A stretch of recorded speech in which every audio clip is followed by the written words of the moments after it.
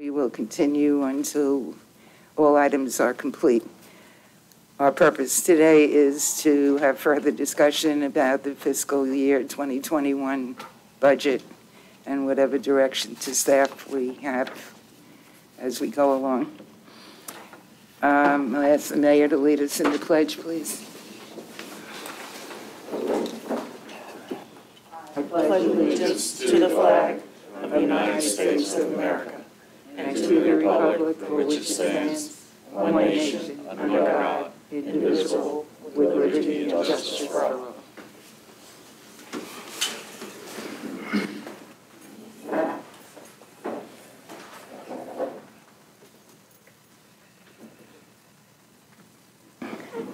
All right, Chief, do you want to start us off at all? Well, good morning, and Chair, I'll just defer to you as you're the one that called for the meeting. Okay. Well, Commissioner Phillips and I. Right, and at the commission to discuss the proposed budget for the coming year and where you want us to go. And Kathleen's done some amazing work over the last week. I think I actually heard her calculator gasping for air for the amount of work that she's done. But we're here as staff to answer any questions that you may have. Okay. I'll let Commissioner Phillips speak for herself, but my purpose in calling for this meeting was we reached a consensus at the end of the last meeting, but we did not discuss what the repercussions of that was, and so Finance Director and other staff had to spend time changing the numbers in the book, and I thought it was incumbent on us to look those over. Did you want to add anything to that? No, I think I'm sorry, good morning, everyone. I just think I want to add as well that a lot of people thought that we made a vote last week. It was actually just a consensus, so it was not written in stone. So that's why we called this third meeting. And I'd like to just hear Kathleen talk specifically about page 3 with comparison of rollback to proposed rate of 5.4552.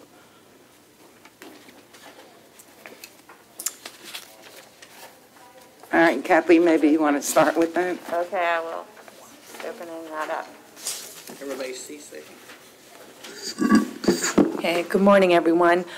Page 3 is doing a comparison between two different rates. So there are two rates that we are, originally, if you went through the whole process, we originally adopted a tentative mill rate of 5.8. which is like 610, very, very high, very much higher than the rollback rate.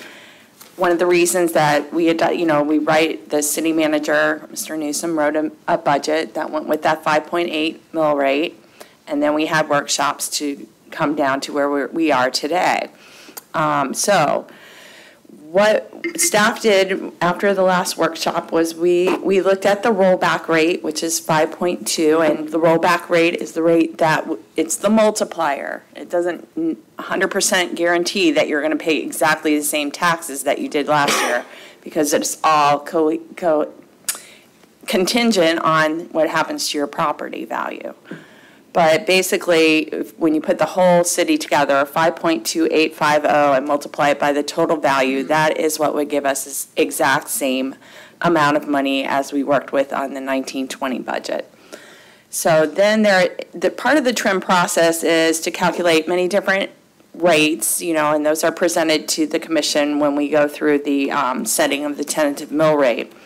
So one of the rates, and this is exactly the same rate that we are currently under for this current year, the 5.571, is what they call the rollback rate, but also factors in the per capita income increase in the state of Florida. And we use a lot of indexes, throughout our budget for different things, water rates, all different things. But so we put the book together showing these two different rates. So the rollback with the 3.2% increase is 5.455. So basically, now to get to page 3, where we just took taxable value. Now this is not, this is your value of your house after all the exemptions or whatever else you may have attached to your property. So your house on the market might be worth $350,000 or $450,000, but your taxable value could be as low as, $100,000, $200,000, depending on all the variables. So taking the taxable value, and we'll just start with a house that's the taxable value is $100,000. The difference between the rollback rate, and this is just, of course, for your city of Flagler Beach taxes, on $100,000 you would pay $529 for the year. At the rate with the per capita increase, you would pay $546. So that's a difference for the whole year of $17.02. I even broke it down to by the week, 33 cents. I don't know if there's anything out there that we can still buy for 33 cents. I don't think it's a pack of gum anymore. Maybe one atomic fireball. I don't know. But so and the chart goes on. Just so I thought, you're acting city manager, and I thought it would be just a good chart to put together to kind of the residents could look and kind of see where their taxable value kind of falls into this. So just going up the scale. If your house is worth $500,000, the difference between the two rates for a year is $85 for the entire year. And I'll entertain any questions that anyone has on that. So, and Kathleen, could you talk also a little bit about, we pay our property taxes, once that money is received, we pay salaries, we pay insurance. What do we actually pay with our property taxes? So our property taxes in this budget, I believe, represent about 60% of all the revenue that we get to run the general fund, which is, your public services, your public safety, and your administration, basically. So yes, when we get, so 60% of the money is coming from taxpayers, and the rest is coming mostly from, we have franchise fees through Florida Power and Light. We also get a municipal tax on electric. Those are the next biggest revenues. They come in around $700,000 to $800,000 a year. And then we also receive different state sales taxes, which are based mainly on population, all different calculations. But as the pandemic and everything that has happened, those taxes have reduced significantly. And that's a place where we have lost probably 40% of what we normally collect in sales taxes is what we have. The same agency, the Economic, Demographic and Research, I believe is the EDR agency. They create not only these rates for per capita, but they do all the different, they also try to help all the municipalities estimate what the different state sales taxes will bring in. I went over those other incomes that we have besides the property tax. And from the numbers, unless I read this wrong, it looks like sales and use tax is down $90,000 over last year. Licenses and permits are down $2,300. The intergovernmental is down $682,000 plus. Charges for services are down $3,200. Fines and forfeitures are down $1,000. And it looks like the only thing that increased was the miscellaneous revenue. I'm on page 19, or the last one that we got, the budget summary, and I looked at last year's and subtracted the difference.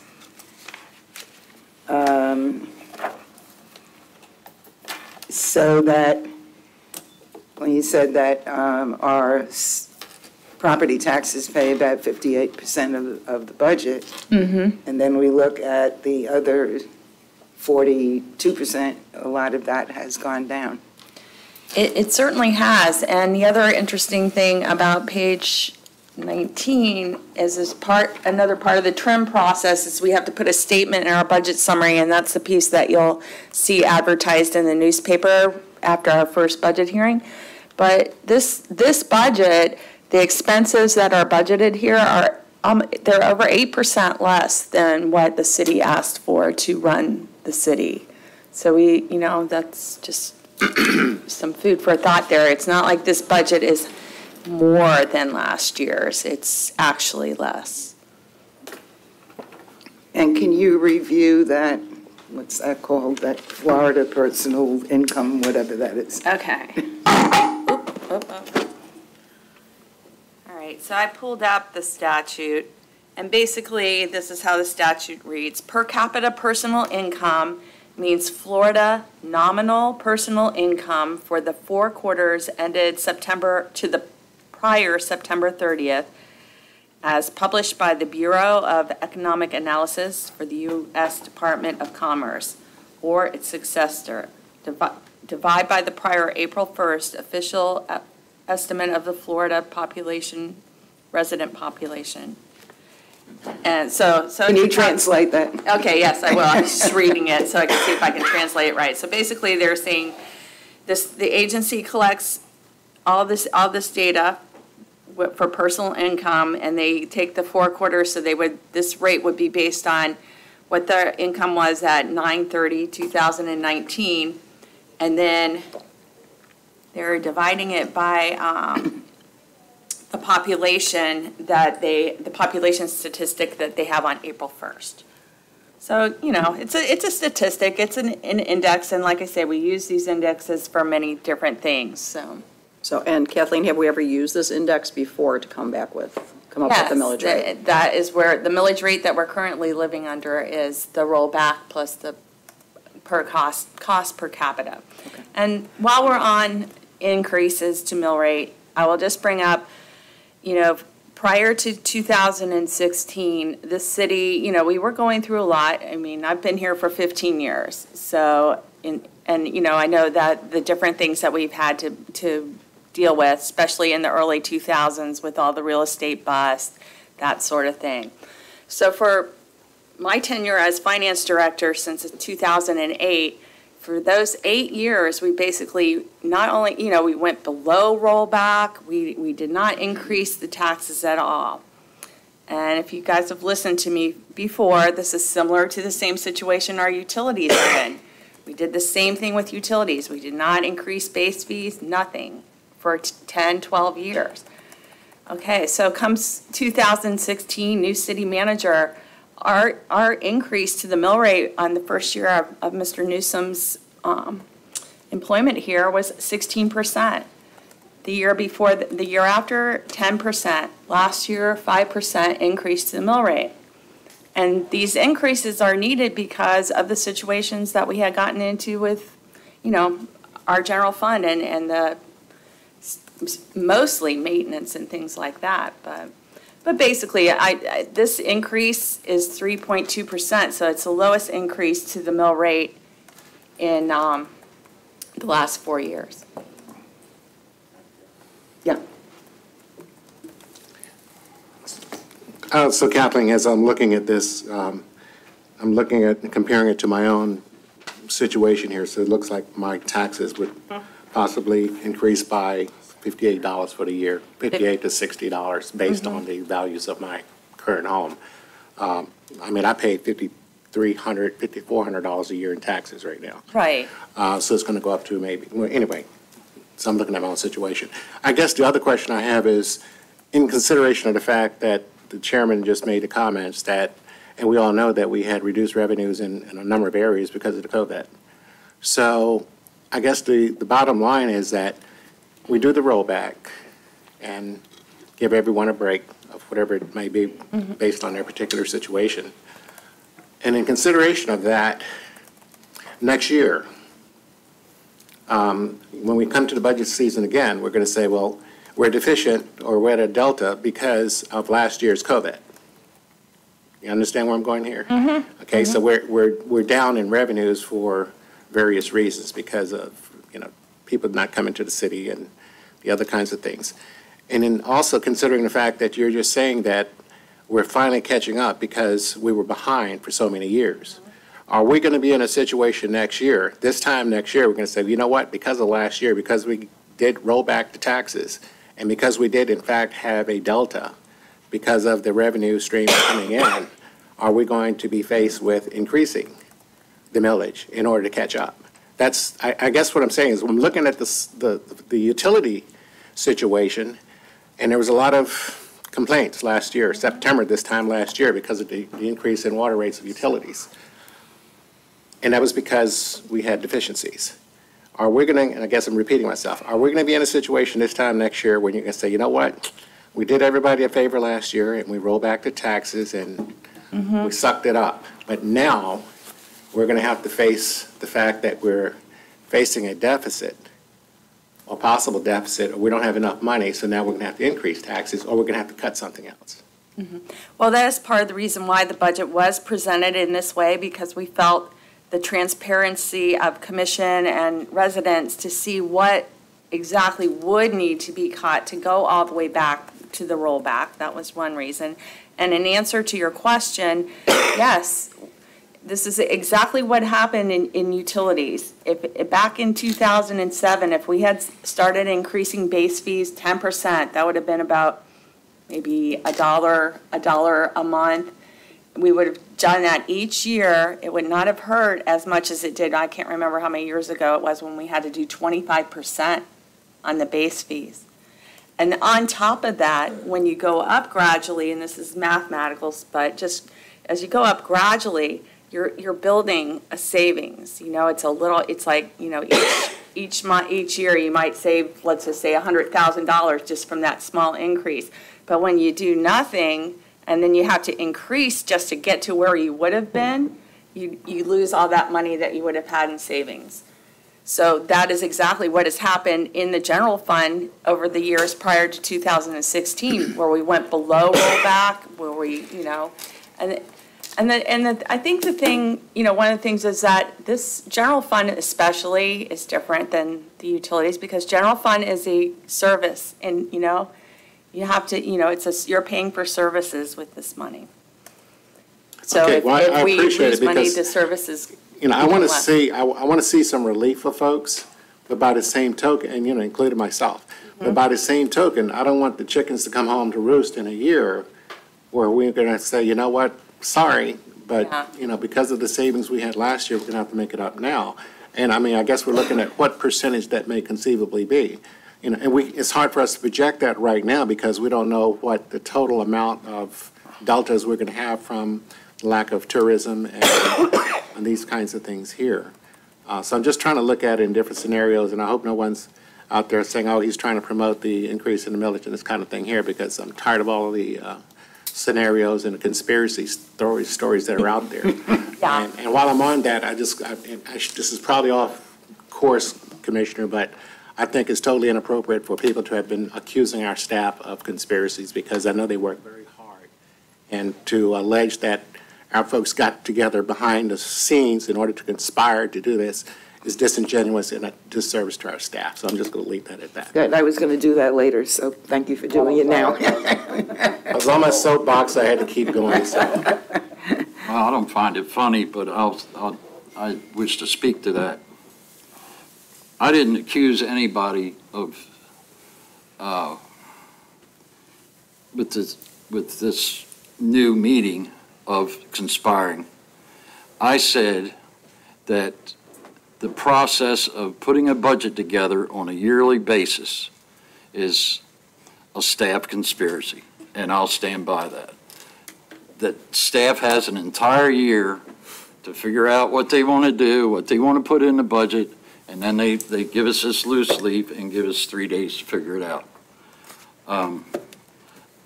I'll stand by what I said. I didn't mean that anything was about this meeting was a conspiracy. I just meant the overall process of putting a budget together on a yearly basis truly is. Madam Chair? Commissioner, I didn't accuse you, but if you want to own it, so be it. May I speak? Sure.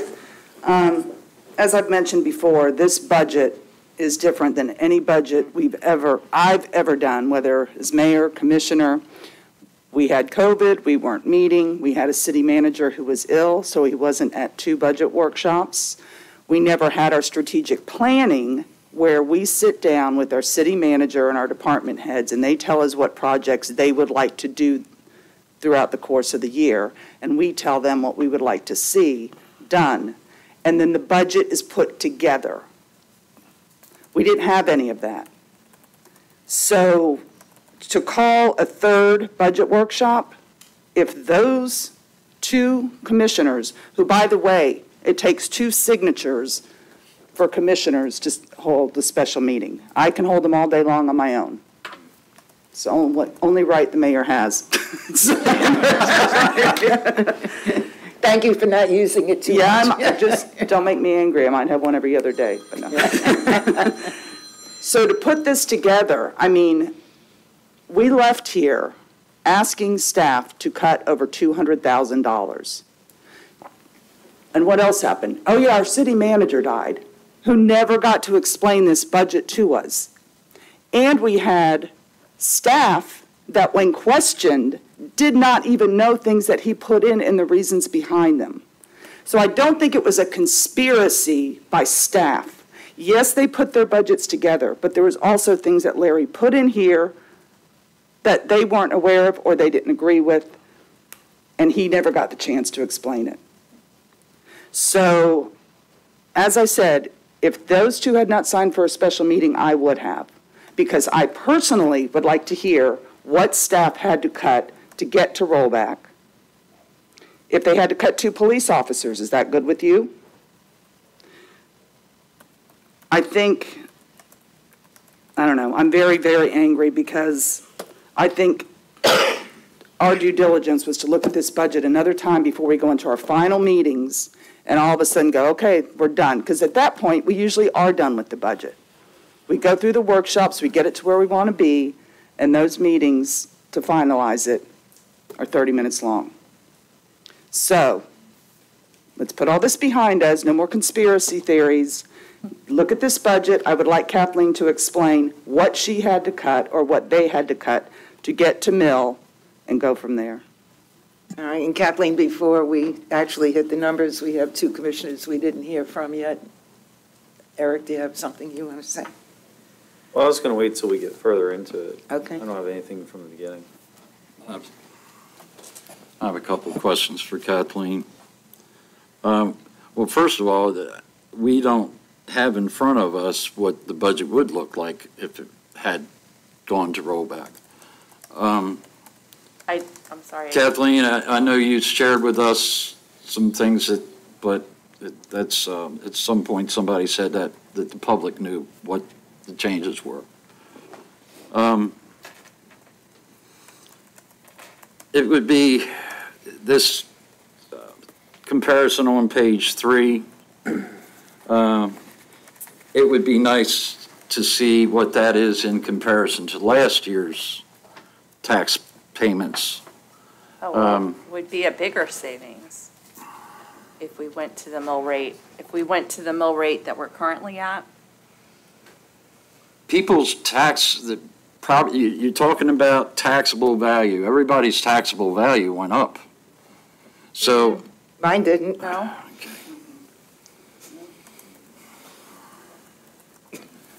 Mine went down.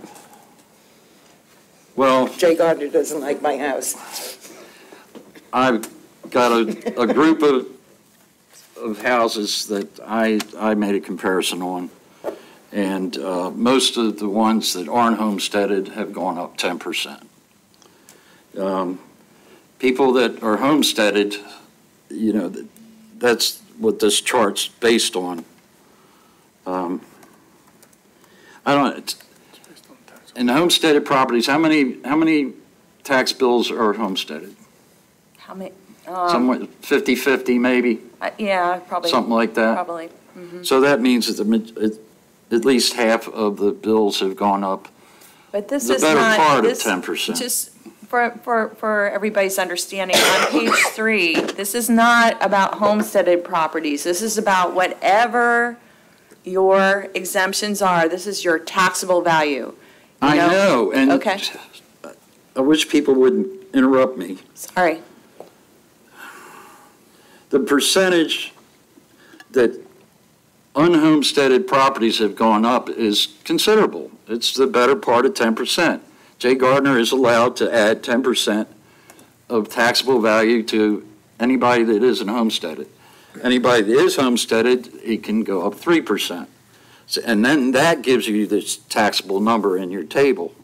So it's a little misleading that your taxes are only going up this much because there's so many people in this town, call it 50%, that their taxable value itself has gone up considerably. And then when you compare taxable values, yes, maybe it's only, $17 a year or whatever, but their taxable value has gone up 10% to start with. So that's the point I wanted to make.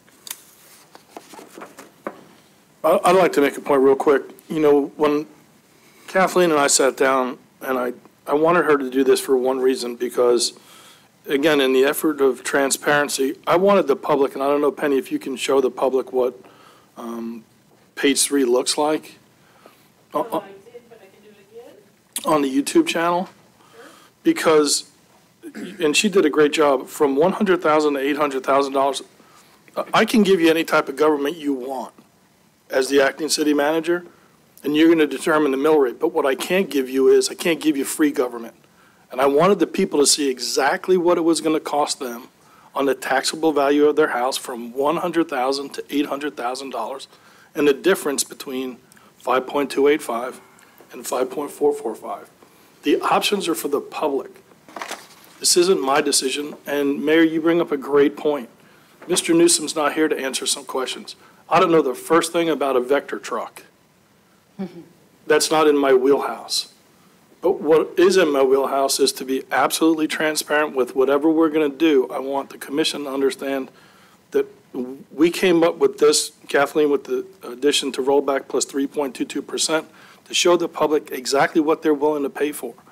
And then at the end of it, if we do go to rollback, I want you to see exactly what type of services you're going to lose if we go to rollback. You have to understand services cost money. And if we don't provide those services, you need to know exactly what you're going to be missing. You're buying a car today or in the next month. It's going to be your decision and the public's decision. Do you want a car with windows you have to crank down? Or do you want a car that has different options? The options are out there. That's why we decided to give you an addition to what was originally 5.571. That's a leap. We're not going there. We're just asking you to take a step. That's why the chart in page 3 shows taxable value, how much it's going to cost for the services that you want. Any other initial comments, questions? I have some. Go ahead. Okay, so based on some of the comments that were made, there are some things that I will want to see. Keep in mind that there are some incomes that are not coming in this year that, or in the future year that we're going to have that we had at previous years because of COVID. We keep using the term cut and cut and cut, and it's very in the picture that y'all are painting is a very dramatic picture. So I would like to see these services that we say we have to cut. So here's the thing, this is a very well-funded year. Rollback is the same amount of money coming in. So I don't know why we keep going back to saying we're cutting and we're cutting. The reference was said that this proposed budget that is in front of us is 8% less than requested. Well, that's because y'all requested too much. It's too much, it's too high.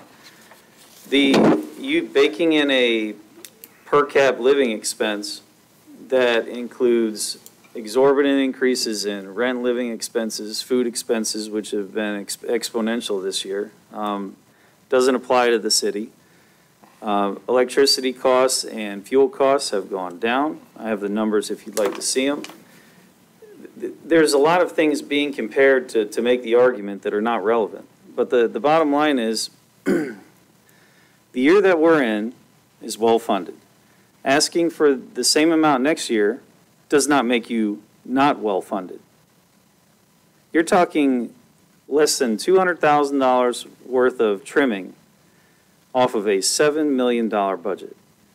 That's not much. And so I would like to go through the numbers, because in the departments and in these papers, I have identified, and hopefully the department heads have identified, a lot of things that are classified under the want category and not the need category. If the statement is made that we, by using the same amount of money this year that we're going to use next year, is going to put us behind, I don't buy that. There's no reason. We're not cutting. We're using the same amount. It's not going to put us behind. And in just taking out some of the wants has no bearing on if we're going to have to, like Ken, you referenced, a Delta and having to come back next year to make up for things we didn't do. We don't want to do anything that is going to put the city behind in any way, shape, or form. Or at least I wouldn't want to do that. Even during a pandemic, I still don't want to do that. But what I want to do is take out some of the wants. And just doing that and making some intelligent decisions can put us right on the money. And that is with not putting anything behind. And, hopefully we'll get into that, because there's all kinds of things identified in here that fall under the want and not the need category. If you don't touch the need category, you have no threat to the city. You have no threat to your productivity. If you trim out some of the wants, then you're taking out the fluff. You're taking out the power windows. Do you need to have power windows to put a window down? And that's the whole argument, is for this 1 year, do we need to have a vehicle that has every single option available on it? And my argument to that is we don't, not this year. We have less money coming in. We have a pandemic. So let's be intelligent. Let's not do anything that puts the city behind, but let's just trim a little bit of the fluff out. That was my only stance on that. Thank you. Well, I concur with the commissioner, and I think that's why we have workshops, is so that we can intelligently, as the leaders of this city, with the help of our managers that we depend on, is to go through it and, again, make intelligent decisions based on doing the right thing. I don't listen to the social media and all that kind of stuff. I just look at doing the right thing that I think is good for the citizens of the community. And I depend on our department heads to tell us what they really need. And I agree that if there are some wants in there that we can agree that we can postpone until next year, then I'm all for it. But again, I think it's a matter of moving forward as leaders in a cordial way so that we can meet some consensus that everyone will be at least somewhat happy with. We're not going to make everyone happy, and I think that's a given. But I'm ready to proceed. I'm sorry, I just wanted to speak after you. I just wanted to point out, Commissioner Mealy started on the right track about the difference in the other revenues that support the general fund.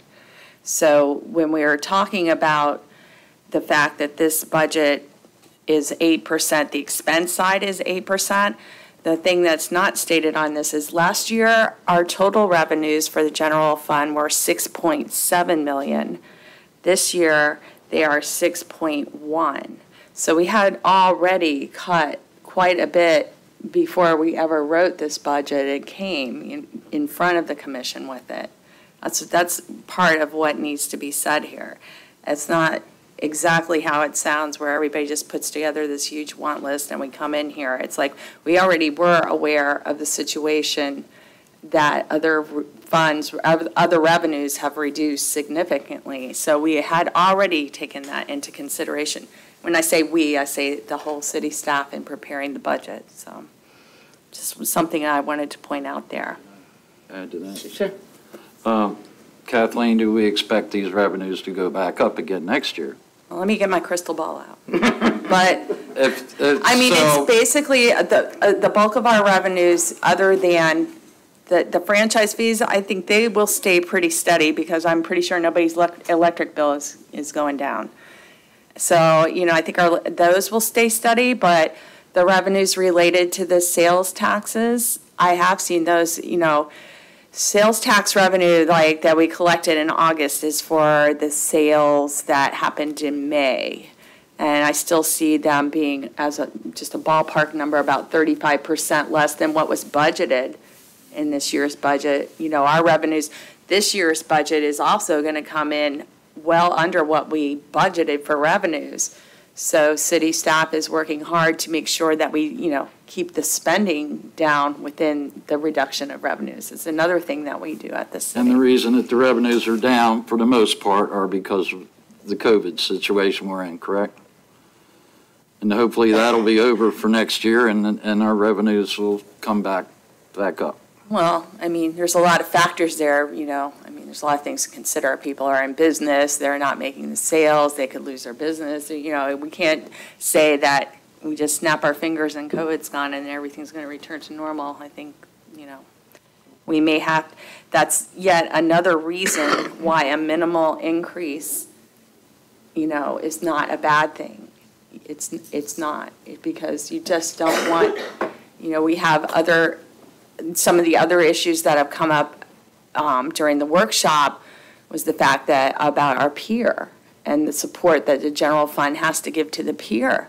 So, you know, I'm the girl that watches the money here. So I'm seeing that, you know, we're probably going to, this general fund's supporting that peer probably today with $500,000.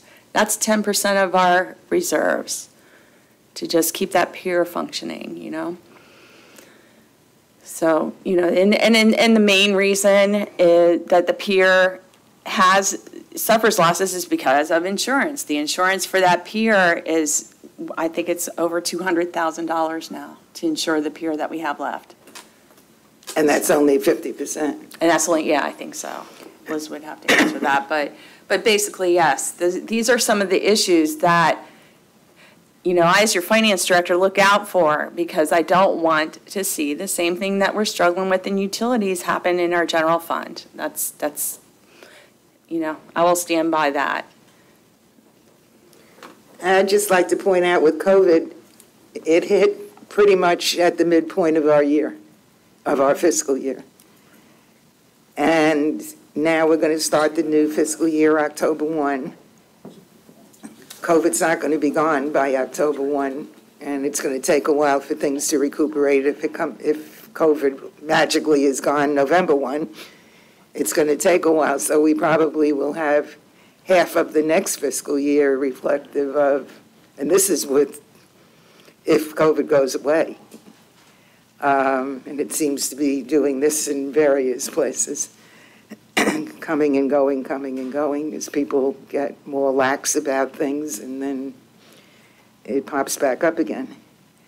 So even if COVID does go, it's going to be reflected, I think, at least for half of next year, if not longer. Mm-hmm. So. And just on one other note, you know, when we start talking about the wants of, you know, city staff and things like that, again, just to hit it home again, when we talk about the capital items, meaning vehicles, license plate readers, all the other things that were budgeted in the general fund, those are supported with the reserve. So we are not increasing the mill rate to pay for these capital items. You know, Mr. Newsom and many other city managers that I have worked for agree that, you know, the city, the money that gets saved as reserves should be used. That's what it's for.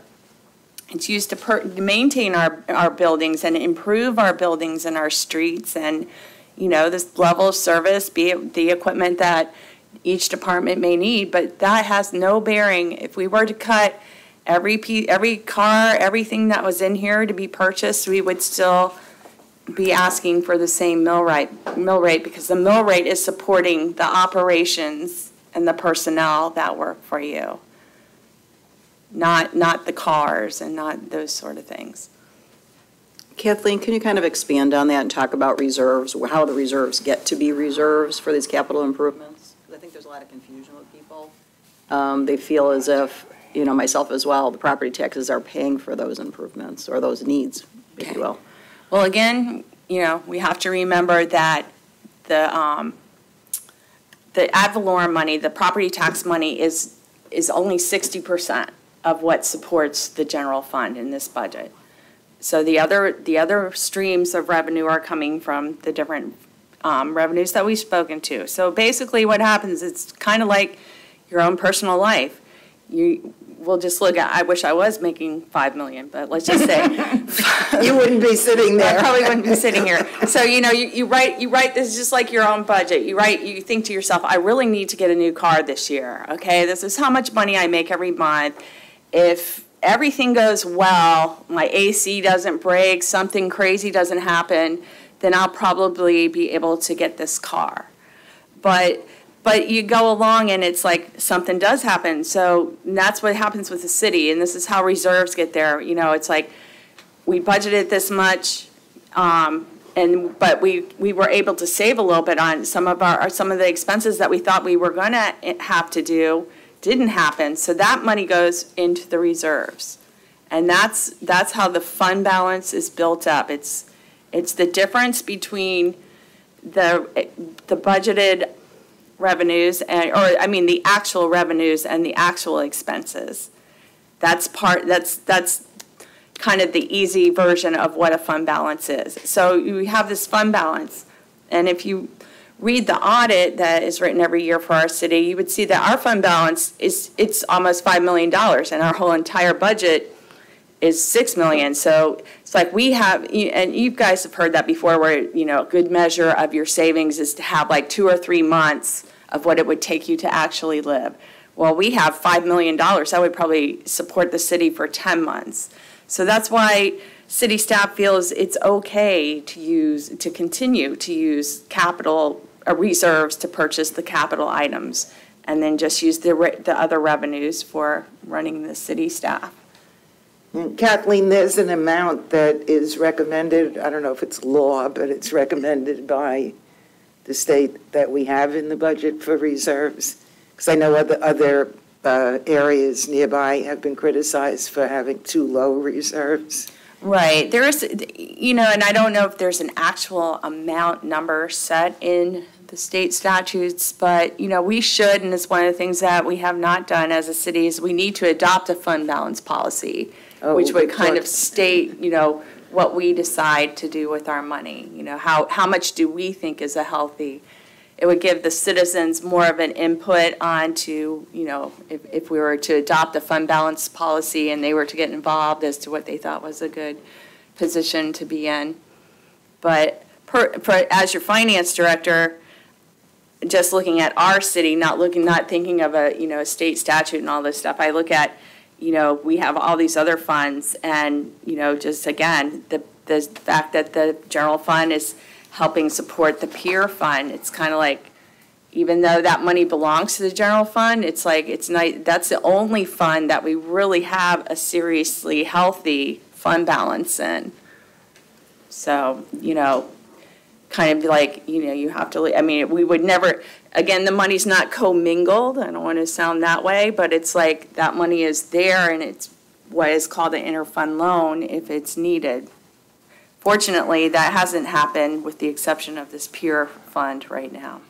Well, in the past, we had to do it with the CRA. We have done, yes, and that loan was repaid, and that's normally how we do things, if there is any monies spent between funds. Okay, any other? Yes, one quick question. Kathleen, the difference between the budget you've got presented to us last and rollback is what in the number of dollars?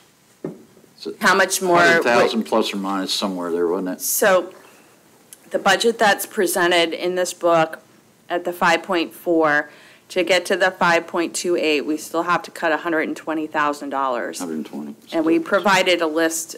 I know I provided the summary of what it would look like, and then also a list at that point. But yesterday, I think yesterday or the day before, I became aware of a couple of things that, had to be put into the budget. For example, the fact that City Commission has set the range for our new city manager between 104 and 156,000. Well, we only had 120,000 budgeted in this budget.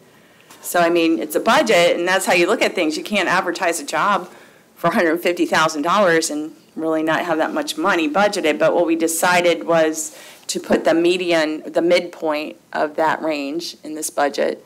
So again, if you were to hire a city manager at $156,000, we would have to amend this budget because we have enough in there for about the midpoint, which I believe was 131,000 in that area. And the other thing that was added, that's why you had different pages, was our HR risk management manager told me the other day that even after, because one of the things that I was able to go back and was to more to get our insurances. I did not realize, because when I'm working on workshop, I don't always have all the numbers, so I have to estimate things like insurance and workers' comp, because we don't get those until August. So anyhow, long story short, I shaved the insurance as close as I could to help save some of the money. And then I found out that we have to pay an insurance writer for cancer insurance that was part of the some legislative bill that got passed. So that was another $3,200 that had to be added back in. So that's why now we are at the delta of needing to cut $118,000, $120,000 to go to the rollback. Kathleen? Yes. Just for some clarity, and then you're talking about reserves and unexpected emergencies and expenses and things of that nature. And just here again, this is for the general public. So in the event, I don't want to jinx us, a hurricane hits and we have expenses as we had the last time with a lot of cleanup for several weeks. Where does that money come from? Because I know we don't necessarily budget for that, but we have the money for it. Right, we spend that out of our reserves. Okay. We're generally under an emergency situation. And one thing that is nice about the fact that we do have a healthy reserve is that we can go out and get these dune walk. We still haven't received our money back from these dune walkovers from FEMA. It's still a big process. But at least the city has the reserves to be able to go out and take care of things for the citizens and then get the money back. Okay, and that's why I want to explain the importance of having a healthy reserves, because you can't always just pay that reserve down or use it for a lot of things, because we never know what's going to happen in a situation like that. That's very true. Okay, thank you. Okay, anything else before we hit the numbers? All right. So it'll go back to cover the money that we spent. Do either of you want to say anything else before we actually hit the pages with the numbers on them? I'm okay. Matt? Right. I'm good. Okay. So, let's start on, well, Eric, I'll ask you. You said you saw a number of things you wanted to cut. Where do you want to start? Well, I think probably the most intelligent way to go through this would be just start at the beginning, just like we would do a normal workshop. That's what I was going to do, but Because I think we can move through the items pretty quick, because we've already been through them twice now. I think that'd probably be the most intelligent thing. that's what I wanted to do, but I thought maybe. I would suggest that once we go through that, we go through this capital plan as well. Well, let's get to a mill rate I'm just first. saying, we need to do that while we're here today. See what time it is. We have another meeting. We need to do that while we're here today. We may have to have another budget workshop. Yeah, Oh, my. we have to hire a new city manager, you know? So go past all the, you don't want to look at the salary pages, do you? Okay.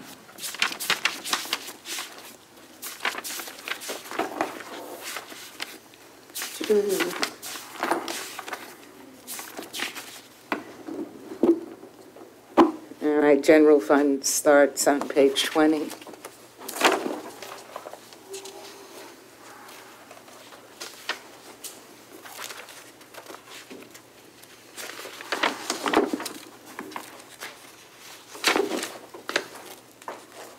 So we have the income.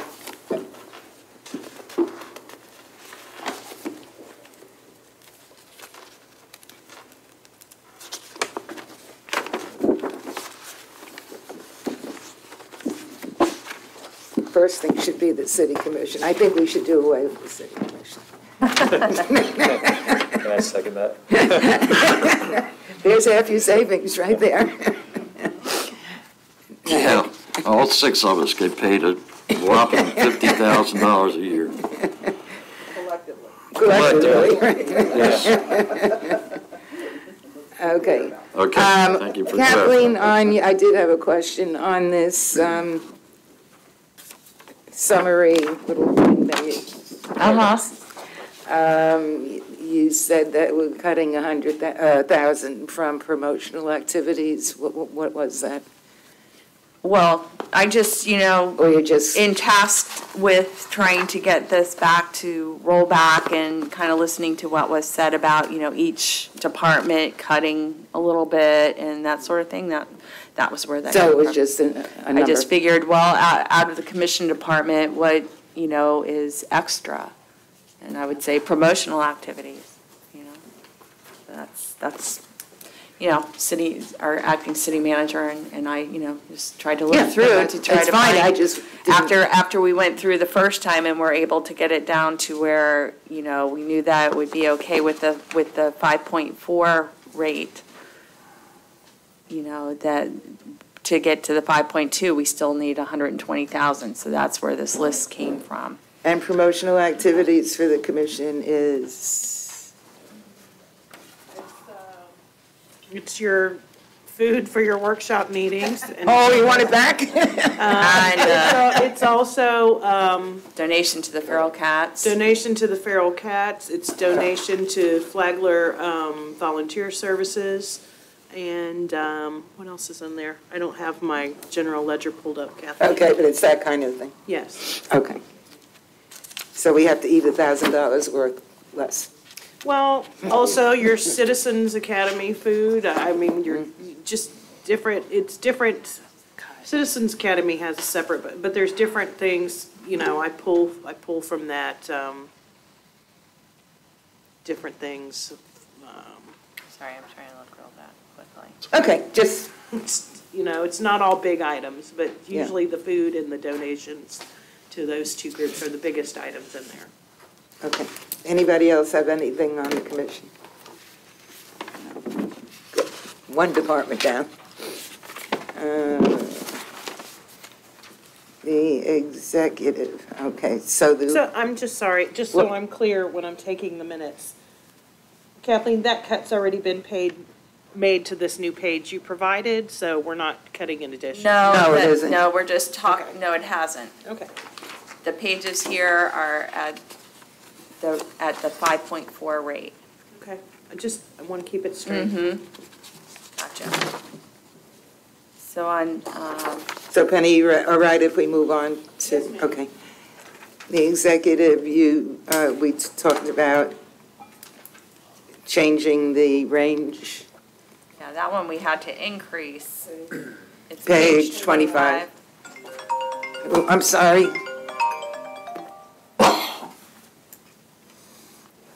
I always yell at people for that. So yeah, page 25, and I didn't have any cuts because, we, as city staff, I say I sometimes just because I am the person putting the numbers together and making sure everything adds and subtracts correctly, but we did not cut anything to the operating budget because just considering we don't know who we're going to hire, and they might need a travel training budget, that's where it's usually been set. Right, now the only number I was questioning was the salary.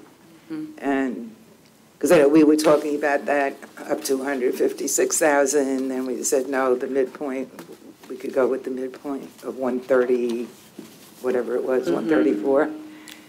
Right, and within this budget, there's the city manager as staff, and then we also, and then we split the assistant to the city manager. I believe So is this in 141 between. includes the, Yes, so it's half of a $40,000 salary plus the $130,000 that we added, or, we increased to $130,500 for the salary for the new city manager, which is midpoint of what's So this advertised. should really be like 150 for her.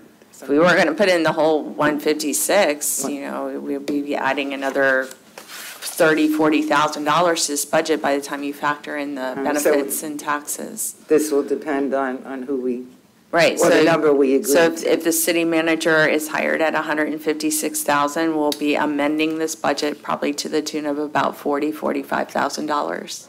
I knew that was something else I wanted to say. You said amending the budget. And The last, okay, you can tell it. oh no, I'm just, and that's another reason why, if we have a rate of 5.4, it helps for these emergencies. If we shave it down even more, now we're going to really be pulling from reserves. And what I was going to say is the last time we went through all those years of not raising the taxes, we did more budget amendments than, we became critical of the city manager, and it really wasn't fair that we were, because things came up all during the year, and we had to keep doing budget amendments to take care of it. So the budget itself was really fairly meaningless. And I think this might be a good point, too, to also explain to the residents, is that this is not, where the mill rate is set and how the commission does this is not the only control in the city of how your money is spent. We have purchasing ordinances. You have to get through me. We can't move money from the police department to the finance department. There's a lot of controls that are within, internal controls within your city staff here that take good care of this money. We're good stewards. That's what we do. And when large, was it over 20,000? Right. If something that's over 20,000 that isn't in this budget needs to be purchased, then that does have to come to commission, or it needs to go out depending on what it is. We either buy from state contract, or if it's something we can't get a state contract price on, then we have to do a request for proposals or bids, and that's how. That's even if it is in the budget, anything over that amount. True, yes, that's true. Then to Kathleen's point is, at the end of it, there's an audit, and each year y'all receive that audit, and Kathleen's audits have been spot on perfect every year when it comes, so, and she's right. If you're a department head and you're gonna try to buy something, you gotta get it past her. And that's not an easy task. Kathleen, can you explain the 58% reduction in workman's compensation? Yes, because like I was saying, the actual numbers we got towards the end of August. So, our workers' comp overall went down 11% citywide. And so then each department has, a different rate depending, so in general government, and especially in the administrative and clerical type things, our rate is like 0.17 or something. It's very, very low, not even 1% of the salaries. But then when you get into the other police, sanitation, those get higher. But yes, overall, there was an 11%, and then some of the clerical ones are going to look a lot lower. Okay. Mainly, and another reason why they do look that much lower is because I normally don't, we're not usually this late into the cycle where I have the actual workers' comp figures, because they don't come out until August. Okay, anything else on executive? Okay.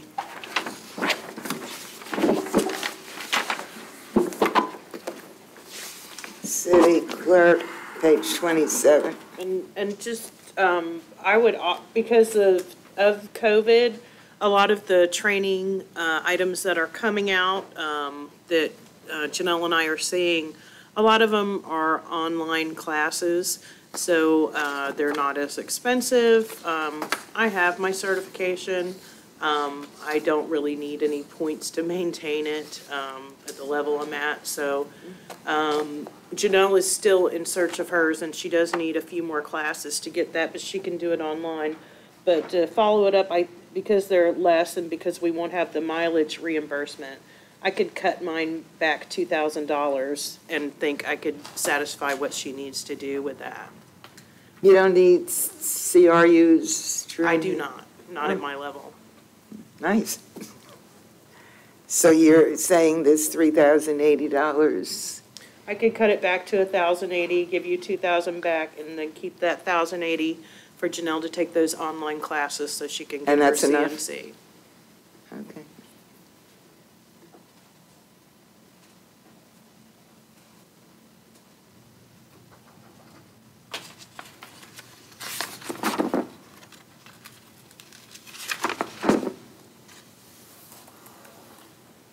Anybody have any questions on City Clerk?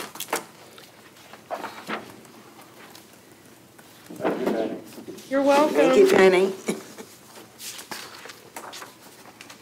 An exotic trip to Cabo for me this year.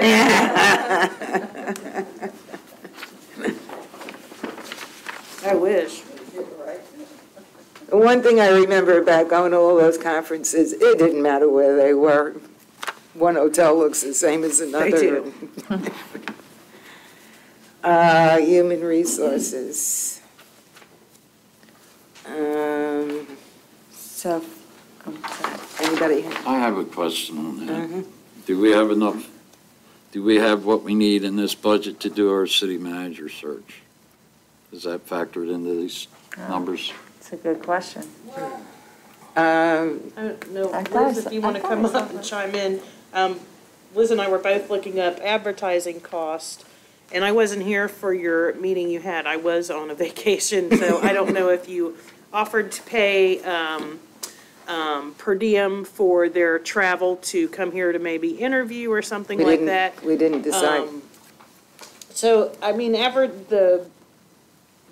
what we looked up, the ICMA wanted $600, but we could run it again as long as it was the same ad. The News Journal ad would be high, but after I was thinking about that, we could cut that back to a bare minimum on the ad, which we're required to run per our code, and just really refer people to the website where they could get more information there. And that would cut it probably still to about 300. They're still really expensive for a classified ad. I'm waiting back for a quote for them Yeah. at this point. The way it was written, it would probably be 600 or 700, but we could cut it back to maybe, 300 number of characters in there and get them to just come back to the website or call for more information.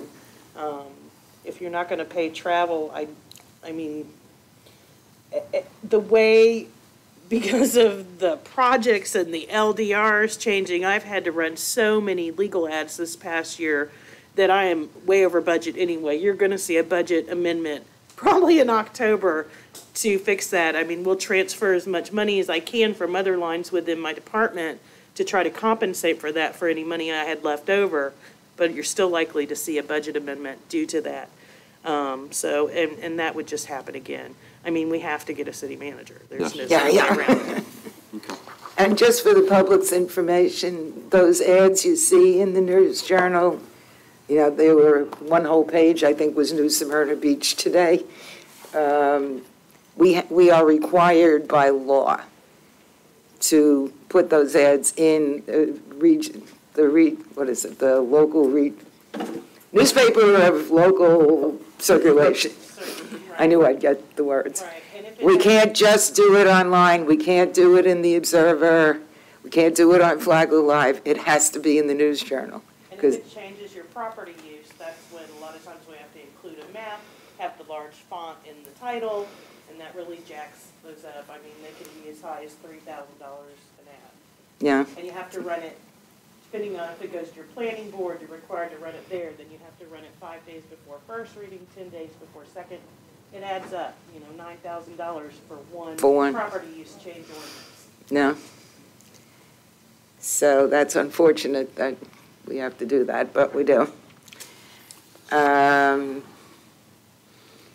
Okay, Kathleen, you said in that little email that $3,000 was going to come out of human resources. Can you tell us what? I'll let Liz speak to that. We're looking at cutting $3,000 from promotional activities. Okay. So that would be 7,000? Mm-hmm.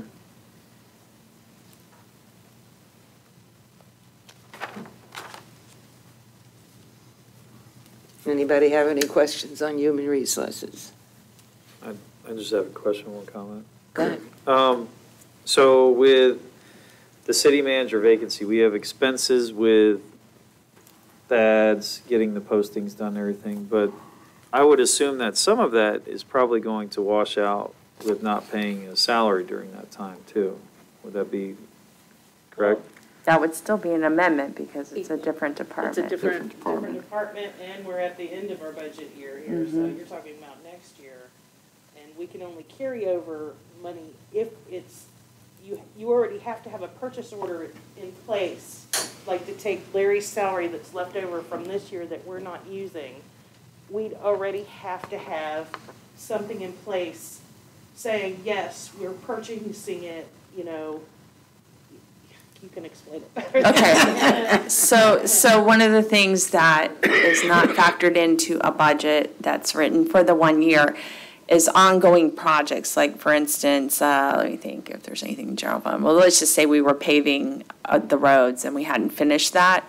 Well, then we're gonna take the money that was budgeted for roads in the 1920 budget and we're gonna put it into the next budget. We encumber it, that's what it's called.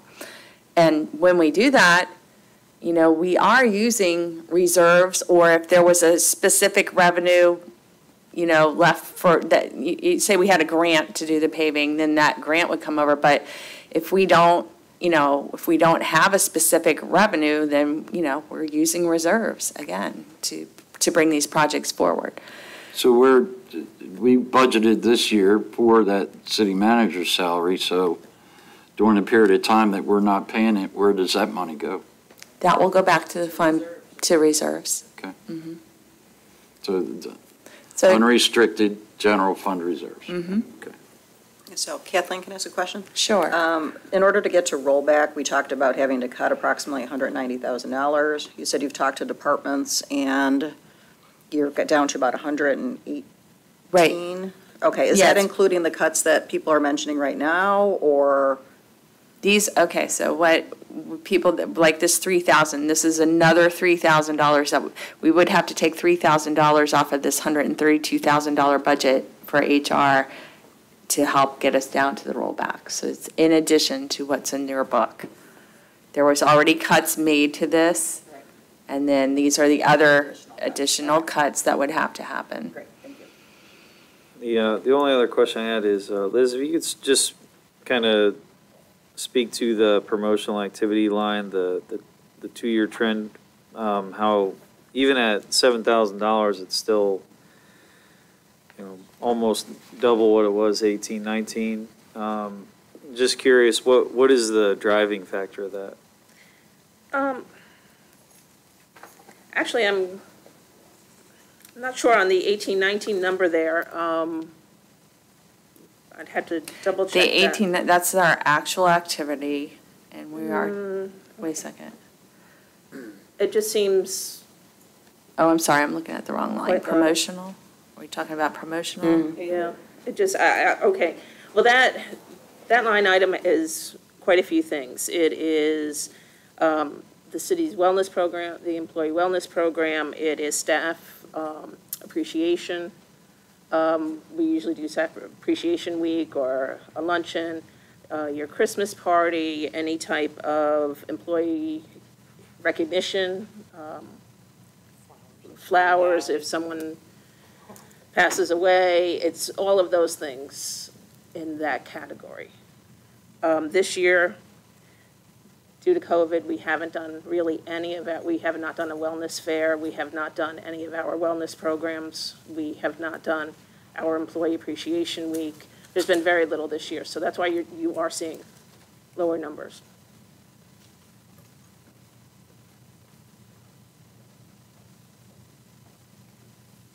Okay, thank you.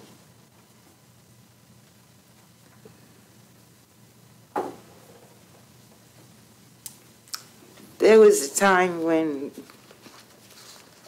the commissioners actually did the employee recognition. How much would save the city if we went back to that? We brought the food, we served the food. That's not the same thing. recognition she's Well, talking about. not that, checks. no, the employee, the Christmas party. Oh, Yeah. please. Yeah. Well, there's two things. We have the employee recognition program, which does a certificate and award for Right, years right. of service. The other employee recognition, we do it once a year, just as a thank you. The commission did do it, but the reason why it was put in the budget, there wasn't a. My feelings won't be We're having problems with hurt. agreement with getting a consensus from all the elected officials that they wanted to do and what they wanted to do. So that's why it was put back in the budget, because there wasn't, not everyone had the same ideas.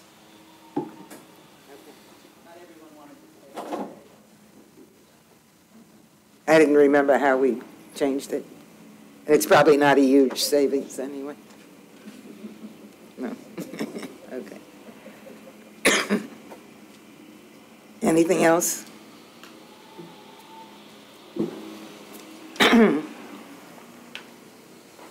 So the city manager search, the funds would come out of human resources or it would come out of executive? Hey, I guess we could probably do it out of both, because I do. I know ultimately it's the same number, but just wondered. We generally use the HR department to search for employees, so I would think we would do it out of there, and then if, I mean, we really are at the end of our year. I don't know how quickly. I guess we probably will get an ad out before September 30th. So if anything, if we didn't have enough in the HR department, we would probably have to amend the budget to move the money, because we can't take it from executive and put it into them. Just to keep things clean and clear, because that's one of the reasons that amendments are good. So that you know where the money is coming from. We don't just pay, let's pay half here and half there, and then we don't have to amend the budget. I think it's more clear when all the ads for employees of any kind would come out of HR department. We And will if we run out of- probably have to do an amendment. Because that's the only thing that gives us history to look back at and see how much we spent, if we can't remember that we got that money out of this one and that Right. one. Makes sense. Okay. Okay, so anything else on human resources? Well, did we need to increase for the manager search or no? We were okay? Well, if we're doing ads, it would most likely be this fiscal year. Oh, okay. Rather than next year. Sure. I see, yeah, so let's see. I mean, we're looking at I just- So, yeah, I'm just trying to see what we have left. We've already spent, we have less than 1,000, Yeah, $430 left, $330. so, Well, there yeah. comes a budget amendment. Well, we can probably move within this department without having to do an amendment, but those also come to you. I need to provide that at the following commission meeting.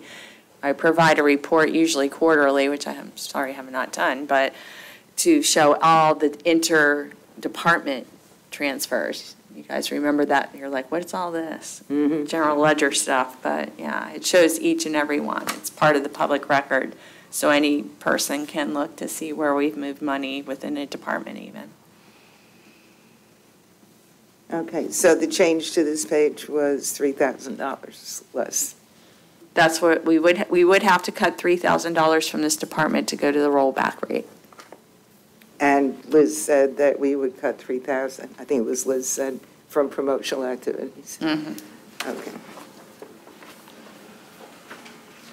But that was already on this list. Right. Yeah, that's why I asked the question. Okay. All right. Next, Finance Department,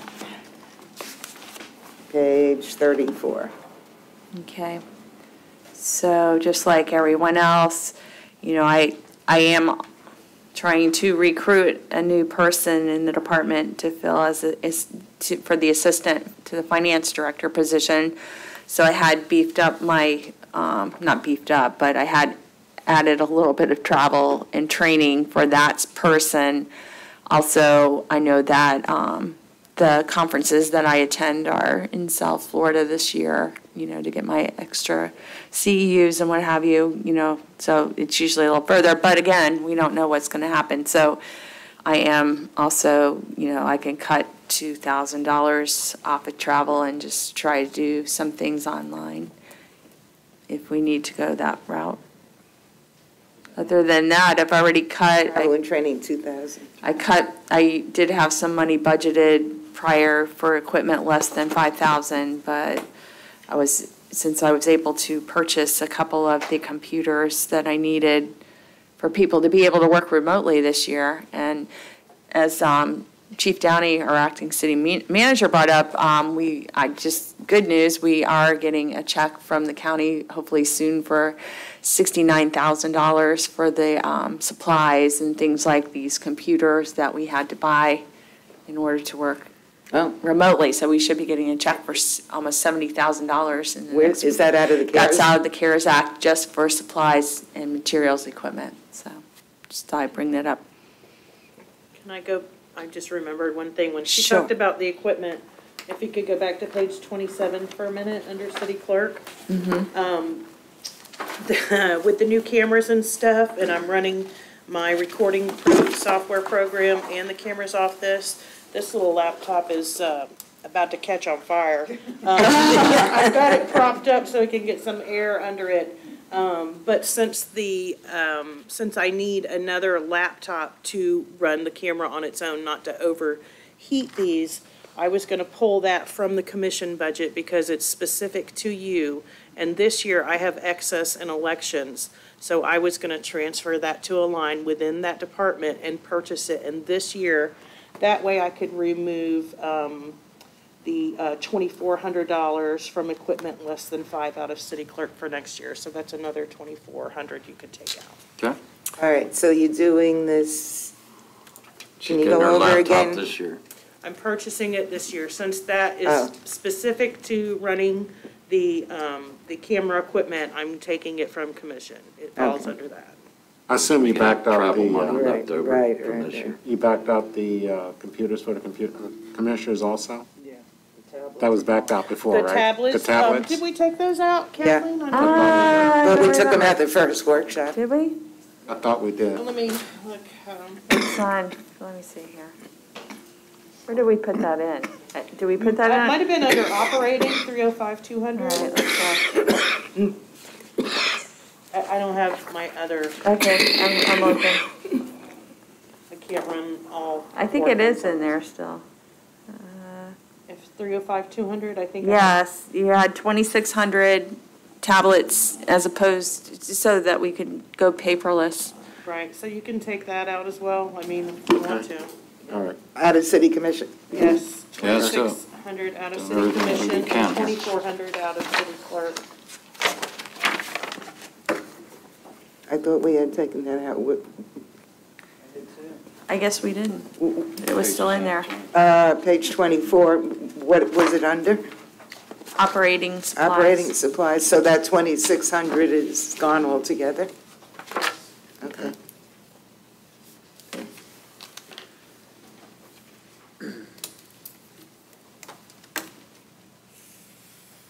Getting there.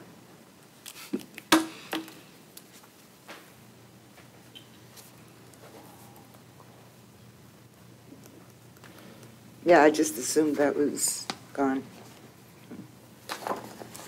A couple comments for finance. Go ahead. Yes.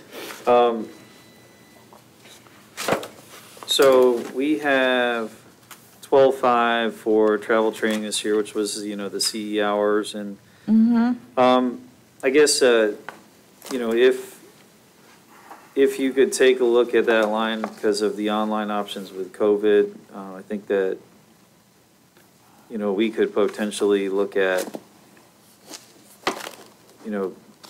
almost, having it or coming close to it. I don't know. This is going to be for you to work. And the other question I had, and this is more, I didn't follow what you were just saying. Yeah, what page you on? I'll just now? defend the travel and training in this manner. If I am going to try to hire someone to fill the position, It's like I do get a lot out of the conference that I go to. I learn a lot about the different GASB rules that are coming up. I attend with auditors. I mean, it's, yeah, sure, it's nice to get away, and, you know, it is a shame when they're far away. Like my city, or my FGFOA conference is in Hollywood, and then the other conference that's in here is the BSNA, which is our city software that we use for everybody uses it, no matter what department you're in.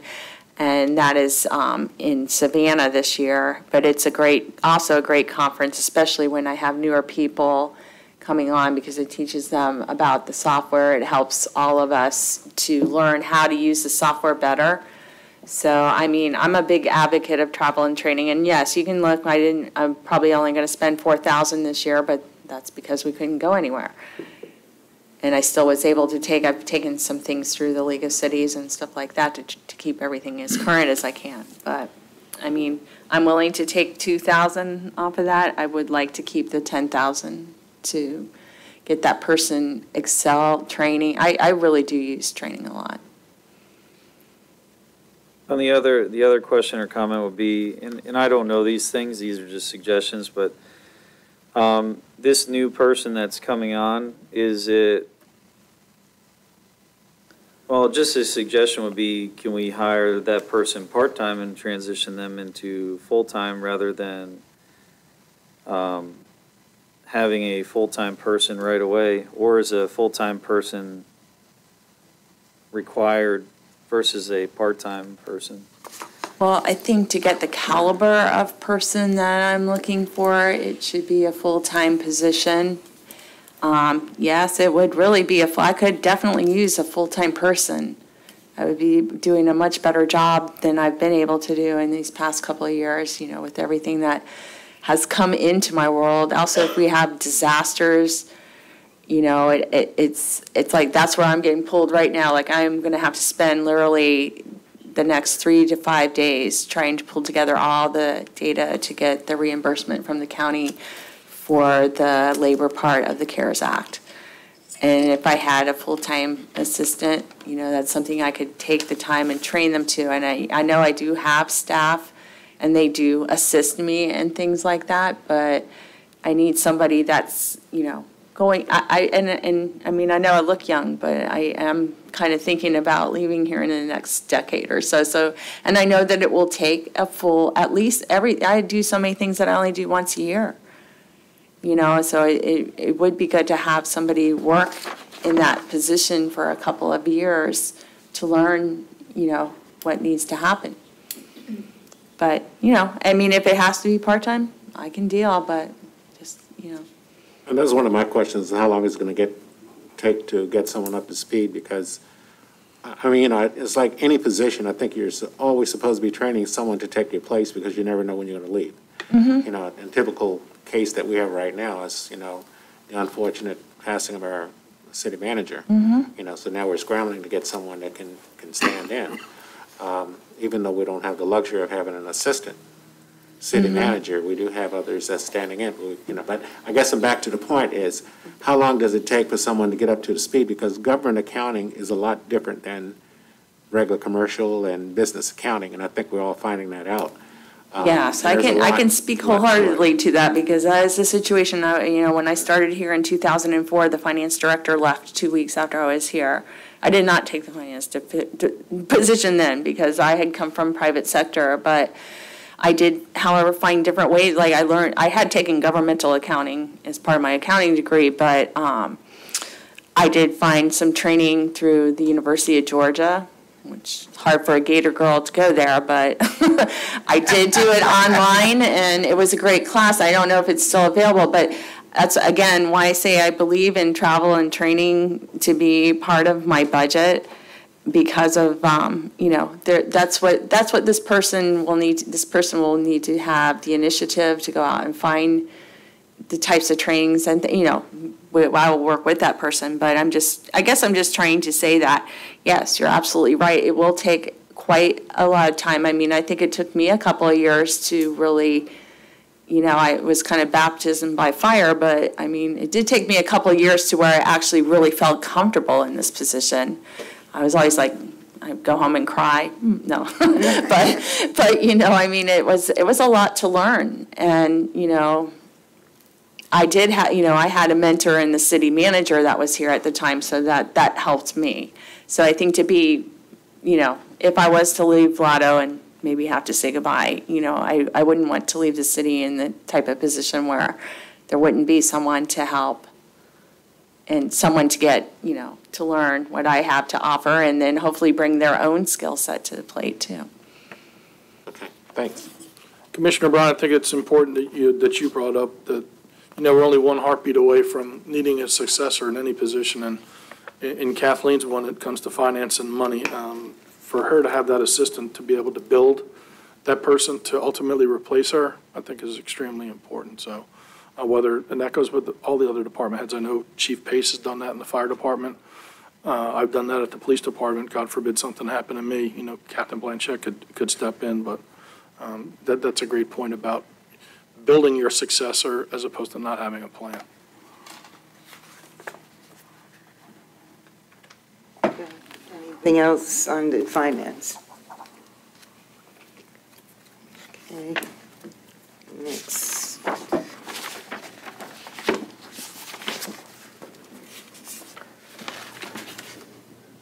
Do we fire Drew? No.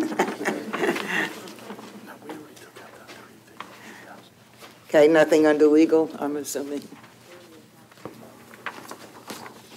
All right, maintenance, page 36. I have to look. Yeah. Actually, Yeah. Jane, I did have one thing on legal. You did? Okay.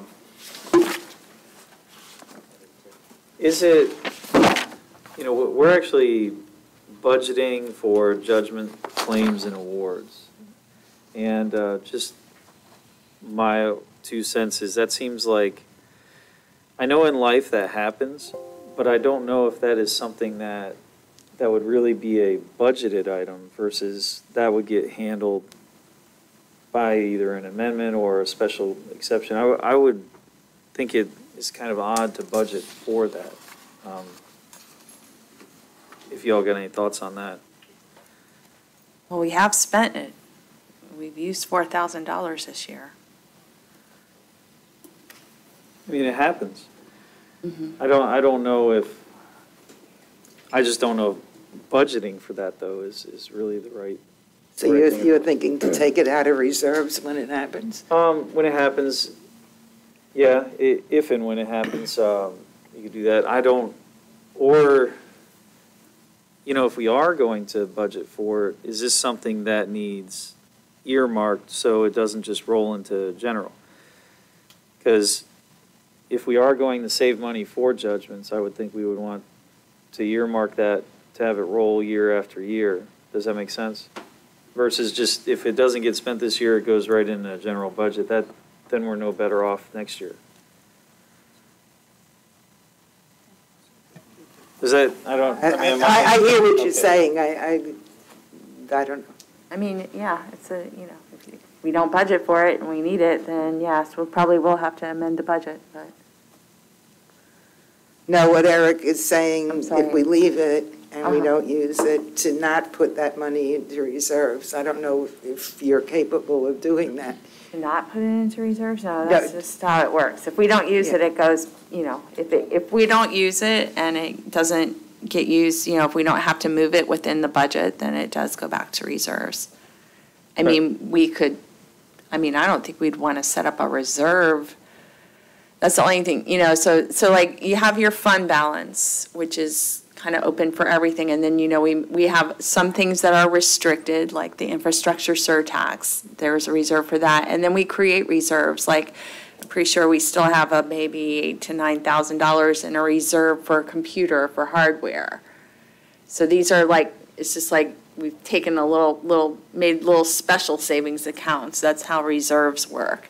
So, I mean, we could do a reserve for legal type things. So every year that we budgeted it and we didn't use it, then it would build into its own reserve. That's how they work. that would just be my suggestion, only because if we're going to budget for a particular item, then let's just make sure it actually ends up going there. It would be the same thing as if a department was saving for a big capital expense, like, so let's say fire with their truck. They want to save X amount of money a year. It goes to the truck. So if we are going to budget for it, let's just make sure it goes to that, would be the only suggestion. Okay, Kathleen, if it's workable, I guess, Yeah, I wouldn't want to Similar what they reinvent the do with wheel. with the radios and fire equipment, Absolutely. That's kind of. and you okay with that? Yeah, I guess the question is, what did we use it for last year? It was $4,000. What kind of judgment was there? I'm looking. That was a trip, wasn't it? Recently, We just had one in the last meeting. There was, and Drew asked you about it. there was a Right. deductible, yeah, something for Marina Bay. Yeah, I don't really have all the details here. Okay. It's There just was, it was a claim of. somebody, yeah, I Didn't we don't, have a trip and I don't know fall? what to say and what not to say because, Yeah, we had a I'm not sure trip and about fall, and legal. it was easier to just give them the money. It's like we have a deductible. One of the things that we take from that line is there's a packaged deductible, which Liz would be able, I'm not very good at insurance, but there's a deductible. So I guess if somebody claims and they win 20 grand, then we have to meet this deductible, whatever it may be, so. Okay, I'm okay with that. So you want to set that up as a reserve, so meaning that we would put $5,000 in the budget for this, and then at the end of the year, if it's not used, or if there's any remaining, I'm going to transfer it into a reserve. So then when we come to budget the following year, we can use that money as a transfer in, or if something happens during the year where, we need it, we can use the reserve. We'd be pulling from the reserve as opposed to the unrestricted fund. All right, so I'll do that. So you're not taking We're not- 5,000 out? No. You're just setting up a reserve? We're setting up a reserve. Okay. And Kathleen, has that money historically been used? I know we used it this year, but do you know historically, has it been used? I just was looking, it didn't look like we used it the year prior. Just depends on what's going on in the city, how many people are tripping, I guess. Sorry. Sidewalks. Yeah. Okay, on to maintenance. Page 36. I have a question for Kathleen. I believe it might go here. I don't know. These new walkovers that we still have to build next year, where are they in our budget? They are going to be encumbered because we already have contracts out with, what's that company? Intron and Charles And Bergen. that finishes us up on rebuilding Matthew walkovers. I believe so. You believe so. sent something to us. Yeah, I just got a spreadsheet from Mr. Bergen. I'll send it to All you, to the commissioners today. And it lists every single dune walkover and what the status is, and I know Jeff Helms has been helping us with that, so I'll send that out to you today. The current contract with Intron is for the ones on the south side. Correct. Just have to wait till Turtle Neck. But the current contract finishes us up is my question. Okay. As far as Okay, far so as we I don't- know, We I don't need to mean, add I did- anything to this year. I don't think we, Okay. I don't know, There may be a couple out there, but not a large number. and Not a Go back total and look. rebuild. Well, I mean, some of them were tore up again after, but I think Charles Bergen fixed some of those on the north side. right, there was, We're in good shape with it. a nor'easter, we're in better shape.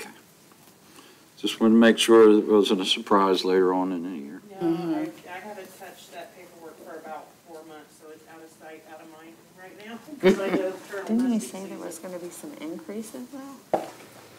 Yeah, I couldn't quite grasp that. Anyways, What is the professional services? That's in there, let me look. 38,000 to 8,700, 8,700, On maintenance, Yeah. 36. page 36, contractual services? Oh, it's the cleaning. It's a bulk of it, I believe, is cleaning. Let me look. For all our city buildings, our cleaning service. We used to have one time, I remember when I first started working here, we actually had a custodian that was on, Right, I believe, the Massey Pest Control, which is under, I believe, all of the bills for all Yeah, the buildings, I'm is tr- under Bill's budget as Yeah. well. Yeah, pulling up that budget to And look the at the janitor details. services, and,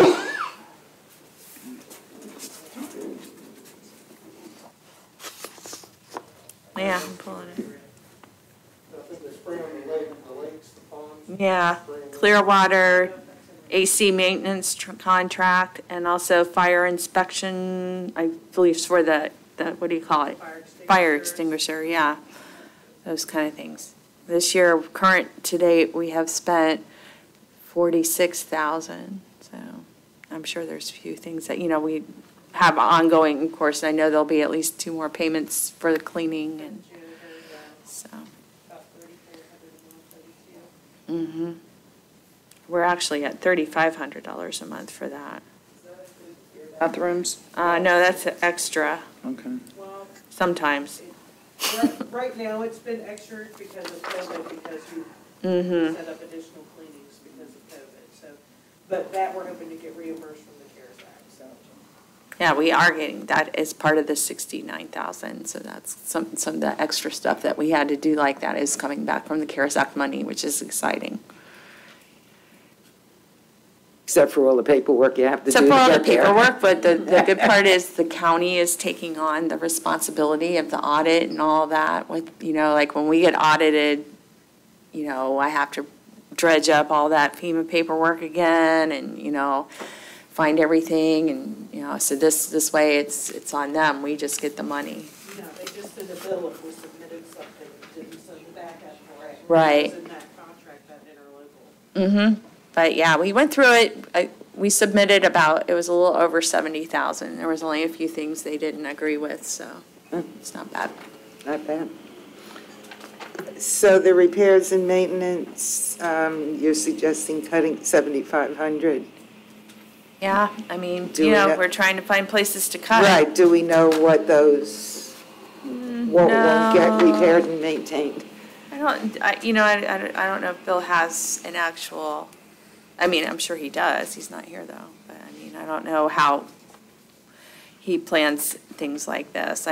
Right now, let's see, repairs and I think maintenance. it's like general building repair and maintenance, whether it be, I saw him painting where someone with RV had backed into the stucco, the overhang out there, so it could be paint for that, it could be the park benches. Yeah. New lighting fixtures, with the Saltair, the road. Yeah, different things. I'm looking at the big things that we bought. Looks like we bought something for aerating the fountain from Amazon, just things like that, electrical things. So this year, right now, our current, we've only spent about 25,000 and the projection is 30, so I think, coming down from where we were would be okay. We had originally requested 49.5. I don't know if there was those are some of the things, yes, I didn't get every detail from Mr. Newsom, so I'm not sure why the original budget was 49.5, if he had specific plans or not for things. But it does, one of the things I saw from Charles Bergen, too, who's doing the dune walkovers, and his email was saying that lumber costs are going up, You know how it is, the supply and demand, so we see lots of construction going on because everybody's home saying, hey, I need that new flooring, let's put that deck outside, can't go out to eat, we'll eat outside I of our had house. some repair work done on some wooden So- projects in my house, $700 on screws. Oh, yeah. Screws. So yes, that's, and that's also part of this repairs and maintenance budget, so that might have been. Why is the Yes. Wickline But furniture she's in already his? taken that out. Yeah, I was just asking what it was. Why is the wick line what furniture in there? affected Because that. we've done the whole wick line, because wick line is a, Hang on, Kathleen, I'm sorry. I'm sorry. It was, let me see. Name. Let me go by the number. No, it's not. Okay. I don't know where I got it from. Oh, I guess just comparing. I'm sorry, Linda. Just trying to be consistent No, in how we were Kathleen was doing it. answering a question and you two were talking, Oh. so I was just asking if you were done. Now he was asking. So why is the Wickline furniture in maintenance? because it's, that was the place where I thought best to put it. It's building, it's a big general fund building, so they're doing, it's furniture and something else, something with the IT, I don't know. Capitalized equipment for 10,000, which was the Yeah. AC replacement. That's AC replacements in buildings. Hopefully, we won't need that. We haven't, Rick? we've been doing pretty good since we have Here a to here. maintenance contract on our air conditioners, plus most of the older ones have been replaced. I have too many of those water ones, remember that? Oh. Oh, God. Well, Yeah. so, go ahead, Linda. No, the wick line furniture and maintenance, even though it's building and planning, is where that. Yeah, I guess I could put it there. I don't know. I guess it just, because we did all, I try to keep things together because we did all the inside parts of the building in the building and maintenance department. That's where we had it budgeted during, was it this year that I swear, everything's starting to be a blur now. It's this year that we did all that work over there, so it Yeah, was they did budgeted. they did a lot of building walls and I mean, demolition. With that building, some of it, we've used CRA money because of its exterior. I feel that it's a good justification of using the CRA money because it will hopefully bring the property value up, which is what that is all about. But this kind of stuff needs to come, it could come out of planning and zoning. There's no problem with moving it to that, if that's what you feel is right. I don't know. I'm just, and I guess it's got to come out of somewhere. I would just think that, I don't understand why furniture for a specific Yeah. office would come out of maintenance. That's just my own. But it's an improvement, it's not a property tax item, right? Yes, that's true, it is, because it'll be, so with furniture and things that are value of over $5,000 and are definitely a piece of equipment, those are, depreciated. They're, put on a schedule and depreciated. They're not expensed. Is the furniture not for the particular offices of engineering that are going over there in the planner, but maybe for that great room that was going to be like Oh, for yeah. staff meetings, maybe that's why? Yeah, I don't have Had you this- put it there, I'm just trying to think why. Or maybe cabinetry for the kitchen that's over there, something like that, I don't know for sure. I but think I'm we're thinking- getting some information. I actually took a tour with Fred and Lee the other day of that building, and there are two extremely large conference rooms there that don't have any furniture in there, in the rooms. There's also two additional offices that could be for the Public Works Director and for Lee Richards' positions that have no furniture. And although there is some connections there, there's no connections for connectability for computers, so that's where I think some of that money may be. And that was a big push by Mr. Newsom to get those conference rooms up and running so that we could utilize them for public, for meetings of whatever nature that he determined them to be, whether they be staff meetings or community meetings. But that basically the building department is in the WIC Line Center, everything else is, unfinished. So that's where I think some of that comes from. And we were talking about renting out those great rooms for community activities. Yeah, they're really nice hardwood floors. The walls and stuff are up, and there's a lot of improvements that have been made. It's just not finished, as far as, the things that would need to go in, The conference original tables and hardwood chairs. floors, we didn't put those. No, I think they're original. Yeah. They're really I nice. just don't want people thinking we're No. putting hardwood floors. And then there's some additional improvements, and, Fred can speak to it about the entranceway, about, changing that because it's not, specifically up to code. So ultimately, there's going to have to be some more work done to the exterior of the building. Fred? I just want to briefly mention, the last budget meeting, I handed out to everybody what we needed to finish out the WIC line building is what you're talking about now, I believe. Yes. The furniture, if I'm going to occupy that office, I need some furniture in there, someplace to sit down. No. And Lee's off, well, I'll just have to stand up. And the break room that just needs the counter and the sink and the refrigerator put in. And the conference room as the chief just mentioned, they're beautiful vacant rooms right now. And we need furniture in there. If you're going to rent them out, you need to probably have some tables and some chairs. And then as the chief mentioned, the IT, basically getting the county won't work for free. Larry was hoping they were going to do it for free. Well, they decided they needed a purchase order. to pay for the connections of the technical equipment. So that's basically it. But I handed it out. I can get you a copy before we're done. And if you look at page 5, which is the capital plan, you can see that total, what Fred was speaking to, was $109,500. And, Mr. Newsom had said, well, we'll do this much this year and the other piece the following 21-22 budget. I'm not sure where Kathleen or where you'd like to budget it, but, the utility director needs a place to sit down, or the public works director needs a place to sit down.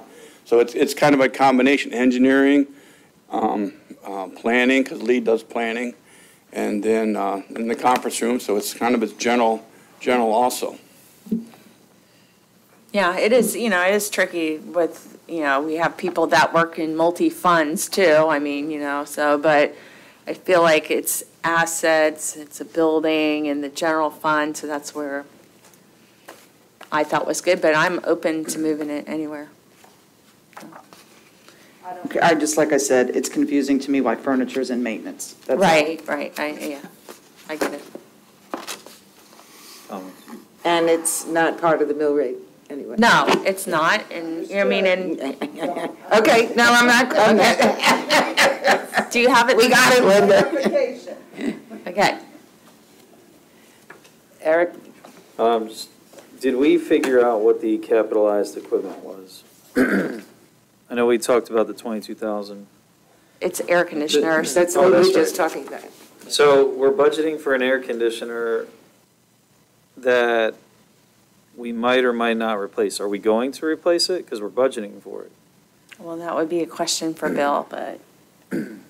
See, because when we were talking about it, we said hopefully it won't need replaced, but we are budgeting for it. But I think you're going back to the path that Commissioner Mealy was speaking to. It's like, we budget for things that, could possibly happen, because if we don't, then every time we turn around, I'm going to be having, we have an air conditioner go down. Now, am I supposed to wait 2 weeks until the city commission approves the money to be delegated? Do we consider that emergency and go get it fixed, even though we don't really have budget dollars?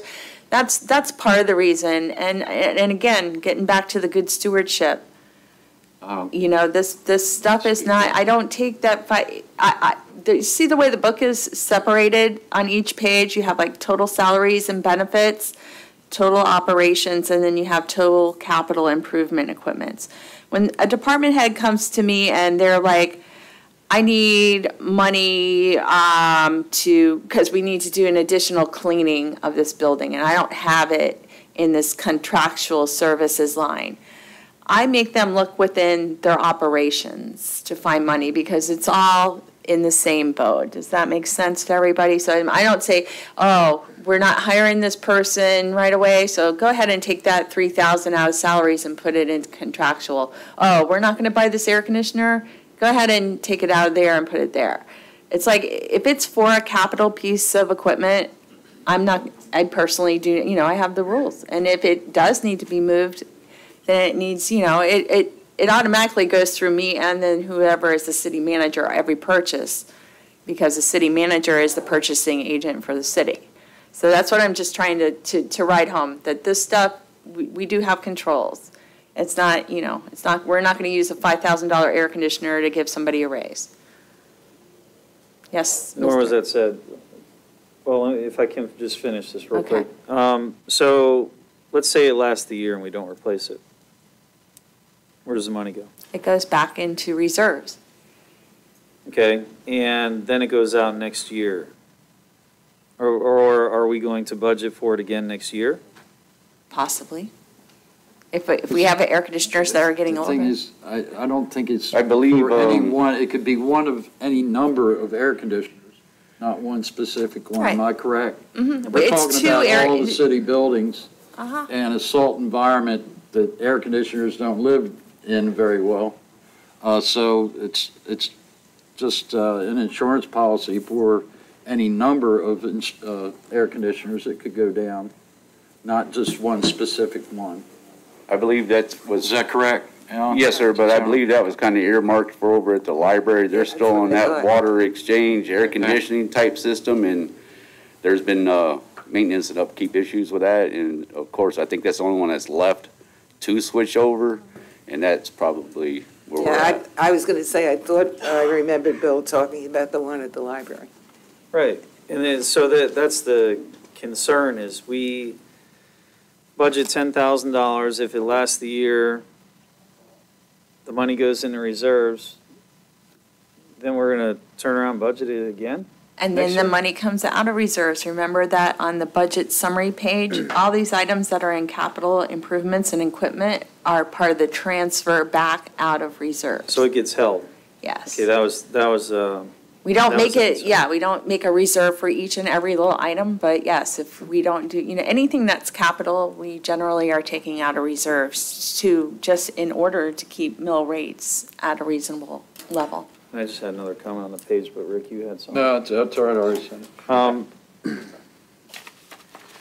The $22,000 in cabinetry, AV equipment, and furniture for the room, just my suggestion, I'm gonna say strike it. That falls under a want, not a need. We have employees every single employee is working in a fully furnished office right now with full equipment.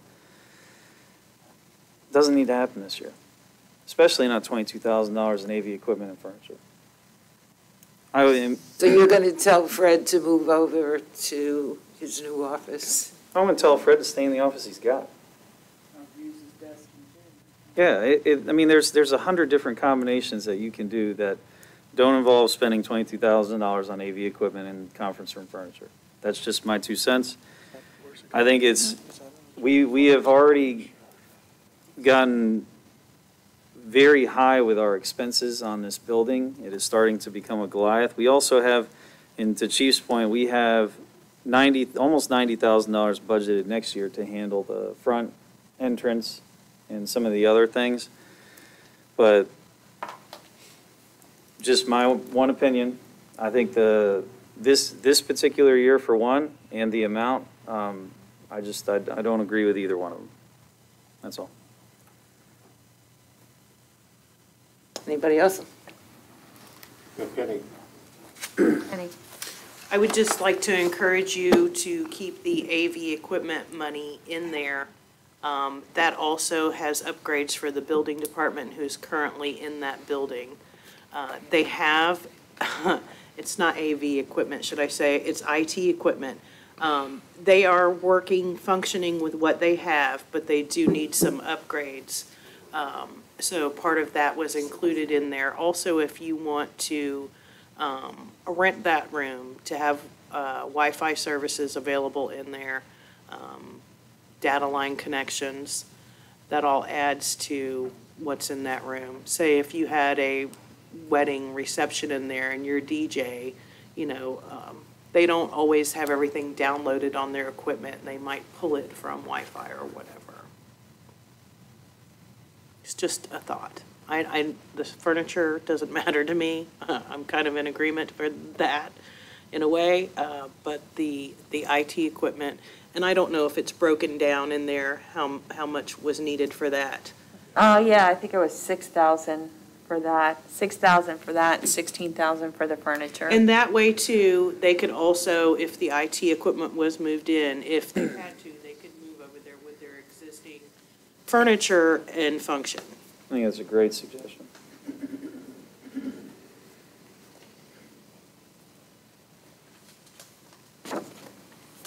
What were the plans? I'm not arguing, I just want the plans for Fred's current office once he were to move over. There was some plan to change the structure of our current layout.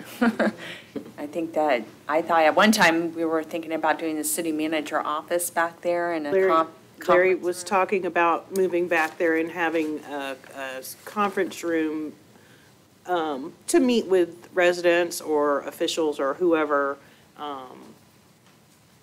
Yeah, and like for me right now, I really don't have a space for the position that I'm using, except for that little like cubbyhole office that doesn't have a window in between where the HR assistant and my office is. And, it's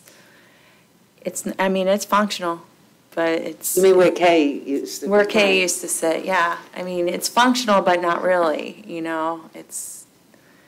it's kind of like that person, especially since we have HR in those two offices. So anyways, I mean, if we could make at least one office back there and not have the building or, move Fred to where he was, I think it would make our space a little bit more usable too. We just don't have a really good place for somebody to move into right now. So could we get by for the next year with what we have and just wait until someone else comes on to fill that particular position and then just move, I guess as Commissioner Cooley is saying, just kind of get by with what we're doing for at least another year? Sure, we always do make And do. then just cut some of this? We have for a long time, I so. mean, yeah. considering that we're still anticipating bringing someone on in that Right, position. right, yeah, and it would be good to see what, the new Right, city right. manager also has Okay. in mind too. Yeah, exactly. Yeah. Okay, so I guess to Commissioner Cooley's point, there are some things that we could cut out of here, particularly in regard to the furniture. Okay. But focus on the IT type improvements in order to meet the requirements of that particular room. So we are, even though it doesn't really affect the mill rate, we are still thinking of. Right. Is that, we want, this, I'm trying to keep notes of what we talk about. So I'm going to put the $16,000 as a possible cut for the furniture. Okay? Everybody agree with Give them that? the penny that they want to. Yes. Yeah, and what, Yeah, just because to clarify what Penny's suggestion was. Yeah. Right, we're cutting 16 and leaving Right. 6. okay. Penny, 6,000's enough for the IT part. I don't have that number, that's why I was relying on Kathleen. Yes, that's what I thought. Is that right, Fred? I'm sorry. Was that right? Good It was shot. 16,000 for shot. the furniture? I just handed the sheet to Penny, I made all the copies. Lee indicated that basically we need another $15,000 to finish things, in addition of the 22 that's currently budgeted. Oh, wow. To finish it off. Wow. Because it includes the IT stuff and the furniture, and, let's see what else. How much do you have budgeted for furniture, Fred? Here, you can take one and pass it down, what he's got here. He says 22,000 budgeted for the WIC line would accomplish the following: purchase and have installed the IT equipment and outlets, complete the minor construction details not finished in the first go-around, furnish the 2 offices and the small meeting room, furnish the planning room, flat files and a planning table, and add a mop sink to the janitor closet in the HVAC room. And it would not furnish either conference room, which would be the larger table and chairs around it, or add cabinetry and a sink for the second conference room, or furnish anything in the break room. But Fred, And that break room would be used by the building, planning, and engineering. and in the existing break room that's down there, what's in there? Just a refrigerator and a microwave and a small table? Yeah, and it's way down the hall, it's a cubby hole. Basically, we saw that as being used by the people that were renting out the conference rooms or whatever, that were using the public usage.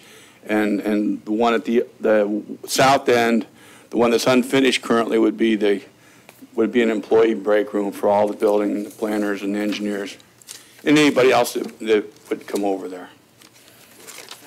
So that being said, using the numbers that you're talking about right now and putting COVID aside, how soon could this space be rented out?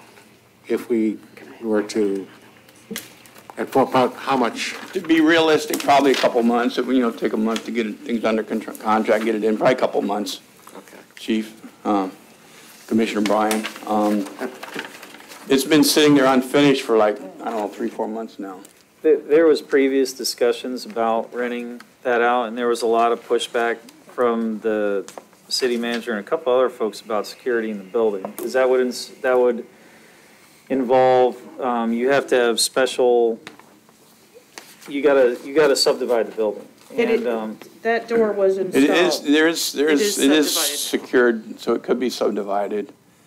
And like I said, it's really a question, the commission needs to decide how you're going to use that building, but right now it's not being used. You've invested $100,000, it's just sitting there, and no use to anybody. Fred, what were we looking to rent the space for, dollar amount? Was that had been discussed? That's out of my, That's, Like events? that's out of my wheelhouse.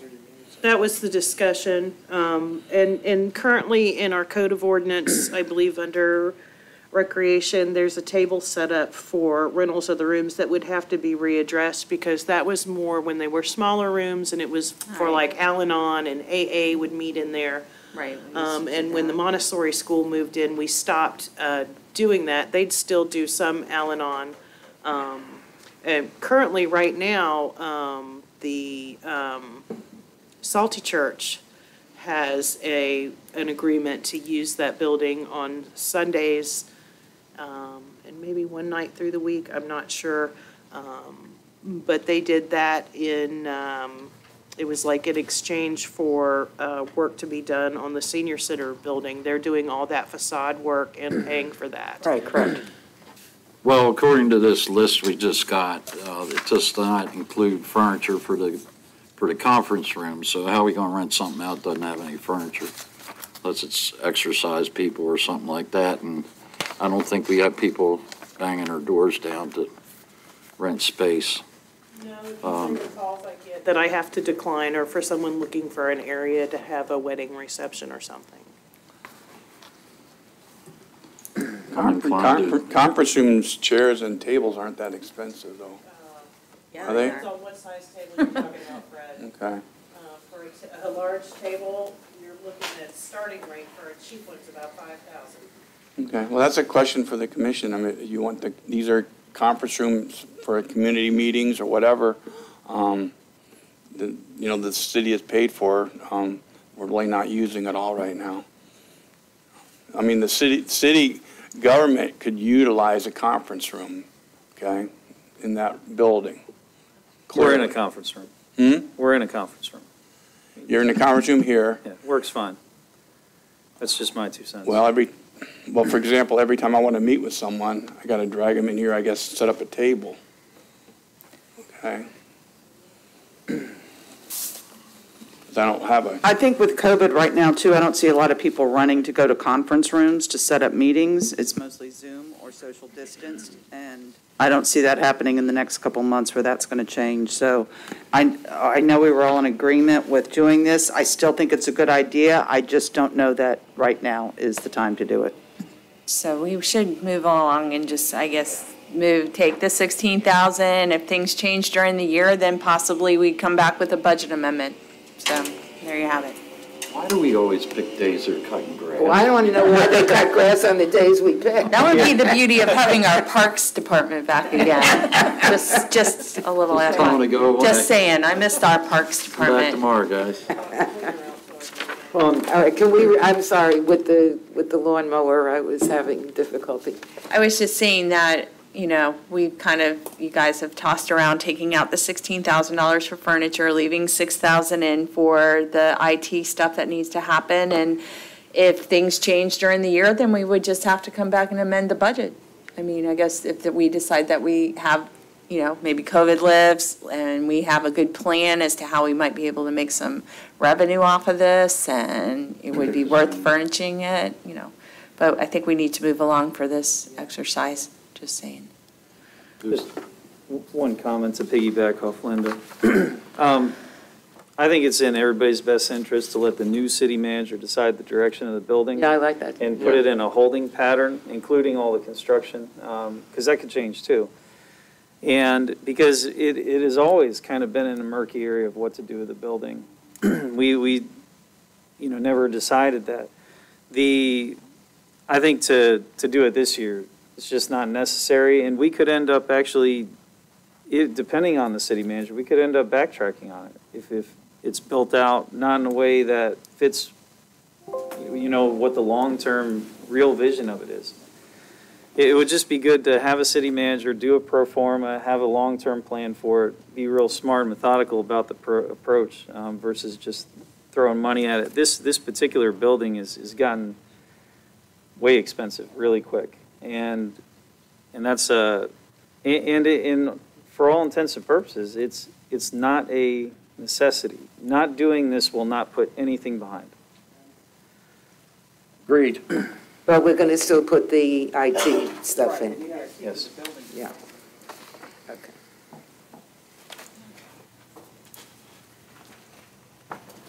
Thank you for this, Fred, wherever you, where's Fred? Thank you. Keep this up here.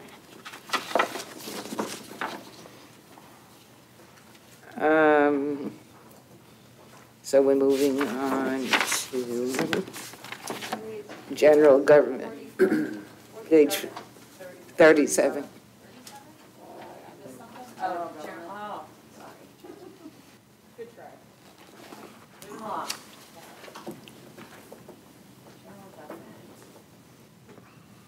Anybody have any questions? Bad debt expense.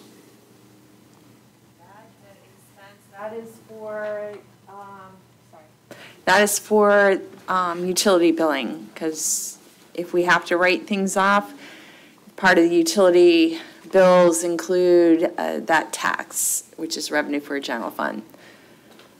We haven't been writing very much off. Yeah, I see- mean, we see have an blanks excellent, in you have an excellent last 2 utility years, billing so. manager that reaches out and works with all the people. Been working with them through all of this COVID disaster, creating payment plans for people. So, sorry, just needed to toot her horn because she does an amazing job.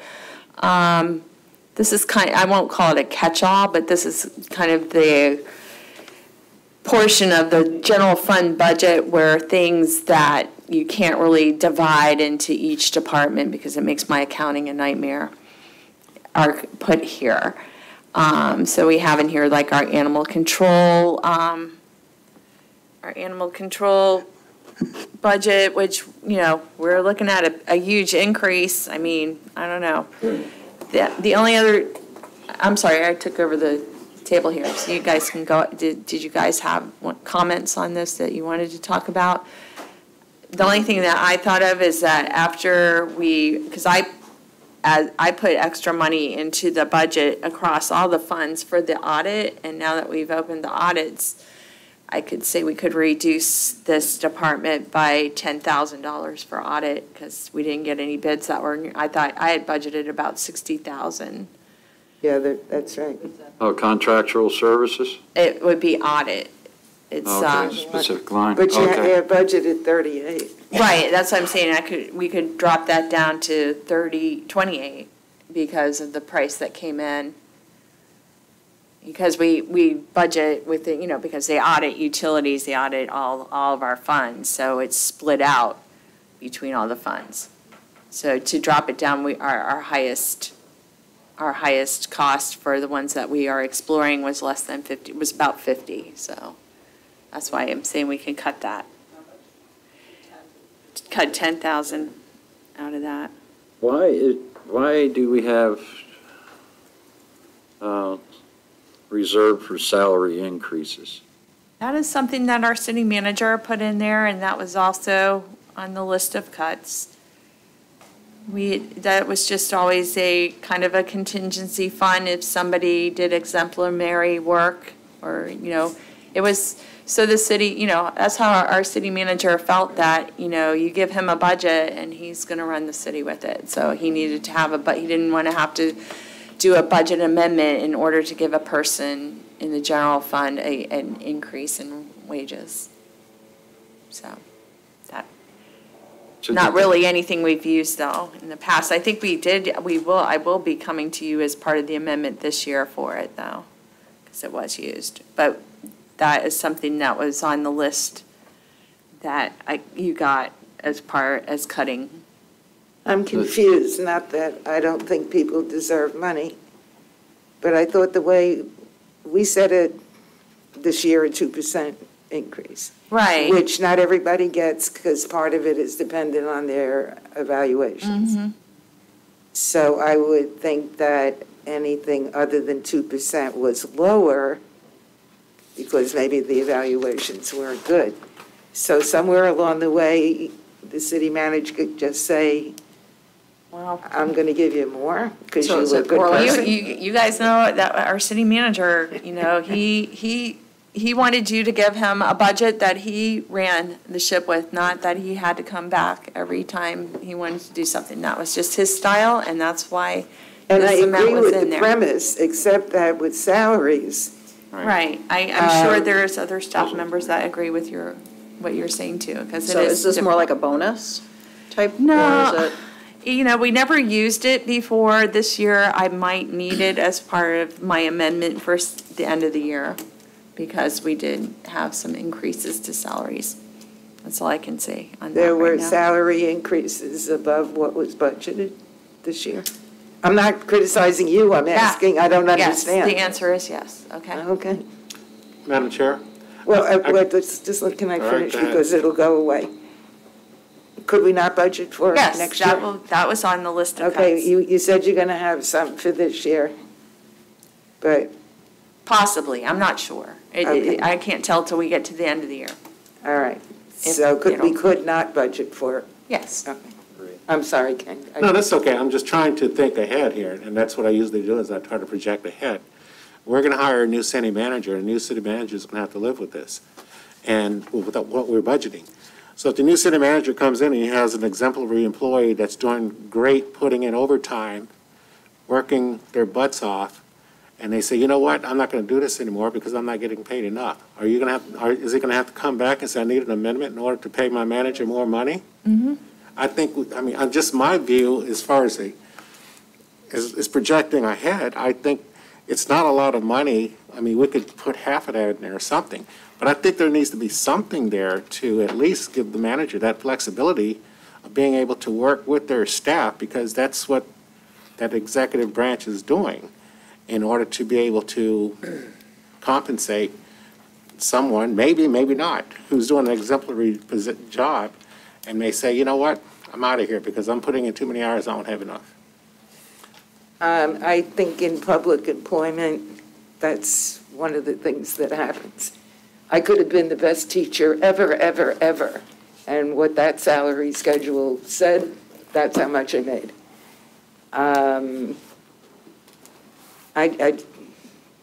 To me, I think it leaves room for, and I don't think, I'm not accusing Larry or anybody, it smells of good old boy stuff. I don't think it should be. I agree to some degree, but I think we're getting down to micromanaging the executive Exactly. branch here. Because here again, we're hiring someone to do a job, they come in here, and they're going to be looking at the entire staff, 100 or whatever it is. And again, I think it's up to them to have a little bit of flexibility. I'm just expressing my own opinion based on, again, looking ahead, bringing in a person here that's going to be a professional, that's going to look at staff, want to keep the city going. And I use just an example. This past summer, how many times did that sanitary truck run up and down the A1A with individuals putting in double time, overtime, and this kind of thing here? I wouldn't do it. And I'd say, you know what, I need to be compensated a little bit more in order to stay in this job. And if not, I'm booking. And they'll find someone else that's going to come in to do that type of level of job. You might find them, or you may not. But I'm just projecting ahead, that's all. And I'm looking at $5,000, it could be $2,500 or something. I'm just saying there should be a little cushion there. That's all. Rick? Last year, adjustments were made to salaries across the board for the most part. Not every single one, but across the board. And the general fund salaries went up 10% last year. So that was done for the specific purpose of recruiting and retaining employees. So I don't know. You get a job, you know what the salary is, you know going in what it is. And unless the city manager has promised you something ahead of time that, you overperform, I might have something for you. But I don't know. We're looking for things to do here to try and make this work. So I would suggest So, Chair? we've made, a pretty good size adjustment to everybody last year, and it was almost exactly 10%. Now, that did include COLA, so you take that away, it's, 7.5% or a little better. And to that end, I can only speak for my department, to get that raise for the police department was $2 an hour. And that was just to get competitive. We were the lowest paid agency in this county.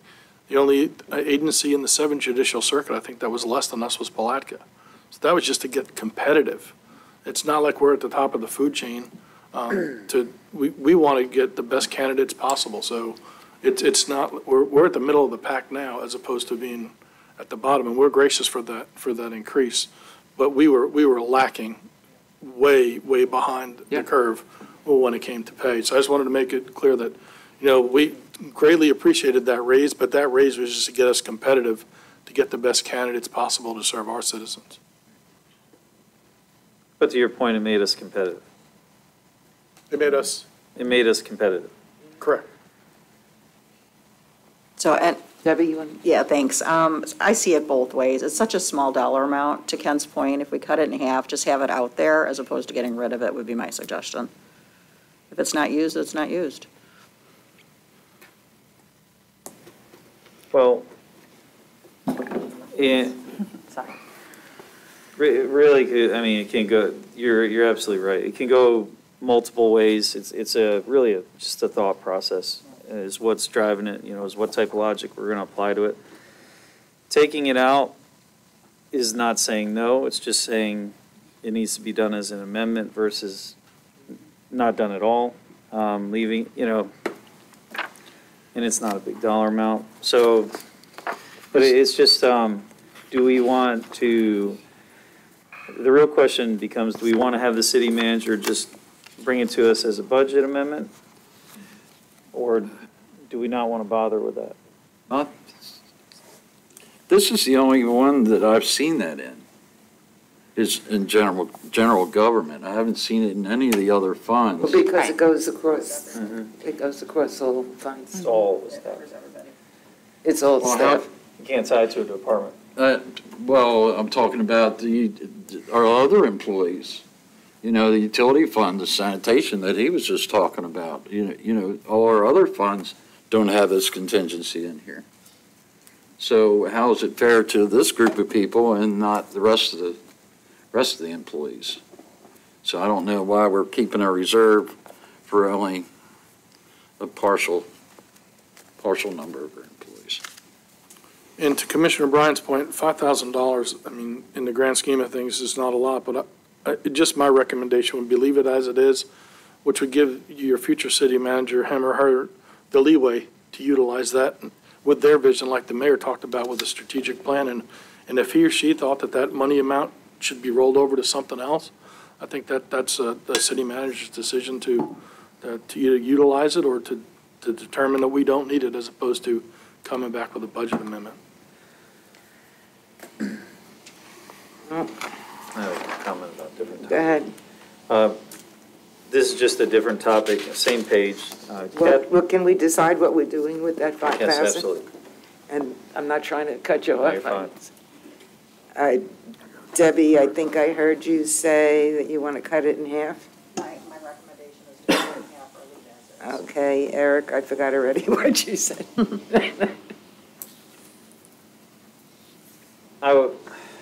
I would say take it out, come back as an amendment just for the cost savings. Because we're not saying no, we're just saying let's not budget for that. That's the logic I would use. I got it. So one leave it, that one is half. Okay. What do you want to do? I'd say we don't need it. It's not consistent. Okay. Ken? 25, I'm sorry, half. I would suggest leaving half in, as well as Commissioner Debbie had said. Okay. Well, I'm going to vote to take it out, so it's not a vote, it's a consensus. So we're going to take it out. That's 3-2. In different topic. Okay, go ahead. Kathleen, this is a different topic, second last line. If you can, just for myself and the general public, can you take us through the reserve for contingencies number, second to last line? Yeah. Because that number is very, it's Right. moved around quite a bit the last couple of Okay, years. so in years past, yes, we have budgeted for contingencies, which is at, another place. It's like an operating place for the city manager, like, just as some of the commissioners were just stating about the salary thing, it's like, should we be planning, I mean, even going back to cutting the 16,000 for something to be done to the conference room, shouldn't that, do we want to budget in this budget something for a city manager to be able to work with? Or we'll just amend it? That's part of where what this line is about. So in this current budget where we have $98,324 for contingency, that is just mainly the support that the general fund is going to have to give to the pier. If you went back to page, 19, where the budget summary, you would see that to balance the budget for the pier, the general fund is transferring 93,000 and change. Okay. So the other 5,000 is also for city manager's discretion, or if something comes up, that type of thing. That's true meaning of contingency, and that is always, again, when we do the, when I send the budget line transfer report, that's where you would see the use of that. So it's not like it's something that we just put away and use for whatever we want and nobody ever knows. But this particular number is the pier, the underfunding. It's $93,324 is the pier, and $5,000 in there for a shortfall or something that might come up that, And that's why I wanted to cover the number. Again, this is one person's opinion, just be something to talk about, but the pier runs very long operating hours. And a lot of this money is in labor for that. And I personally don't agree with running very long operating hours at a financial loss for the taxpayers to have a pier open at midnight. I think we need to take a look at the hours and not eliminate the loss, but reduce some of the loss. Just cutting back on some of the operating hours of the pier will cut this $100,000 loss down to 50. And it's not with drastic cuts or anything. And,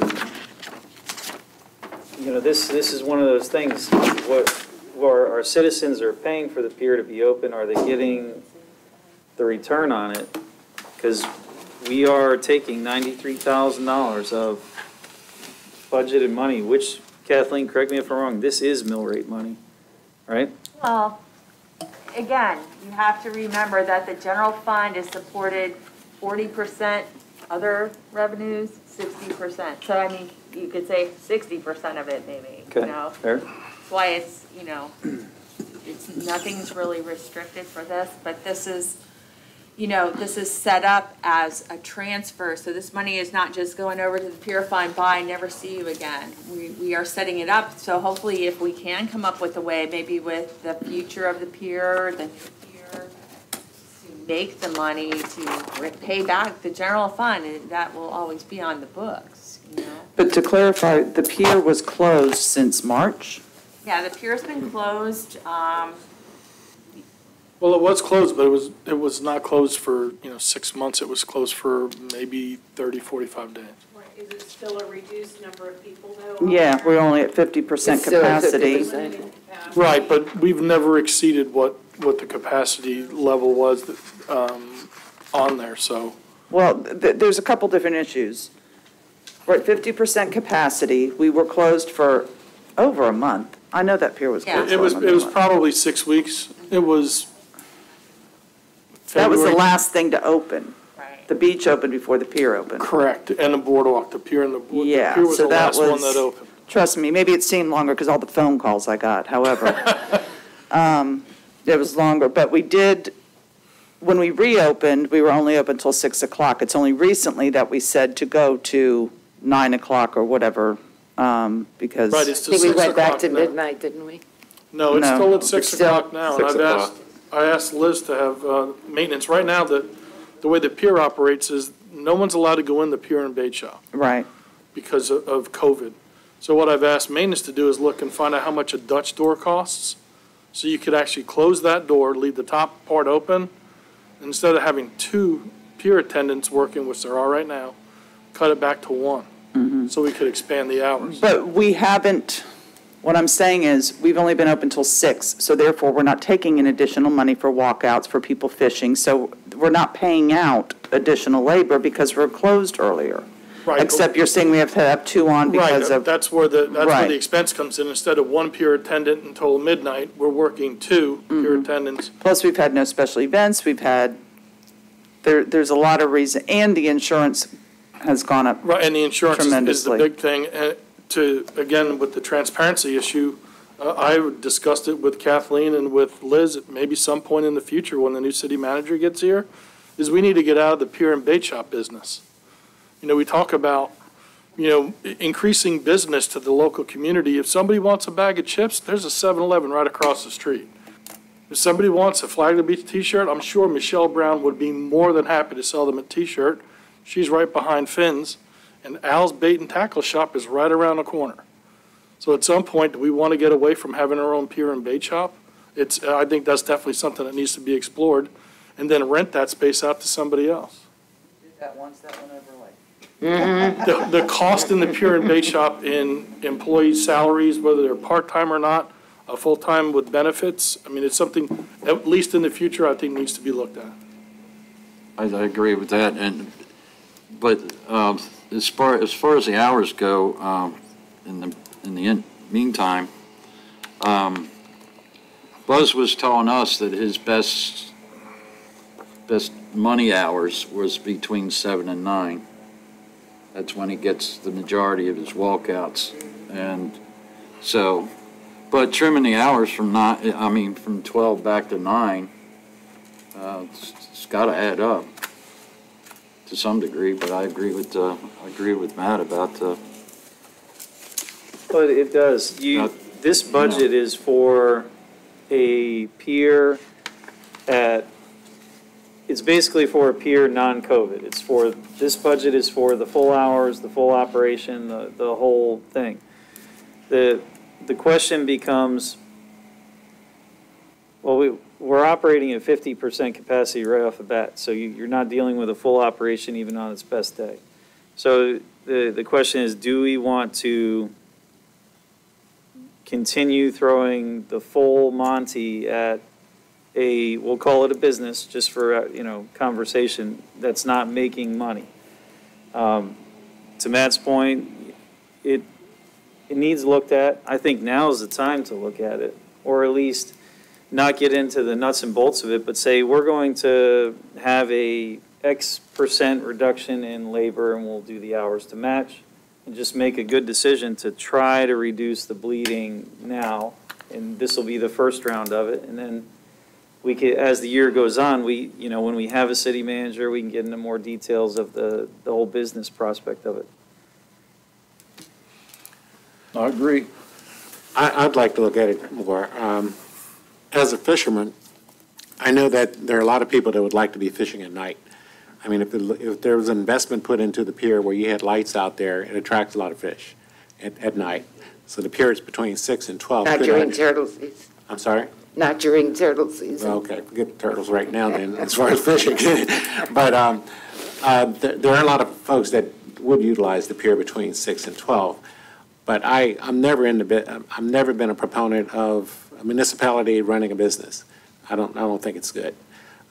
So I'd like to explore, let the new manager explore anyway, the possibility of contracting out or putting RFPs out there. Let someone come in with some bids as to what they're going to, how much we can actually charge them in order to run the business itself, and then we just get the revenues from it. So I mean, there's a lot of different scenarios and options, but I agree with Commissioner Cooley, is that, I mean, this is a bleeding, it's not even an investment at this particular point. But we need to start looking at alternatives in regard to the pier itself. I love it, it's beautiful, but to spend the money that we spent, $500,000, whatever it is, over the last few years in order to keep it going is kind of ridiculous, actually. Well, the real problem is the insurance. I'm agreeing with a lot of what's being said, especially that a new city manager will look at the whole picture as to what we actually budget. We have to budget to balance Yeah. the pier fund. That's all this is. Yeah. It's not saying that we're gonna, if something wonderful happens in the next 6 months, we won't have to transfer this 98,000. And then again, that money goes back to fund balance. Yeah, I kind of think we need to leave it. I get all the arguments, and that would be one thing with the new city manager that would. And even with the new city manager coming in, that's not going to be the first thing, yeah. Yeah, it's not the major one. On day one, I will. Make the pier profitable. Okay, so as far as that budget, just so I'll make sure I captured everything here.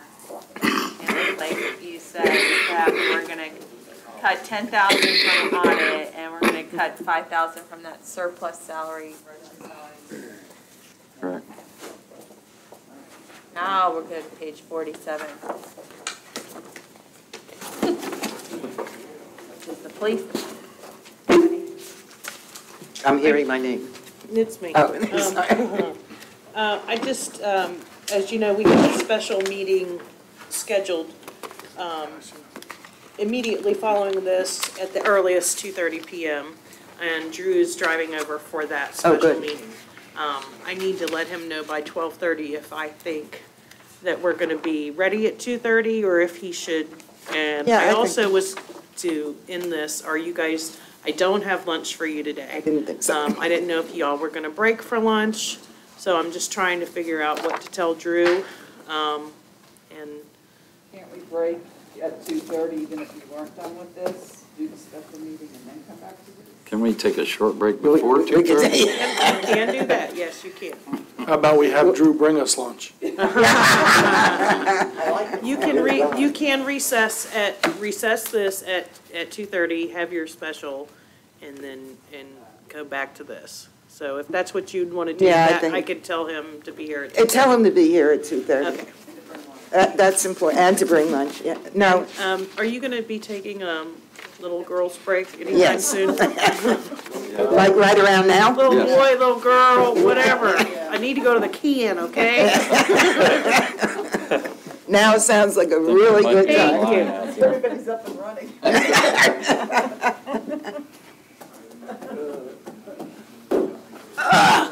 Good. Turn your mics off, please.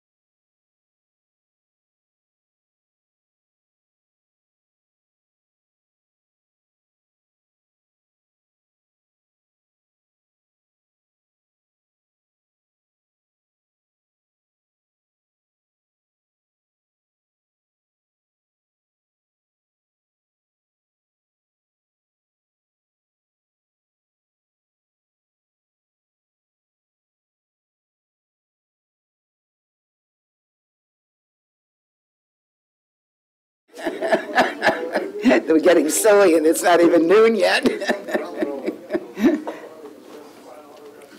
I just wait for Penny to. Okay, we're going to get started again. We are up to the police department on page 47. So on your list, Kathleen, you had the unfunded officer. And that would save $60,000. Does anybody have any other? Is that a position that was already in effect or something that you wanted to add? No, that position was budgeted 2 years ago, and it's never been filled because we've kept it vacant to keep within budgetary constraints. So currently, right now, we're at 15 sworn with one unfilled position. 15 sworn officers is exactly the same amount of officers we had back in 2005. So we're doing 2020 policing with 2005 staffing. That position was requested 2 years ago, and again, it's never been filled. Are we running into overtime because of that position, or is that for other things? Well, we were down 2 positions, and Detective Vinci had to pitch in, and Captain Blanchette and I wound up working the road. So yeah, there's some overtime. Also, that you won't see now, there was $38,000 that I originally cut for overtime, and that overtime was for something that Mr. Newsom started when he got here in 2016, was additional law enforcement services on the weekends from Memorial Day to Labor Day, of bringing in officers on overtime and contracting 2 deputies Saturday and Sunday from Memorial Day through Labor Day. This way we would bolster our staffing from a sergeant and 2 officers essentially to 7 people working. That money's been cut. So when it comes time next year from Memorial Day through Labor Day, the law enforcement presence that you've seen the last 4 years will not be what it was the last 4 years. I have a sergeant and 2 officers assigned to every shift, and they're entitled to vacations and all those things. So you may be in the summer running with 2 or 3 people on a shift as opposed to 7. That money's already been cut.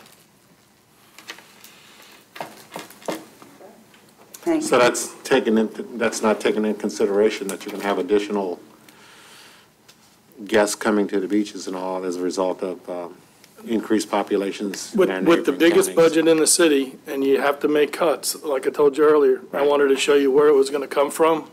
That $38,000 is going to come from overtime to supplement staffing on the weekends from Memorial Day through Labor Day.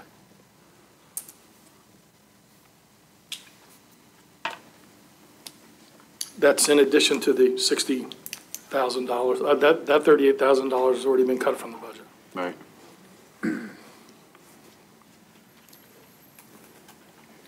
Comment? Go ahead. Well, this is going to be a rarity.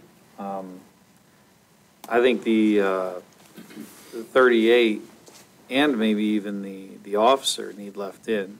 I know that we have to figure out other places, but I know that with the very large and substantially increasing population in the county, I don't know if that is a good idea.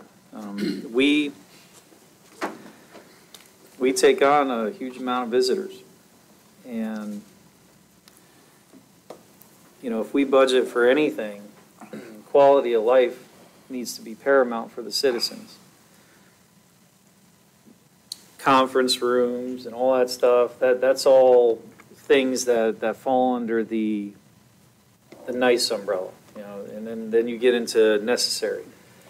When you get into quality of life concerns, my 2 cents is the officer and the coverage is needed for quality of life concerns with the citizens. And Matt, kudos to you for putting that out there, making really, really big cuts, but I would rather personally tackle other items when it comes to things like, trucks and, if we can get other use out of them, but if we're going to do anything, we're going to make sure our citizens are safe and we have a high quality of life in town. If it's me, I'd say leave it and we look elsewhere. Well, the other, I appreciate it, Commissioner Cooley, that means a lot. And, when I talked to Kathleen yesterday, one of the things that popped up was the 4th of July. So when Larry got here, being the traffic manager that he was, I had sold him on the park and ride, and he loved the idea. So we budgeted $8,500 next year for the buses. This year was an anomaly because of COVID. We only used a little over $3,000. But if that's a lot of money, $8,500 to cut. But again, is that a want or a need? Do we need it or do we want it? If we cut it because we think it's a want, where do those excess cars go? They're going to come over onto the barrier island, and the parking problems are going to be problematic on the 4th of July. We know that's going to happen if we cut that $8,500. So when your phone starts ringing on the 4th of July, yeah, we cut $8,500. The other one is, looking forward, I don't know what the TDC's dollars are going to be next year. Commissioner Bryan, I know you're part of that board, but those fireworks cost $25,000. If they don't have the money, are we going to spring $25,000 for fireworks? Is that a want or is that a need? Are the buses still in this budget? Okay. But looking at the mill rate going back to rollback, that $8,500 for the buses has been cut.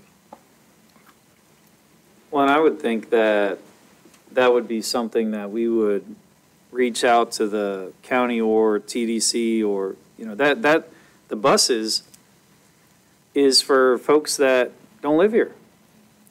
And they have to drive. I take the bus.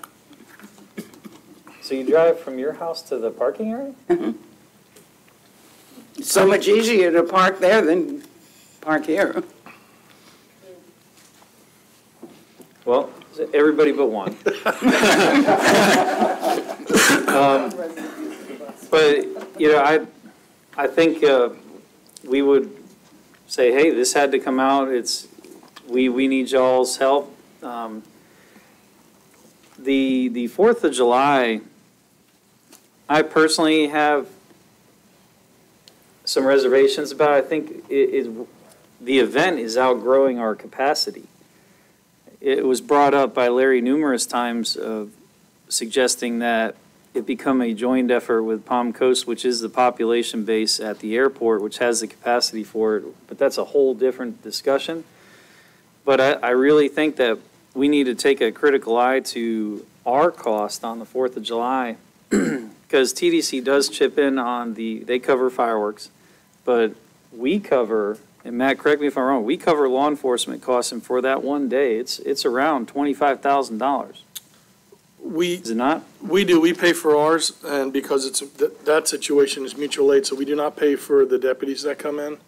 And we utilize officers from Daytona under mutual aid, and we give them reciprocal assistance when they need assistance for races down at the track and that type of stuff. So, no, but the other things that are built in, like you said, are those other type of things that we do to make that event successful. And, the county does provide a lot of assistance through the EOC with materials, whether it's ropes and stanchions or cones or those type of things. And Chief Pace gets assistance from Palm Coast and the county when it comes to the firefighters. But the 4th of July, and Kathleen, you may know, but I think we had budgeted $42,000 for that one day.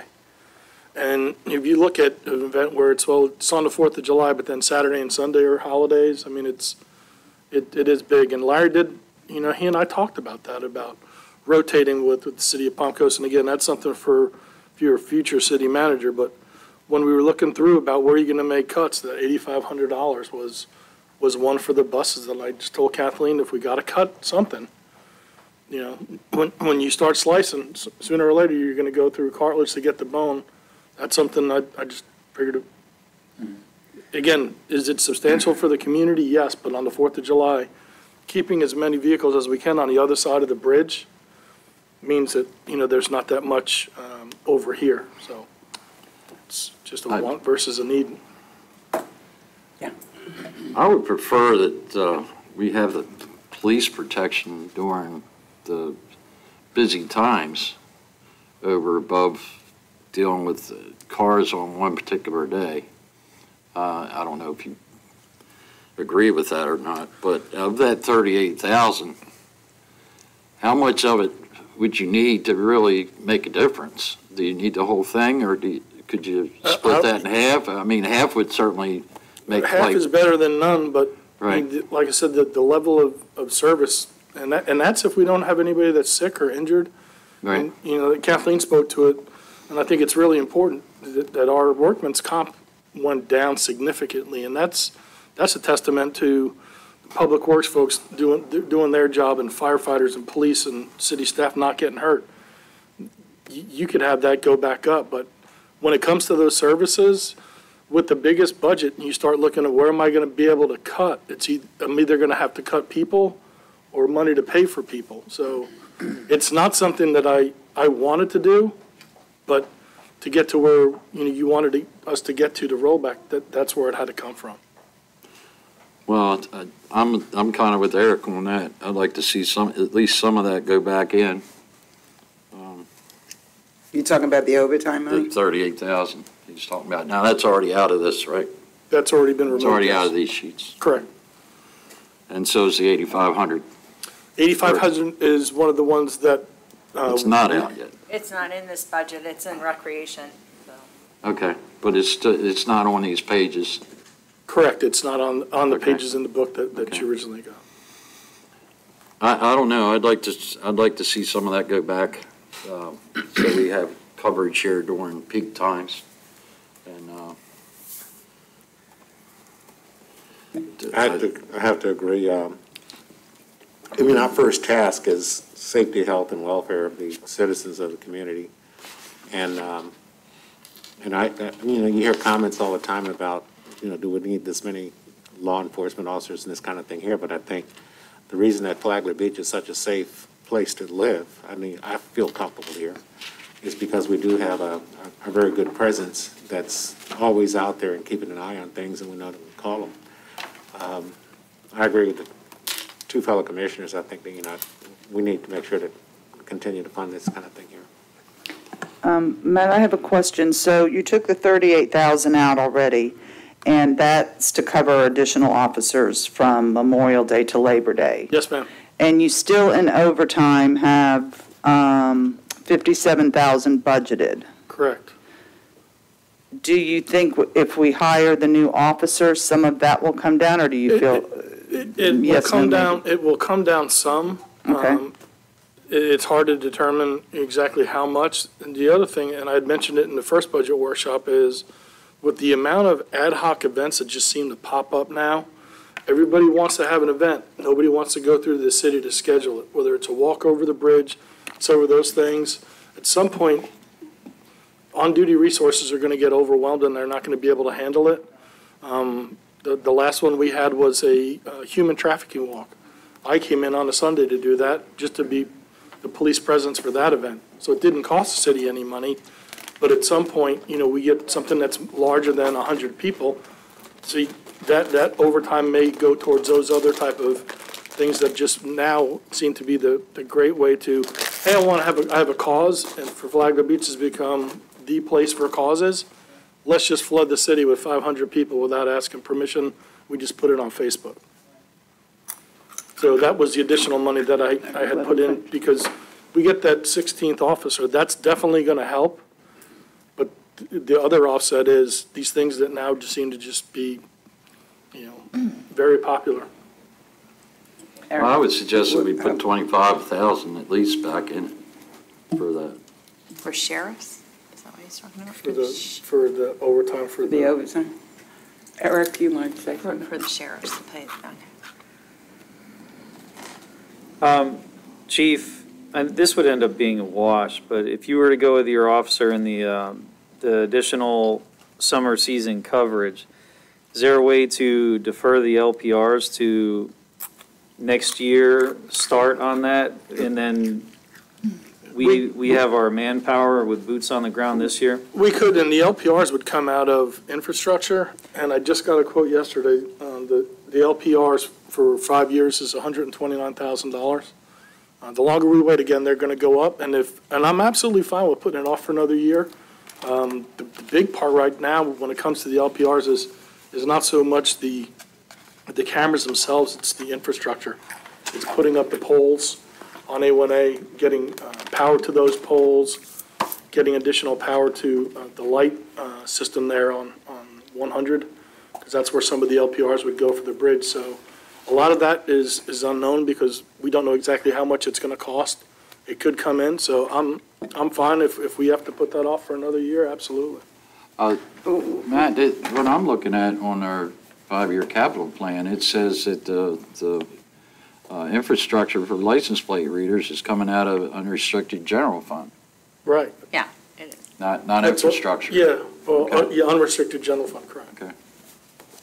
All right, just want to make that sure everybody Wait a minute, was clear on that. I'm losing it. I was looking at the summary of the capital fund. Yeah, that was the And detailed. the license plate reader infrastructure was not in there. Yeah, he broke it down. It's 90 in one spot and 30 in another. Right, because Oh, I see. the lease itself is not capital because we don't own the equipment, so the lease itself is going to Okay. come out of operations. Okay, But again, when we cut capital, we're not affecting the Right, right. mill rate. Right. And the thought process behind leasing the equipment was Sheriff Staley bought his equipment and then he had to insure them in case there was an issue. If a camera breaks, if a camera gets rusted under the lease, they replace that camera at no cost to the city. So especially with the LPRs that we'd like to put on A1A, they're going to be literally almost right on the beach. And you know over 5 years that they're just going to get beat up. So in order to use our money wisely and effectively, we thought the lease program was the best way to go. Matt, can you explain what they're used for? Because some folks think these are just toys that you might. The license plate readers can be used for many different things. They're good for, counting traffic, but you can set the sensitivity for those license plate readers for stolen vehicles, for silver alerts, for amber alerts, for an individual that's a sexual predator that has a motor vehicle. When that tag goes by, it'll register. Stolen cars, all those other things. So it also comes down to criminal intelligence. If someone comes into the city, we have the tag reader, we have the picture of the car and the vehicle. When they say, I was never in Flagler Beach on, September the 2nd, well, here's a picture of your car entering the city from Beverly Beach, and here's your vehicle going across the bridge 20 minutes later. It just helps with the criminal intelligence, and these LPRs will be linked with the county, and St. John's and Volusia will all have the same ability to see each other's data. So it helps with parole and probation. If they say, they've got a probationer that they need to check on, they can check the LPRs in all those counties. Probationer says, well, I was home. Well, that's funny because here's a picture of you going across the Flagler Beach Bridge at, 4 o'clock in the morning. You're supposed to be home at 10 o'clock at night. Okay, that helps a lot. So it's got multi-uses, and again, when it comes to the grand scheme, when it comes to the law enforcement community in this county, we're all working really hard, and I think Sheriff Staley's done a really, really good job of instilling that in his folks, along with Chief Foster and I, you got to work not just hard in these days and age, but you need to work smart, and those LPRs are working smart. Okay, thank you much. The only other question I had was about. Can we go back to Sorry. that for a minute? The license plate readers come out of capital. So if we, and I think what you were suggesting was kind of swap that out for the officer or the overtime? Yeah, but I don't think that would work that way. No. So far, just to recap, as we've gone through this, so far, there's been 27,000 cut of the 118,000 that we need. And then you're talking about adding back in some money for these, for the sheriff's support, so. I got 47,000. 47? Oh, well, that's because the 16,000 for the furniture is not really affecting the mill rate because it was coming from All right, reserves. and that makes it 36,000. All right, so I have city clerk, 2,000 for travel, 2,400 for equipment, 2,600 for commission tablets, $3,000 from HR, 10,000 for audit, 5,000 for salary, and 2,000 from finance for travel. Did I miss something? I got 7,000 for HR? Did I Three. do something wrong? I don't know. 3,000. The 3,000 had Three. already been cut, is what you have, I believe. No, it hadn't. 3,000's already out of HR before we started. Okay, so that number's a 4. It was another 3,000. Yeah, it was How in much does that total, Kathleen? 1,000. I have 27,000 that we've gotten closer, so we still need to cut about 90,000 from operations and personnel. And if we're talking about adding back in 60,000, well, I'm sorry, yeah, the way this is working, because I didn't cut the officer out of this budget, because this budget, that's why the budget was presented this way, to show you that with a 3.2% increase over rollback, all these things could stay. The stuff that's on your list is the stuff that would have to be cut, or at least the cuts that we came up with as staff to bring it to the 5.28. So if we don't do those things, we can't get there. Chair, can I ask a question? Chief, as you know, I have great angst about you cutting an officer. Yes, ma'am. And my question to you is, I thought you mentioned at the beginning that you've had the 60,000 budgeted for the last 2 years. Yes. May I ask you why you've not hired an officer within the last 2 years? The first year was the starting pay was so low, getting a qualified applicant, and then last year with Mr. Newsom asking me to just hold off on hiring a person until now. Other comments? Not on that topic. Well, I'd really like to see him have the help. If we're going to take an officer out, then we ought to put something back as far as him having help during peak times. Yeah, I agree with that. I think we've done without the, unfortunately, and don't take me wrong, but we have done without the additional officer for 2 years. But I would like to leave the overtime the way it should be, so that we can have that police presence on the weekends. So put the 38,000 back in. Put the 38 back, yeah. I'm in agreement with that. Yeah, everybody's good with that? Yes. Can? Yeah. Yeah, okay.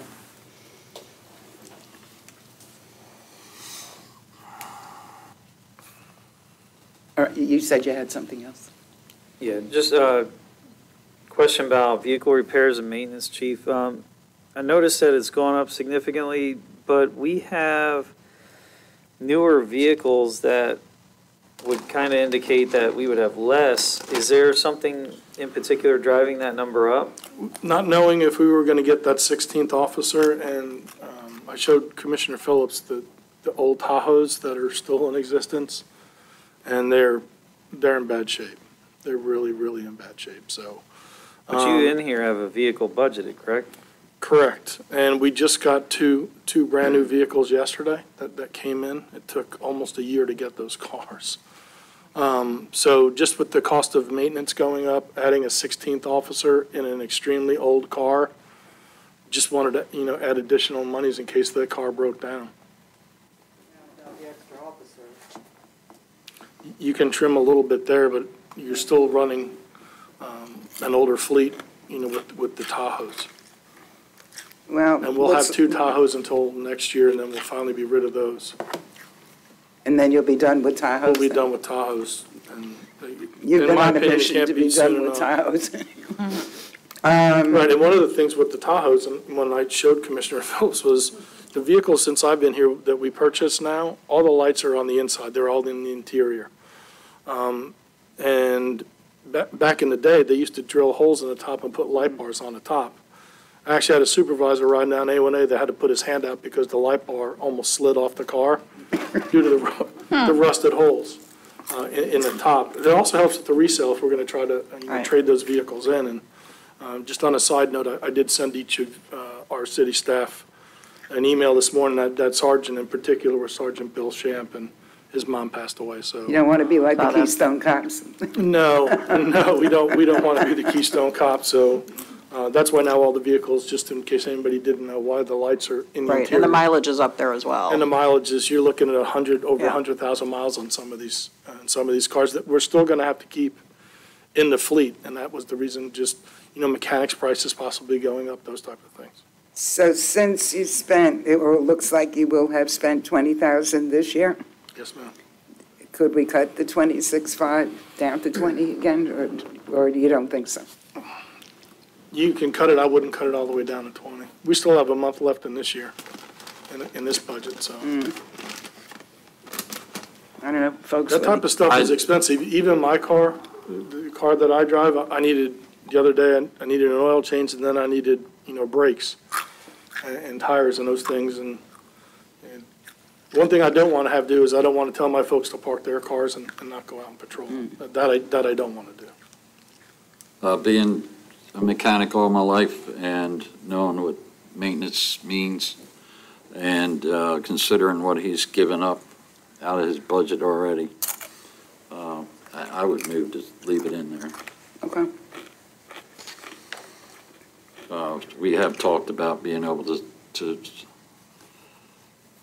move things around within if need be, and he's given up a lot, that maybe he could still use it somehow. before And then he goes over. when it comes to, and I'm only speaking from my budget, when it comes to the police department budget, I haven't come back trying to amend my budget. So if we can save money on that stuff, so we can go back in the general fund, absolutely. And Kathleen, again, she does a fantastic job at doing stuff. So she knows now that it's the end of the budget year, that, you need to pump the brakes and save money where you can, because that's good stewardship of public funds. So it's not like now, if I had, say, $10,000 left in vehicle repairs, that I would just go out and buy things that are not, things that we need or want. And again, in almost 7 years that I've been here, I'm never going to ask you for something that we don't need.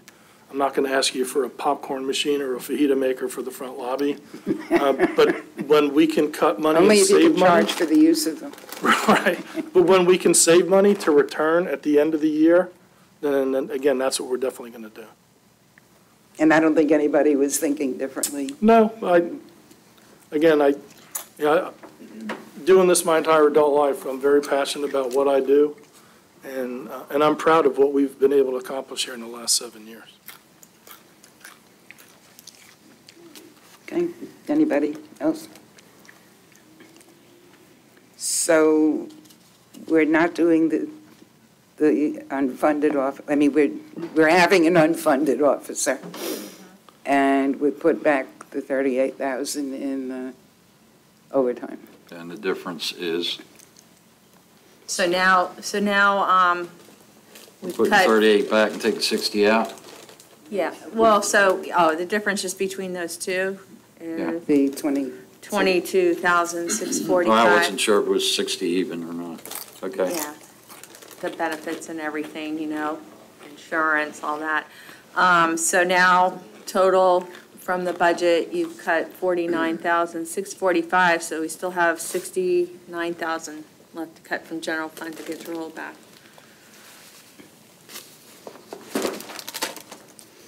Does the rate have to be either rollback or the other one, or can it be somewhere in it's what we get to? So, a tenth of a mil is about 70,000. So if we went up 1/10 of a mil from rollback with these cuts, it would be budgeted. And we don't have to be married to, No. yeah. Are we done with police? Yes. Okay. 9,000 pages later for the fire department. Yeah. Victims advocate, we're not playing with that, right? The victim right. advocate is supported a small amount. I think it's a gasoline and that's, that's about it. Gasoline is paid for out of city funds, but the grant provides the rest of it. And that grant schedule is totally different than our budgeting schedule. It's off kilter, which is. Yeah, we're It's not going to very know about bizarre. our grant. We won't know about that until Maybe the end of the month? I don't know, because they wrote us at one point to say something to the effect, if we wanted to use last year's budget amount, it would go faster, but we said no, so it's still, we want to get the amount that we're Sure. requesting for this service, and so I don't know. It might not be, we might not get the final until November, December. I haven't really heard anything. Yeah. And they know cities and counties work on a October 1 to September 30. Right, and it's, for government, it's weird that theirs is so different than. I don't know why they, I just don't know. another example of stupid, okay.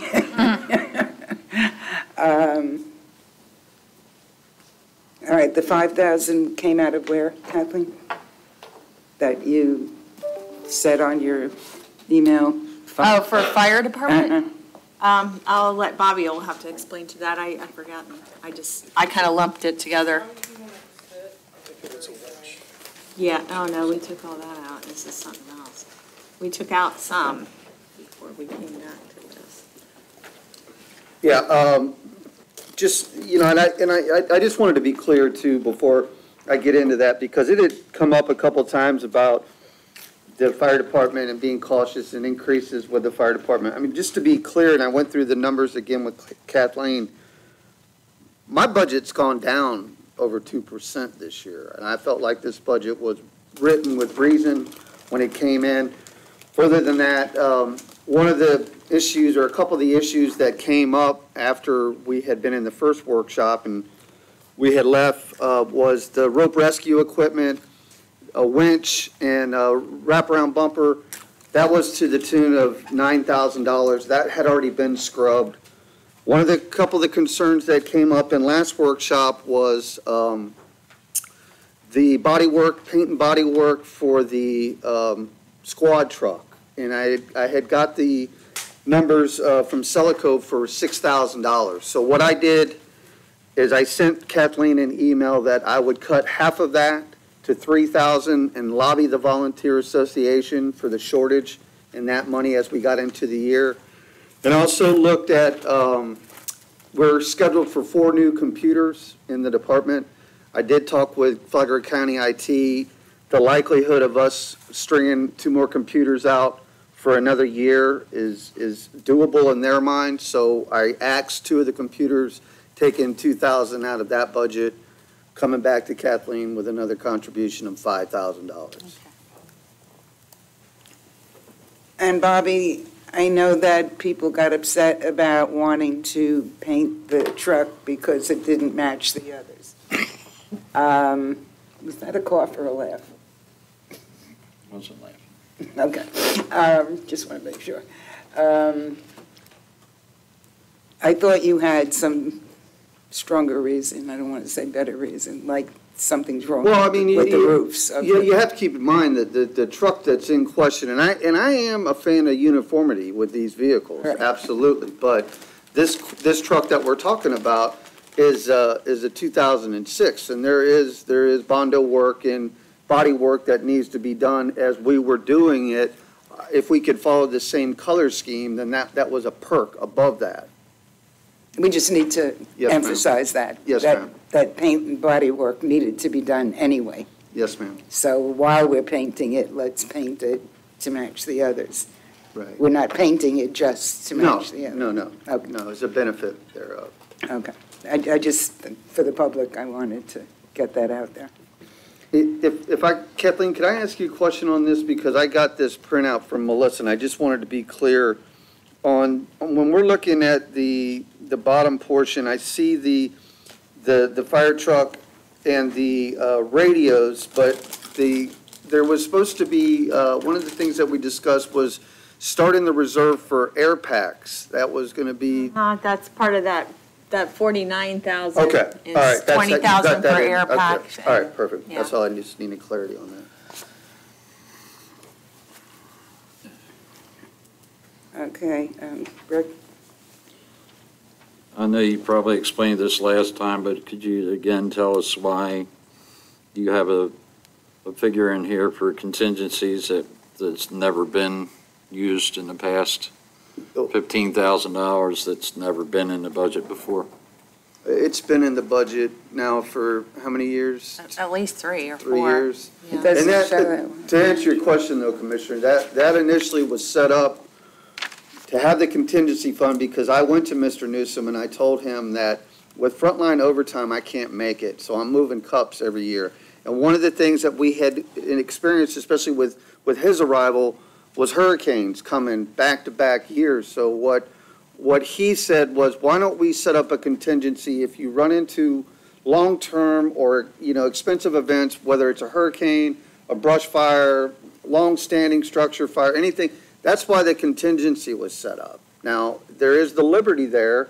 If we are out of frontline overtime, if we needed to move in because we've done extra training or we've gotten to the end of the year, that I've gone to Kathleen and say, I need to move some money back into frontline overtime, we have done that as well. But initially, to answer your question, that was set up after natural disasters to have a contingency.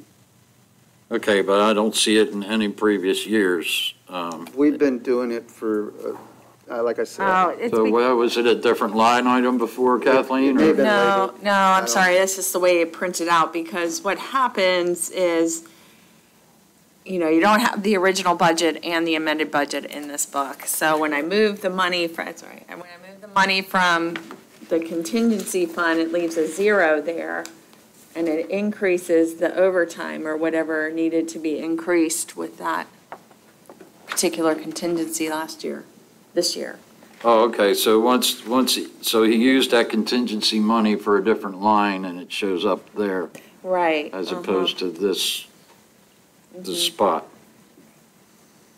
Yes, that is right. So how much was that contingency money in the 15, past? we've always budgeted 15. 15,000. 15,000. And you can tell by, looking at last year's overtime, there was 65,000. I mean, the 18-19 year, we used 65,000 plus in overtime.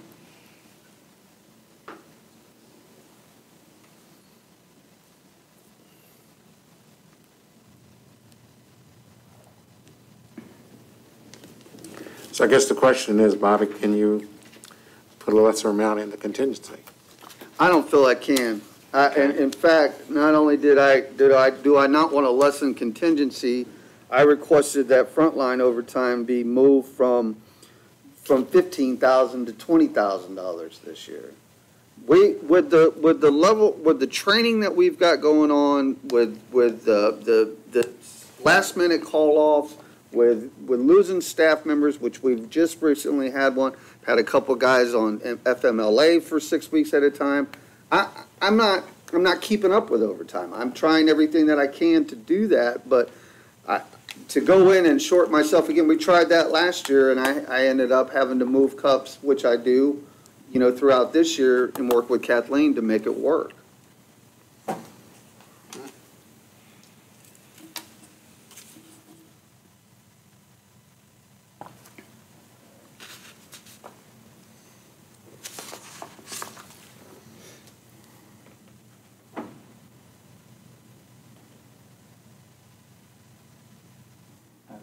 Go ahead. All right, so just to hit a couple of these line items, just for Sure. clarity. So right in the middle, you got RM machinery and equipment, there's 14,050. Can you just take me through what that is? Because that number over a couple of years has varied quite a bit. It's right in the middle of the page. Yeah, machinery and equipment, it'd be easier. Let me just grab my budget, because I have it all broken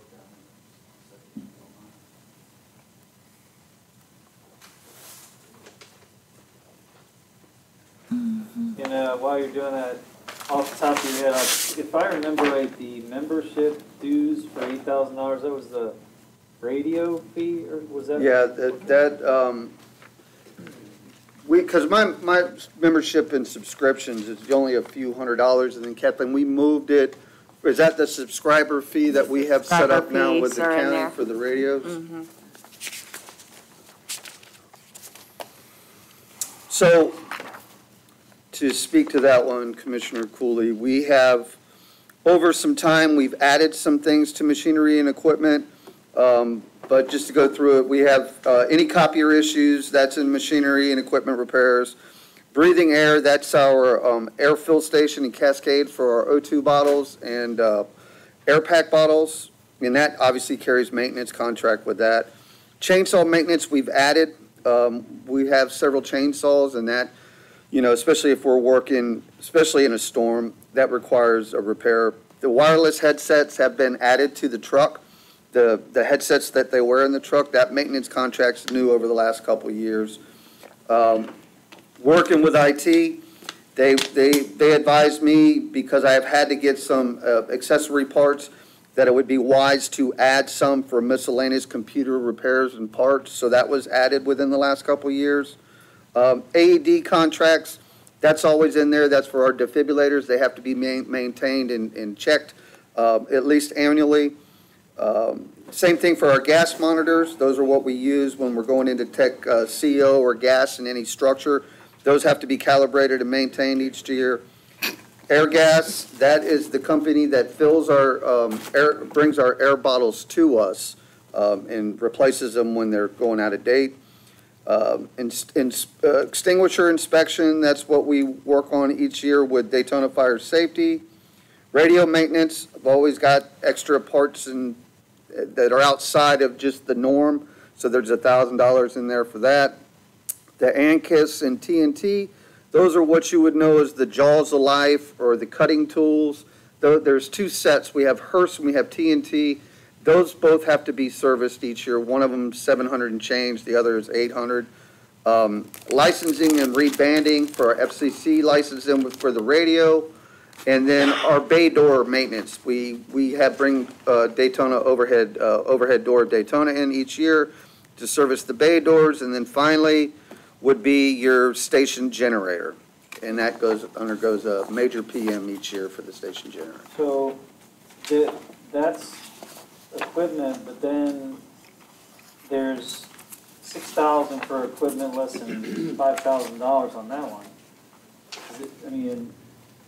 I'm sorry? So if you look at the equipment less than $5,000, that Yeah, one?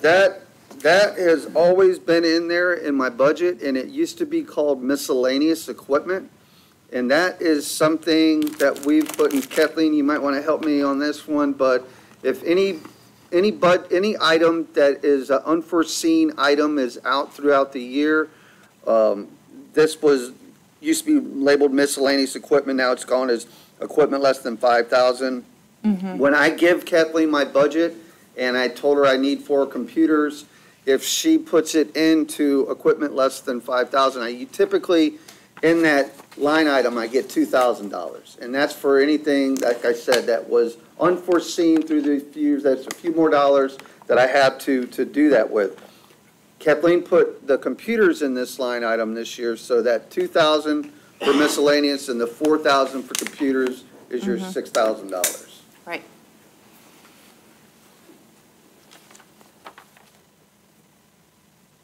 That's all the questions I had. Okay, Debbie, do you have any? I had a question. Go ahead.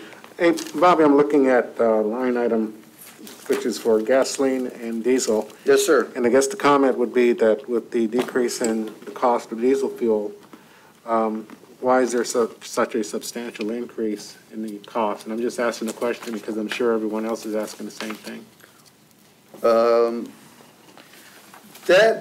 We had 13,000 in there last year as well. Okay. So there is no increase to that item, Okay. Commissioner. Okay, so the next question is, could that be cut anyway? I mean, 1,000? Well, I mean, we're that's looking for nickels and dimes Yeah, here. no, I mean. Can I speak to gasoline real quick? Gasoline, we put it in each department, but as you may have seen our gas depot, we do not have any real accountability on how, other than the staff writes down how much gas they pump. Right. But what happens is that bill is due every week. So every week I can't go back and look at who pumped what gas and try to figure out exactly who spent what.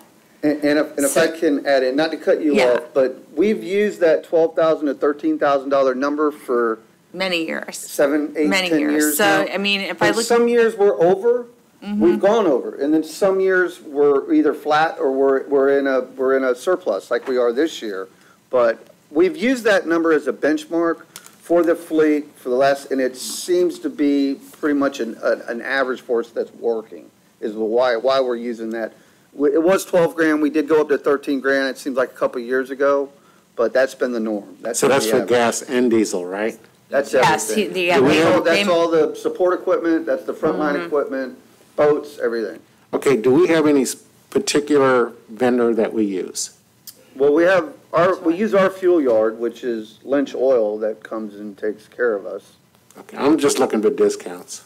Yes. I mean, I know they give us, I mean, their gasoline prices are way, way less than what we pay at the pump, that's for sure. All right, Uh-huh. I'm asking questions, because I look What at would be discounts nice wherever I is can if get we them. had a actual real pump that gave receipts that I could do reports of. I'm not sure. Put a code in. Yeah, you had to put a code in, then I could really be very accurate. I mean, most years I try to find time to take the whole year's receipts and try to see, wait a minute, I need to take Yeah, but try to true it up more, It's so to speak. expensive to put our own pumps in, too, because I know there are Yes, it is. EPA requirements for all of that, too. Right, and I think that, yeah, that, there was at some point we were gonna have to do that, and now I don't think we do. So, is it a necessity? No, not really, only for accountability. Okay, I'm just asking, because, I mean, I don't really think we're it's a we're looking for necessity. every area that we can possibly cut here, so, just looking at it. Yeah, I'll take a look at the purchase orders while you guys are talking, and just kind of see what I can tell you from that. And unless it's changed, the depot that we utilize for our fuel. Yeah. That's actually owned by the county. Right. Oh, is it? We Okay. were working on a land swap with the county. They were looking at some property close to where that church was going to build that development that got declined. But, yeah, that's not complete either, but that. And the goal was ultimately, if we were going to have that land to put in electronic pumps where each vehicle would have, a chip, so you could tell exactly which car was utilizing, which gas, which would be broken down by department, but, I mean, that's on hold, obviously. Okay. Eric? Just to piggyback off Ken with talking about where to get small little cuts, I want to propose 2 items just for consideration, and Bobby and Dias, y'all can let me know your thoughts. So if I was to have a suggestion, the reserve for contingencies, I personally would strike that, and I'll tell you why. And if something crazy happens, we have a natural disaster, then we have a reserve for that. And, we can do an amendment, that money's reimbursable, it's going to come back, and the reserve handles that buffer. So you take the money out of the reserve, it stays down until the money comes back, and then it's replenished. I have a hard time with that, with budgeting another reserve when we have a reserve. That's just my 2 cents on that one. And the equipment less than 5,000 was confusing me because we already have equipment up on the top for 14, and that was the 4,000 for computers and the 2,000 miscellaneous. But Bobby, you said that computers were getting pushed till the following year, right? Those cuts are something I can speak to, and that I sent an email to Kathleen. I don't think those physically have been pulled coming into today. Right, these are the cuts that. These are the numbers I told her I could help go us get to. Got it, okay. That, and how that is labeled in the budget, that's been that way for years. I mean, I could see where there may be confusion there, but if it makes the board feel more comfortable in everything that's equipment less than 5,000, we move into regular equipment or repairs and maintenance. I mean, it doesn't matter to me, but that's just how it's been labeled, and that's where this excess equipment that's not an every year purchase was put in this year. As far as that contingency, Commissioner, I could not disagree more. I'm struggling every year with overtime. I need that in there. But that, again, is up to the board. As far as moving it from one line to another, it's still the same amount of money? Now, Well, he we did could, say we it was can, gonna we cut. can scrub that 2,000. We can take 2 of those computers out. That's written for 4. Right, and then the other thing that wasn't done today, there's $6,000 in there for that body work on the squad. I did, with my hopes that the association will pick up the slack, I cut that money in half to 3 to come up with the other 5. So That's the that, 5,000? but again, that's not spoken to in the page that you have in front of you. No, but it was on the list that the. Yeah, yes. Okay, so I'm a little slow. One more time, what is the 5,000? Okay, initially, we had $6,000 for the paint and body work on the So you do squad. 3 and then 3 from the volunteers. That's my plans with that, and then within that equipment less than 5,000, there's 4 computers slated at 1,000 apiece for 4,000. I cut that in half for 2. To make the other 2,000, there was the other 5. Okay. That's the total of the Sorry, 5. it's all Yes, this ma'am. stuff flying around. So 2 computers instead of 4. And 3,000 for the paint, with the other 3,000 coming from the Volunteer Association. Is my hopes, yes, ma'am.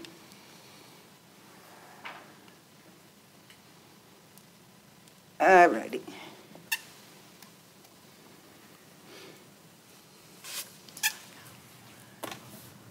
Anybody else have anything?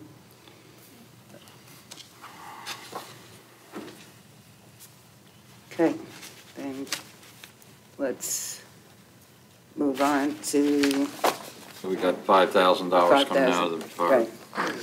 I was just going to quickly speak to gasoline. So I kind of looked at the citywide amount that we spend annually, and it's, it is dropping because the prices are lower. Last year, we spent about 132,000. The year before that, it was about 135. And across all the funds, I have 145 budgeted. So, maybe I could cut a little bit from each one, but, again, it's just, money that's not spent generally goes back into the fund balance. But, I mean, if you wanted to cut a little bit from some of the gasolines, I guess we could do that. But we'd have to know how much for each separate. Yeah, and it's hard. Like I say, it's a difficult thing, to do because of the situation that we work under. I mean, again, and plus, and in looking at the fire department, they use mainly diesel. There's only the fire department and the gas and the sanitation department that use diesel. So I feel like those numbers are pretty strong most of the time, so. And then the other part, especially with the fuel, is if you could turn the clock back to this time last year, would anybody predict gasoline would be $1.97 a gallon? It was over $3. Right. Right. So when, But please don't hopefully even this- say that. I don't want to do this year over again. no, I mean, it feels like Rod Serling should be, doing this, but, and I know Commissioner Cooley has got some numbers, but when it comes to the reality of it, whenever we do spin out of this, those gas prices are going to go back up. They're definitely going to go back up now, whether it goes up incrementally as, the state frees up, the tourism type of stuff, but ultimately, when it comes to fuel, those prices will go back up. Maybe to $2.50, but maybe not to what they were pre-COVID, but they're definitely going to go back up. We're up to zoning on page 62.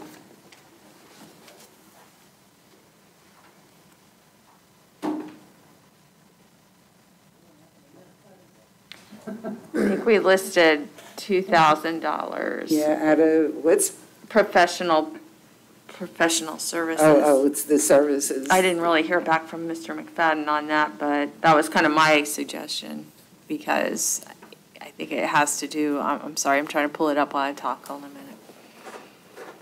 minute. We budget in there for environmentalists and things like that, and, in past years, we haven't used that amount of money, so just was a thought. No, we don't have a tree mean, arborist this year. I was kind of looking at it under the same guidelines as we left, if everybody cut a little bit from their budget, so that's where I kind of looked at each budget to see, where I thought a little bit So if could we come had up. an arborist or an environmentalist, it would be under professional services. Uh-huh. Yeah, I'm sorry, I'm trying to, I think travel So we training don't- needs looked at. Hmm? Travel Yeah. training. not yet, we haven't gotten to that, because there is recreation. Yeah, I was a little concerned about how much higher that was. What's Well, they that? have an additional building inspector Right, now. that's what I so, assumed it was. He Oh. needs to get trained up. Yeah, that's what I assumed it was for, but, yeah. Mm-hmm. Okay, so this is professional services. No, because they have, some of the employees, like Bobby, our code enforcement, and, the new inspector would be under building code, but this would be training for the code enforcement officer. And also Bonnie. Mm-hmm. Yes, Larry Torino. So back to, I was just looking at professional services. Yes, we had $10,000 for an environmentalist and $4,000 for other types of professionals. So that's why I thought that we could cut $2,000 from that. How about we cut 10,000 from that? Well, I know sometimes they do need it. I mean, we have used an environmentalist. I mean, if you want to cut more, I guess we could. I don't know what other people think. Do we I use think we environmentalist shouldn't every have year? stuff They use in them, there I that we think, for don't like the use. turtle, they go for tortoises. I don't know, Mr. McFadden's not here, but. Do you have any money in there for Northeast Florida, for the LDR rewrites, or was that already paid for in the past 2 years? That, I believe, has been paid for. Was it that? That was the professional services because Right, that was. that's why it's going down to 14,000. Right, because right. The LDR should be done. Yeah, we just signed off on an amendment for that. Yeah, I mean, again, I can't really surmise for the planning and zoning. I just look at the numbers and I say, yeah, we have not used. Well, we these don't need specific things. turtle people anymore either because we've changed the rules to where the builder or property owner is the one that's liable for bringing, Well, that was a good idea. a certificate that they're gone. Okay, well, so do you want to cut 7,000? I don't know. I said 10. Hmm? Did you say 10? I said 10. Was the total 10 for arborist? Yes, it was 10, well, it's 14,000 for any type of professional service, Right, not really. right. Yeah, that's labeled why out. I thought 4,000 would be enough, All right, so we're cutting 10. unless other people disagree. I agree with you. So we're taking out 10.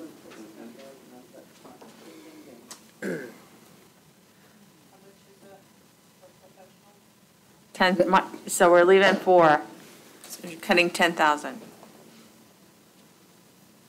And just a question, this won't help us, I believe, with mill rate, but under capitalized equipment, there's a truck, and didn't it get brought up at other meetings that could wait a year? Because this is for Bobby's truck, right? Or, I know, I was going to talk about that too, Eric, but I was kind of waiting until we got into capital stuff to Right, do that. yeah. If you want, I can call Rick. and Yeah, have him because come we by. don't really know that, I feel like that was a truck that needed to be replaced, but I'm not sure. Yeah, but $36,000 is, Yeah, he I dropped don't it. get it for dropped code it. enforcement. And I don't know that we need it to start with because he's in a truck that's 5 years old. Yeah, his truck is in good shape. Well, one of the things too, though, is that, I'm sorry, if we trade in newer vehicles, we get some money back, that's, instead of running the past 15 years, I just watch us run vehicles into the ground and then we get nothing back for them, so, and it is a savings, you still And have to the- budget for the price of the truck, but then you get revenue to offset it Like, we've been getting, $1,000 for the exploder cars and all those from the police department. But, I think with the newer vehicles to trade in, if it Well, could he's get asked- $10,000 for a truck. Then when you take that's not- $36,000 truck, when you can buy one for 28, there's big difference there. Yeah, I don't know. That's for that I don't know. the new That- building inspector's pickup, the one that he No, has currently. this is for the, For Bobby, For code Bobby Jones? enforcement. right. Yeah. 10-4. Does he need a full-size truck? A full-size F-150, I looked it No, I'm up talking about yesterday. Toyota or something. Right, I get that. But even that, Yeah, it's retail better than sales, the 25. retail price was 28,000. Yeah. And they're asking for a $36,000 truck. Well, the thing is the question is, does he need a truck? And if you were to examine the truck, I don't think that there's anybody that would tell you yes. Remember Mr. McFadden saying that the reason that he needed a truck is because he picks up things, Right. signs, I remember that sort as of well. things. Signs up. And Things then like- they help out, move stuff around. Uh-huh. So a truck, whether it's full size or, a compact, either one, but I think. An example, Rob Smith is asking for an F-250 with a full crew cab and a full-size bed, and his is at $35,000. My notes show that he said he could drop it to 31,000, and now it was at 41. I thought he said he could drop it to 31, and now we've got 36, so. All right, well, maybe that could be that I didn't catch that, but, whatever. Like them to drop. I don't know, we'll have to get into that when we get It's into. not. I take you car shopping.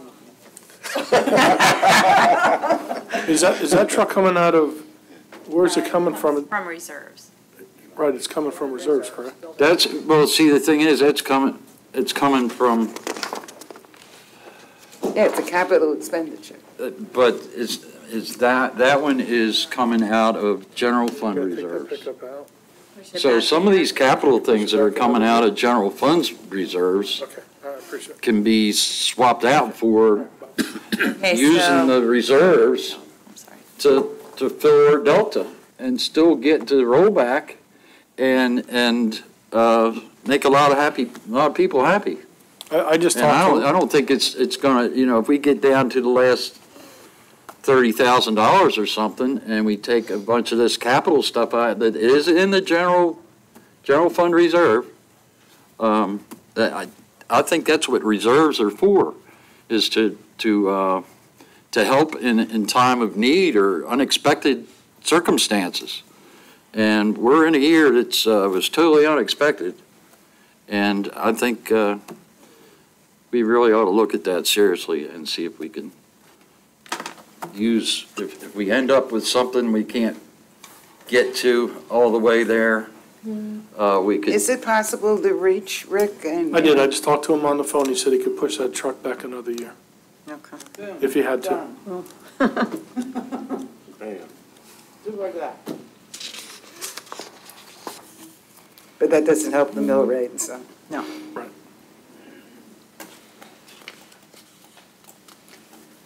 Okay, are we done with If we can use the general fund reserve to buy a $36,000 truck, we can use the general fund reserve to meet the delta, to get back to rollback. Is it that simple, Kathleen? No, it's not, oh, sorry. Oh, well, you can, but I've never worked for a city manager that ever said that it was good to do that.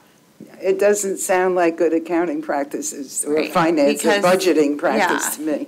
It's like we're paying for the services that, We got $5 million in reserve I'm not And we arguing, can't I'm pull just telling you 50,000 out? what, to, I I don't don't think there's get any it. laws against it, so, it's just that you're lowering the mill rate, you're lowering it to rollback, and, it's whatever, I guess it's whatever you want to do. Yeah, let's see where we're at. I That's what I'm saying. don't, me personally, I do not agree with it, but that's just me, I'm an employee.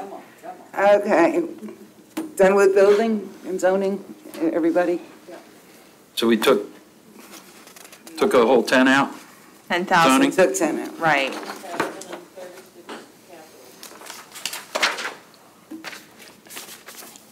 Next, roads and streets.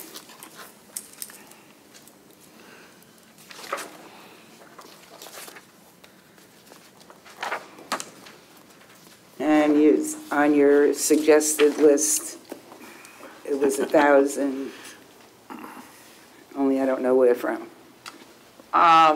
Repairs and maintenance. Repairs and maintenance? Okay, I got a line here I have a question about. We're replacing almost every street light in town with LEDs.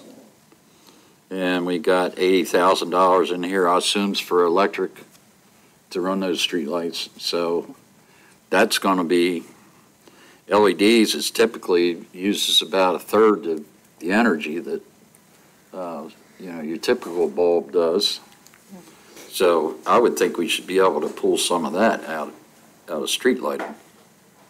Take a Is look. that for the new lights, Rick, or is the street lighting for our poles? Well, this is, You know, I the assume electricity. It's this is the- for the for current light. electricity to light them.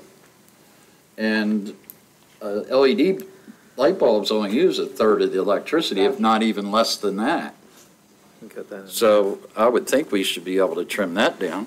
When did we start, when did we change to LED light bulbs? Installing them currently, right? They started Tuesday, when my phone blew up. Those light bulbs staying? My phone hasn't stopped since last Tuesday with regards to the LED light. That could probably. It's So not what you're gonna swiping. save on the LED lights, you're gonna increase in my phone bill.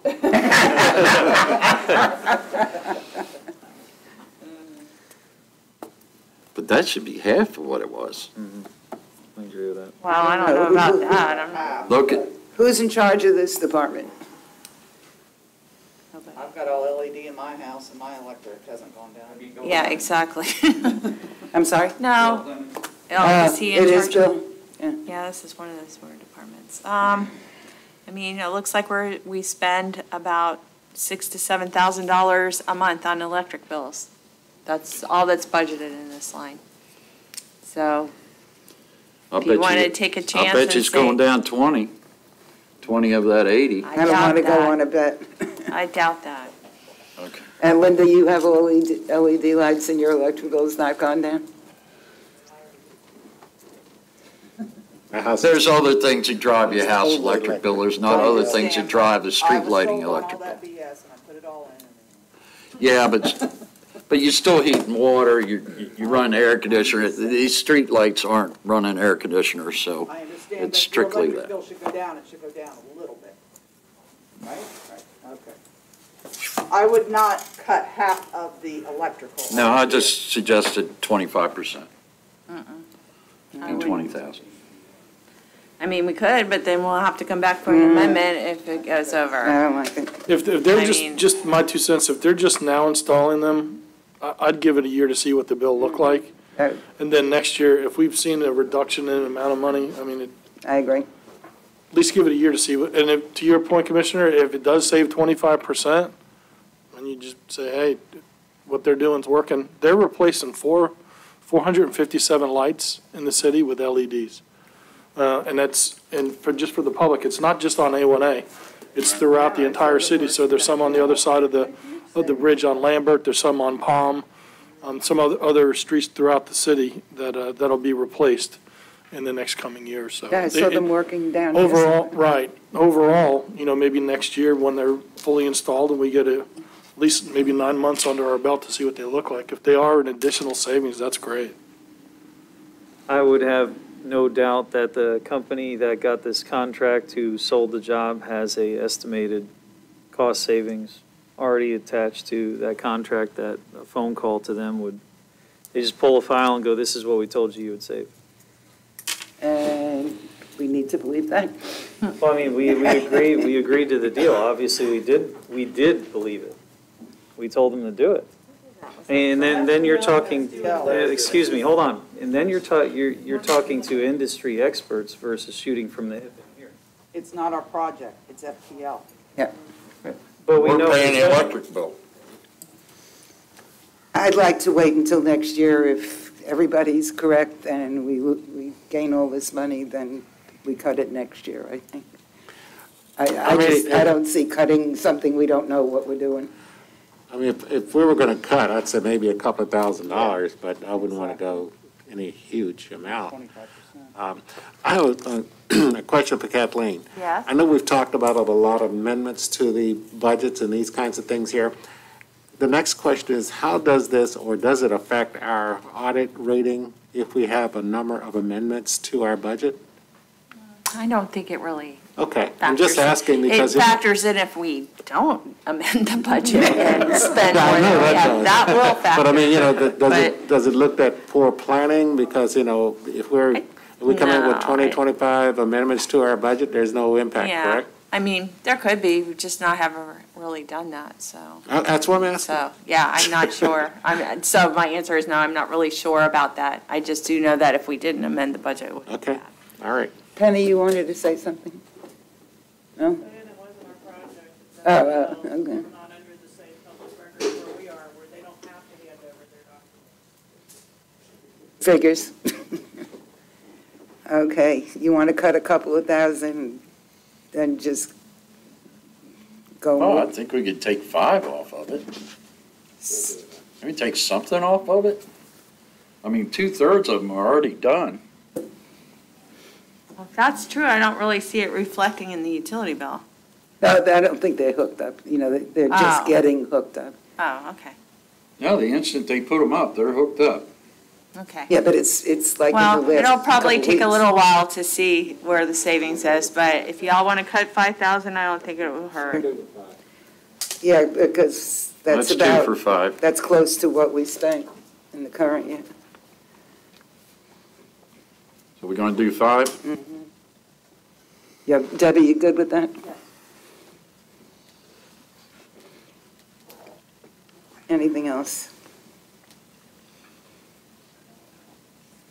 I'm waiting for the finger to go up over here. Finger's not going up? Okay.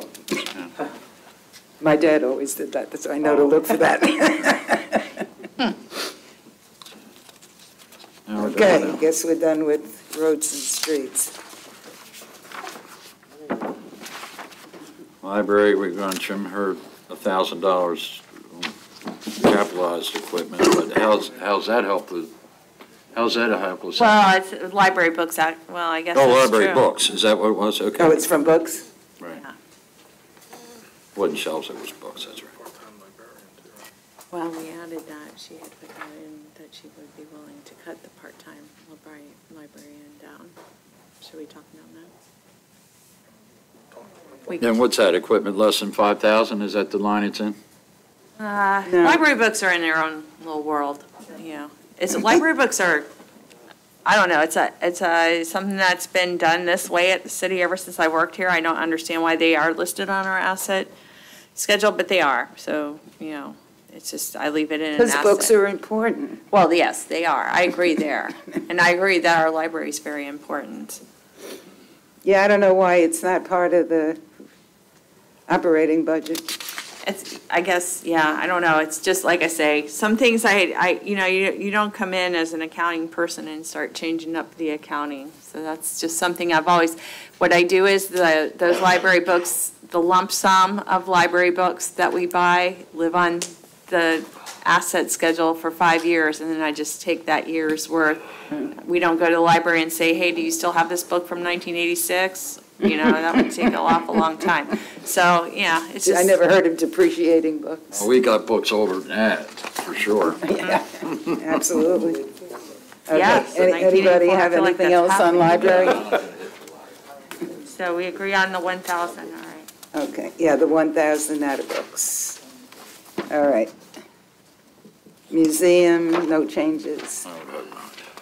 Better not be. Anybody have anything with the museum? Good, okay. Beach department.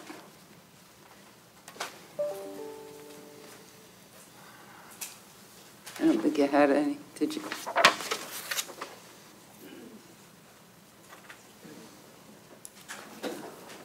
You had something from recreation, but not from the beach. And Travel and training was for competition somewhere? Is that why? Yeah, I thought Tom was here. He is, he's still sitting back there. Oh,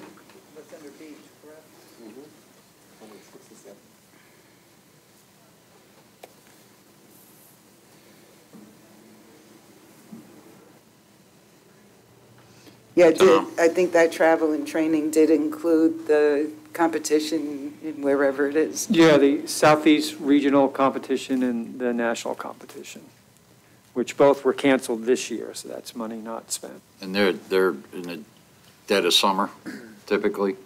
July and August. Okay. Third week of July and the first week of August. Is this something that we did not do for the previous 2 years? We've done them the previous 2 years, and we're trying to get more of the lifeguards going to them. This last year was, the regionals were in New Smyrna, which was great. That saved a lot of money on the travel, and most of the guards that went just paid for their own expenses to go down there.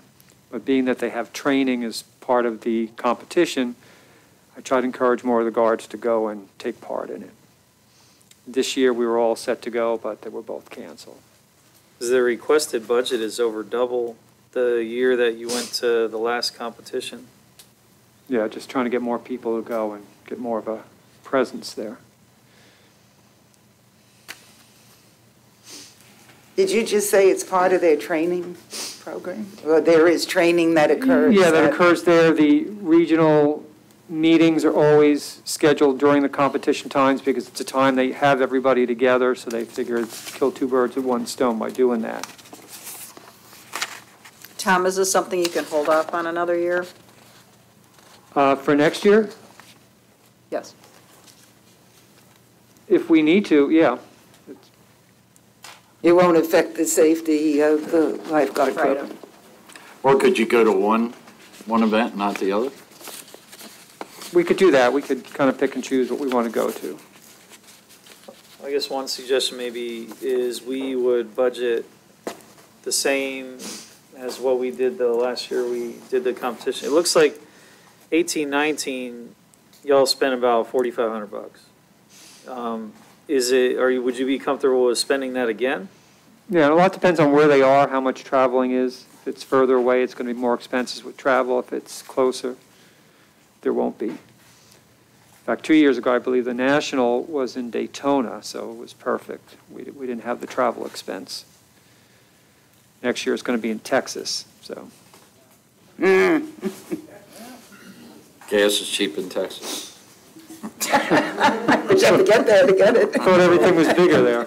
Would it be wise to recommend we do it when it's local or semi-local versus national? How often is it local? Well, the following year, it's going to be California. It's going to be less local. They try to alternate East Coast, West Coast. I remember you going to Virginia, I think. Yeah, somewhere. around there. last year was Virginia Beach. Can you host it? We hosted a few years ago for the first time, we hosted the Southeast Regional Competition. The criteria for hosting nationals, you need X number of yards of beach at low tide. You need a major hotel in the city, and we just didn't meet the criteria for nationals. So, Tom, if we were to cut it in half to 4,500, and it's in Texas, that you'd probably be limited to 1 or 2 people being able to go, right? Honestly, they would still go, but they would go on their own They would pay for their own. expense, yeah. Well, to give him a little bit over top of what he had last time, I would suggest making 5,000. Because last time he really used it was 43 something. I'm good with that. I would suggest taking 4. I'm okay with 5. Leaving with 5. I'm good with 5. And part of training is Red Cross certifications, USLA certifications when we do our beach training to get them their certificates. Sorry, Tom, we're on a mission. I have another suggestion. Yes. And Tom, I talked to you about this, and I wanted to bounce this off the other commissioners. So our lifeguard program is not getting the funding we need from the county. We got an additional $10,000. Doesn't even come close to getting us where we need to be. I think we need to take a look at the size of the guarded coverage area and look at making a reduction in it. Not drastic, but a reduction. Maybe by, reduce the covered area of the beach, third. I'll just put that number out there. And what that'll do is that'll give us a large labor savings, which is going to help out tremendously, and that's going to get our labor number a little bit closer to the funded number. I think that with the lack of help we're getting from the county, I think that would be a fiscally responsible approach. The guarded area currently right now is very large. And, it really kind of begs the question of, do we need to have such a large guarded area? Is it necessary to the point where our taxpayers need to cover that? So my suggestion would be we look at, maybe a recommendation from Tom or looking at a potential reduction in the covered area of the beach just to, again, this is another one of those things where we're bleeding out. It's costing us a lot more than any potential return. Even if you look at the best picture you could ever look at of, a return, this is not a very good one for the taxpayers. If folks need to use the guarded area of the beach, there's, even with a significant reduction, it's still gigantic. So that's just my 2 cents. I wanted to put on the table as food for thought, and even Tom, get some of your thoughts on that too. Yeah, and a strategy we talked about would be, rather than us making cuts, is being more aggressive about approaching the county about supporting 50% of what we're doing here. That, from my understanding, was the original intent years ago between a city manager and a county commissioner, both of which are long gone, but I think it was a handshake, okay, we'll do this, it's fine. I don't think anything was written down. And the county seemed to, as far as negotiations, did a better job than we did because they put a cap on it. And the agreement was we'll pay 50% of the lifeguard salaries, and they specifically phrased it as butts and chairs. No equipment, no supplies, nothing but 50% of the lifeguards sitting in the towers watching the beach. And they put a cap on it, which I believe was $72,500. I think it was $125,000 at that time. So year after year, as our expenses went up, they capped off at that $72,500, and we just kept going up. And Mr. Newsom had asked me a few years back, he said, just give me a printout of what it costs to run your program, everything, all your expenses combined. And it came up, it was somewhere about $350,000. And that's what we wanted to go to the county with and saying, you're giving us $75,000 now. If you can give us 50% of that, $175,000 would be more equitable and fair to what you can support us with. Now, I don't know what kind of support we'll get with the commissioners that are there presently, but the feedback we've been getting the last 3 years we've approached the county was, yeah, we'd love to help you. The last 2 years prior to last year was we'd love to help you, but you're too late. You just got in right after our budget cycle and we began our planning phase. So this year I got there real early at the beginning before anything happened. And they said, oh, that's great, we're interested, but this COVID thing, we've got other expenses, so we can't generate the additional revenue. So the last 3 years they kind of said, we're interested, but next year.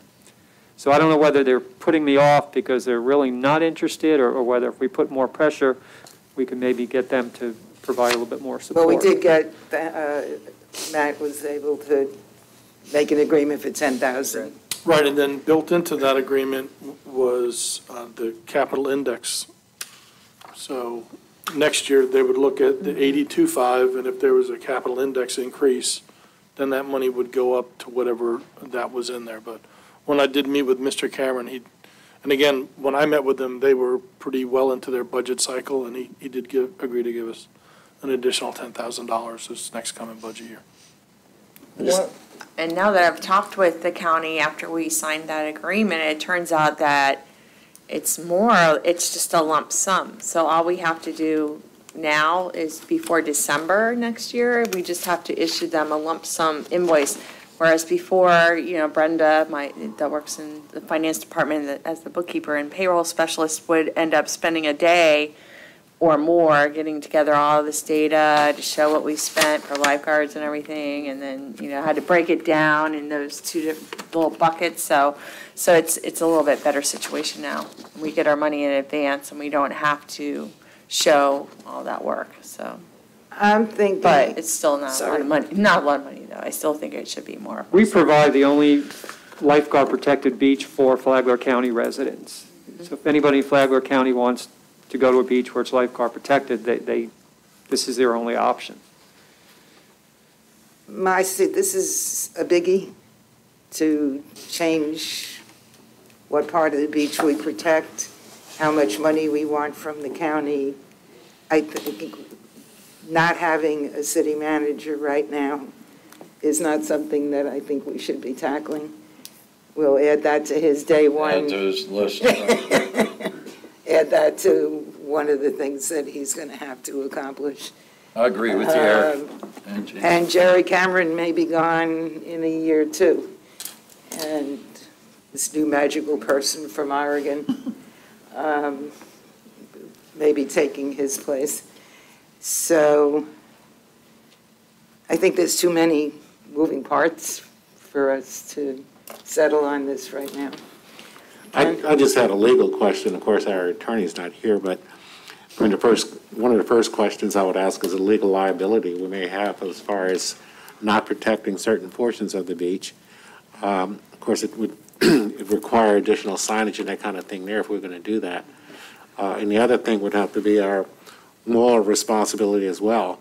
Not providing that, and in the event that something happened to someone's child or something like that, here again, it goes back to my moral responsibility and thinking in that terms. I think definitely we need to take a more aggressive approach to talking to the county and in surrounding municipalities as to the responsibility that they're responsible for as well. Because they're sending folks here, one way or the other, they're promoting it, and we're absorbing it. And, you've heard me on this soapbox before, is that we have to start taking some more aggressive actions in order to be compensated for the great experience that we're providing. And that is something that the new or replacement city manager can embark on.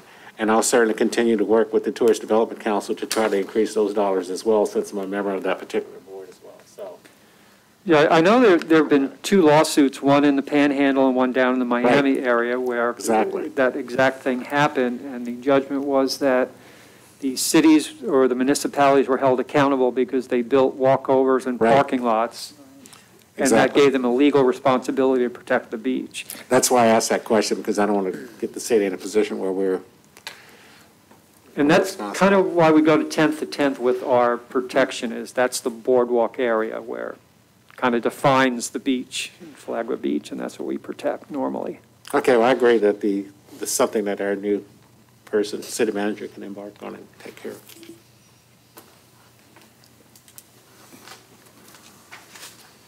Okay, so the only thing we changed was the travel and training, correct?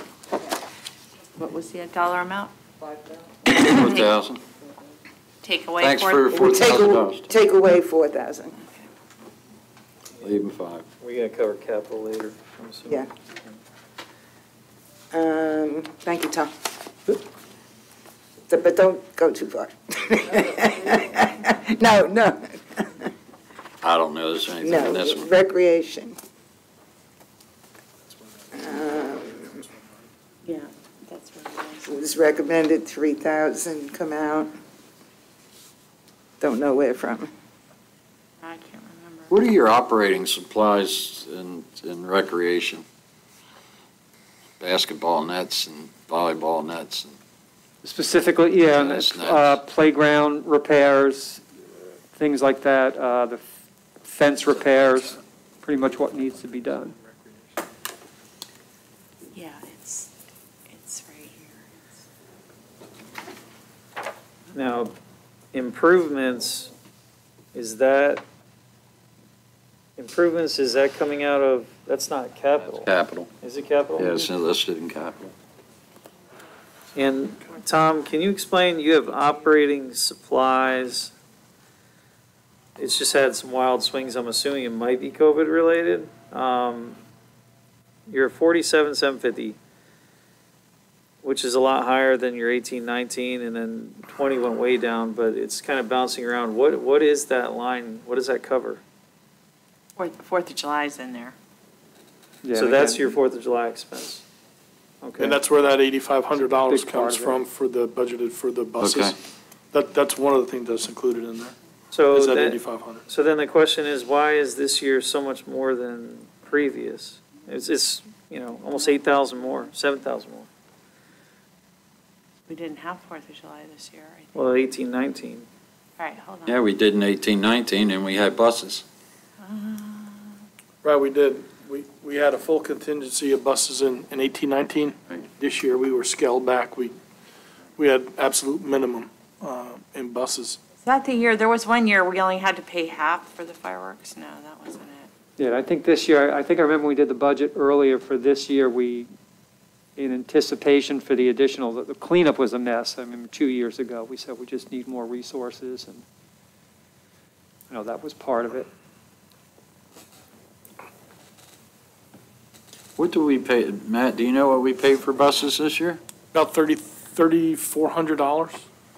But again, we scaled back because of 30, COVID 30-some hundred for 2 buses, or 8,500 for the, for the full contingent, correct? right. We scaled them way back. Again, and I know when it came time for the 4th of July, that's a service that we have provided, and I didn't want to eliminate it. And I told that to Larry. I said, this is a service that we provided, and they social distanced on the buses, and some people use them, but not to the extent that they had in the past. But I think if we have an event this year, the 4th of July, and go back to the buses, or if it's something that we're going to consider to cut out, but if we do, they're expensive. They're 2018-19, we were 40,000, and we're thinking we're going to be 47,000. And I don't know if the fireworks are in there as well, but the fireworks are anywhere between $25,000 and $26,000. That was paid by TDC. Right, but this year we didn't have fireworks. So we don't get. So I don't know if we have to pay for those up front and then we're reimbursed by the TDC, that I'm not Yes, sure. we do pay up front. So that's probably why it's budgeted that way. We pay for them and then we get reimbursed for them. And I know the TDC also pays for the fireworks in Palm Coast. And I don't know what their revenue is going to be like, putting heads in beds during COVID, so who knows if we'll. I'm sorry, let me just clarify that line, because it's also operating supplies for the recreation department. So we break it out, it's $41,950 for 4th of July and $5,800 for operating for the actual department, which is First Friday events, Christmas, porta potties for those kind of things, cleaning Well, supplies. where's the 8,500 for the buses? That's in the 41,000, let's just call it 42, I'm at 41,950, 42,000. So in the 42,000 that we budget for 4th of July, we have it broken out as follows: 27,000 for fireworks, 8,500 for the buses, $250 for ice, $1,200 for porta potties, and then miscellaneous, we have $5,000. Which can And we be get like reimbursed. garbage cans, like when we buy, sometimes we get those, garbage Tippy bags. carts and the other things. Different things, yeah. So when we get reimbursed for the fireworks, that goes into reserve then? Or where does it go? Well, no, it doesn't really, because we spent the money. So it's kind of like we get reimbursed, let's just $26,000. It's just, there's the money and we spent the check. We've already paid for the fireworks, so. Yeah. So it doesn't really go back into reserves. It's just, We always go after the TDC for the bus money. Well, Let's see what kind of money the TDC has this year. yeah, we'll be lucky if we get firework money this year. Well, then maybe we shouldn't even bother with buses. I don't know if we really answered Jane's question though. So we budget here the fireworks, and then TDC cuts us a check. In here, there should be a line item where that money is coming in. there's no offset on this page where. for Well, the that's not fireworks. how, it's just not how you do accounting and budgeting, so that, the money is in the revenues. It's up in the revenues in, intergovernmental. It's like you have your revenues and you have your expenses, and then it balances. It's just not broken down on this sheet. It's not, I mean, yeah, it's not Not showing on that this we're gonna page, get that's- 27,000, that's, for fireworks, if we do. So in 1819, we put the buses under this recreation fund, right? Not under police, it was under this, Right. correct? Right. Correct. So if I'm going to give a suggestion, I'm going to say we budget 1819's number and then back the bus amount out of it. So you're taking 40,500 and then you subtract 8,000 off that's really what needs to be budgeted on that line. This 40,000, I'm trying to figure out what Which is number you're operating using. supplies. Okay. Oh, my gosh. Because I would not budget more. I would say we're gonna spend what we spent in 1819 and then back the buses out. Not 7,000 more. So you're really talking, that's a $15,000 savings right there. Well, you're going from the requested 47,750 To 40,500. to 40,000 minus buses. The buses have to go somewhere. But I thought we weren't gonna do that. I don't think We we've haven't gotten to agreed that. to that. Yeah, I don't think we've Okay. decided that we're going to cancel the 4th of July yet. So Well, no, just I the don't bus- understand why it's going from 40 to 47. I would say take the 7,000 out. It's not, it's because that's lumped together with, there's $5,800 in there that has to do with other events that fall under recreation. Okay. So It's not all Last year, 4th of July. Well, It's not all 4th of July, so. but in 1819, we spent 40,000. All right, And here, we're I'm budgeting sorry, 47. let me Yeah, break it events. out for you. In 1819, we spent $35,000, of which 7,000 was for the buses, 25,000 for fireworks, I see $1,040 for the porta potties, and the rest is just cleaning and different How little, much was not 4th of July related? about 5,000. Okay. 40, oh wait, I'm sorry, wrong line. 5,800, 5,500 for operating supplies and 35,000 for 4th of July, of which we got $25,000 back, so it cost the city about $10,000. We had all those same events in 1819. So if you wanted to go back and cut the 5,000 off of the 4th of July, then that's what you want to do, and then we don't have extra if we need it, and that's that. I'm just saying, if we only spent 40,000, why are we upping it another 7,000? Right, is there something Yeah, else in I there? agree. Again, I just put the numbers together, I'm not sure that's what I was told. And there may be some events that won't happen. I mean, as a lot of it goes towards First Fridays, I doubt beginning of the new year in October, November, we're yet to see First Fridays starting up again. Tom, was there any money associated for the holiday at the beach parade, for the Christmas holiday that would? Yeah, part of that holiday at the beach, just the whole weekend thing. Jumping Santa, I believe we paid for Jumping Santa this year, or last year. And the other thing with the 4th of July is I know there was a cost this year, but was cleaning the bathrooms, keeping those bathrooms clean. So I know Mari was coming out a lot and keeping the bathrooms clean. Even though we provide porta johns and hand washing stations that Penny sets up, keeping things clean was a big deal. But I think some of that other money did come from the Christmas parade. I say take the 8,500 off, just like we started out here, and do away with the buses. Then you're going to have bigger parking problems. Why can't we People can't just? find a place to park, they won't come. What's your That is great. Do you go to St. Augustine if you can't find a place to park? No, you park on somebody's front lawn, or you. That park and ride has become so popular that we even started exploring a secondary location because Badcock Plaza was full. Not this year because of COVID, but Yeah, it in was. 1819, it was packed.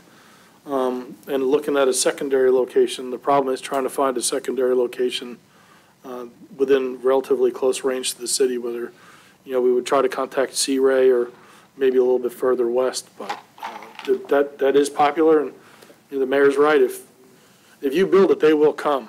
If we have fireworks and we have a 4th of July, and there's not a place to park them on the other side of the bridge, there's only one place they're gonna come, and it's gonna be in neighborhoods, it's gonna be on dunes, it's gonna be blocking fire hydrants, it's gonna be all those nightmarish things that we had talked about the first weekend after COVID opened up, and the public was up in arms about, parking issues, and the more iron and you can keep on the other side of the bridge, we're not gonna sink over here, so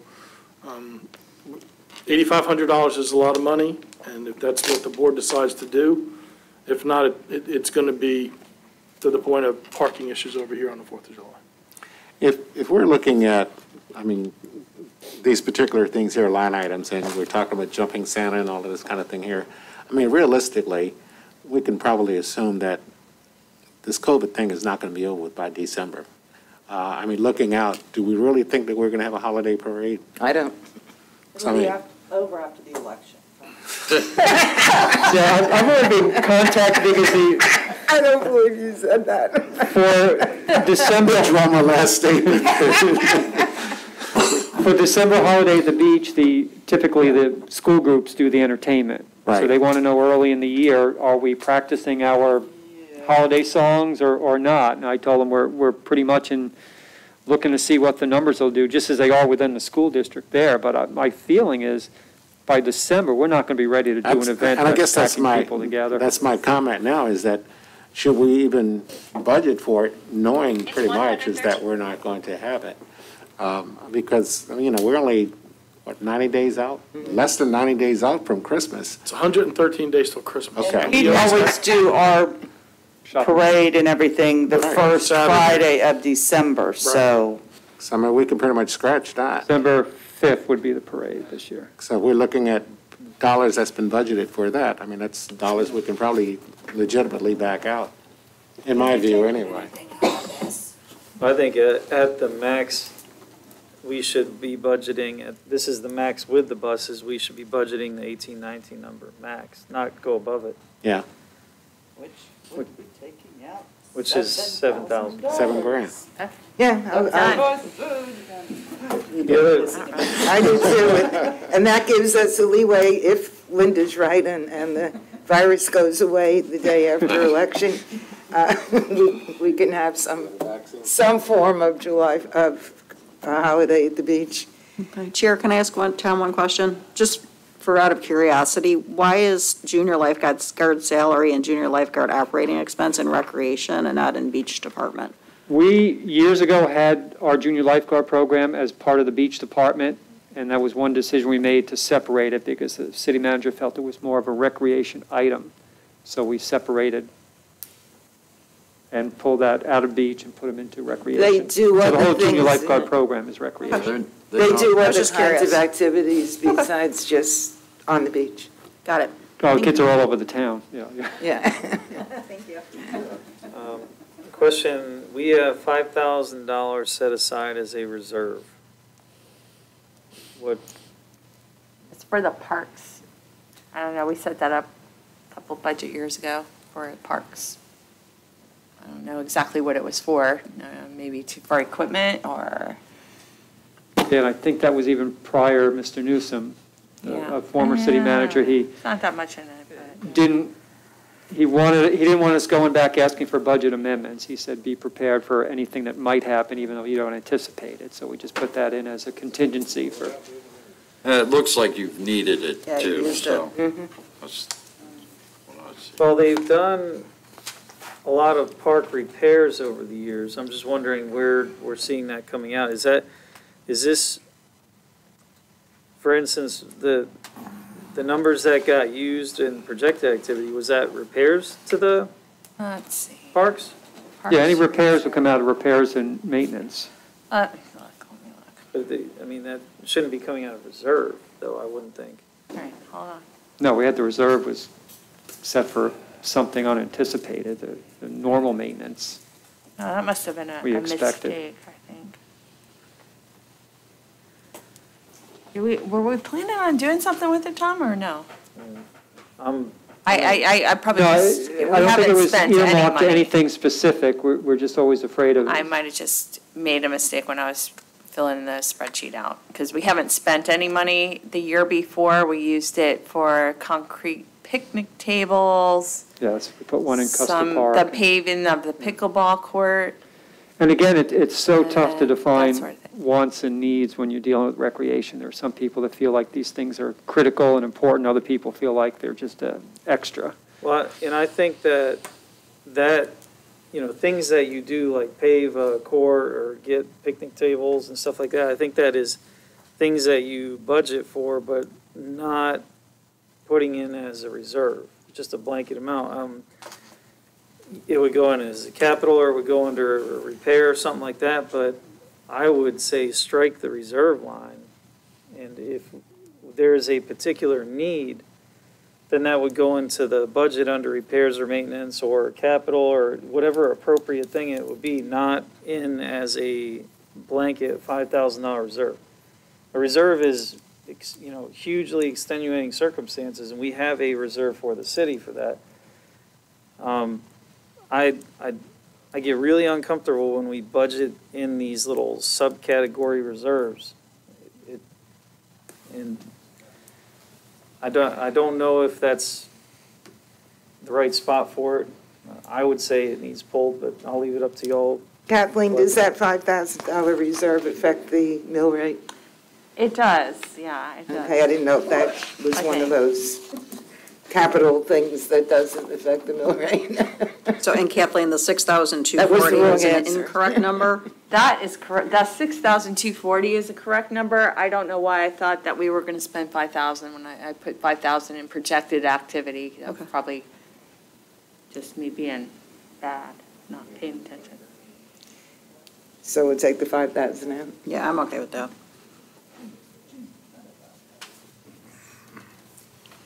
Can I ask a question? So we got 5 there, and we got how much on the other operating supplies? What's the difference there? 770.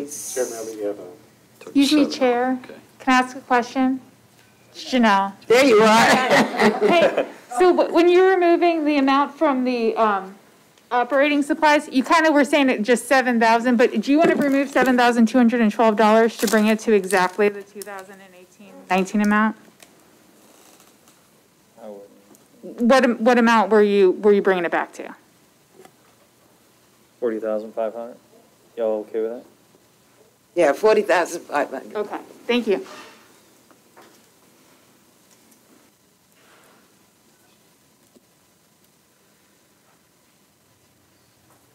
And did you get this one too, Janelle? Yes, ma'am. Remove 5,000? Yes.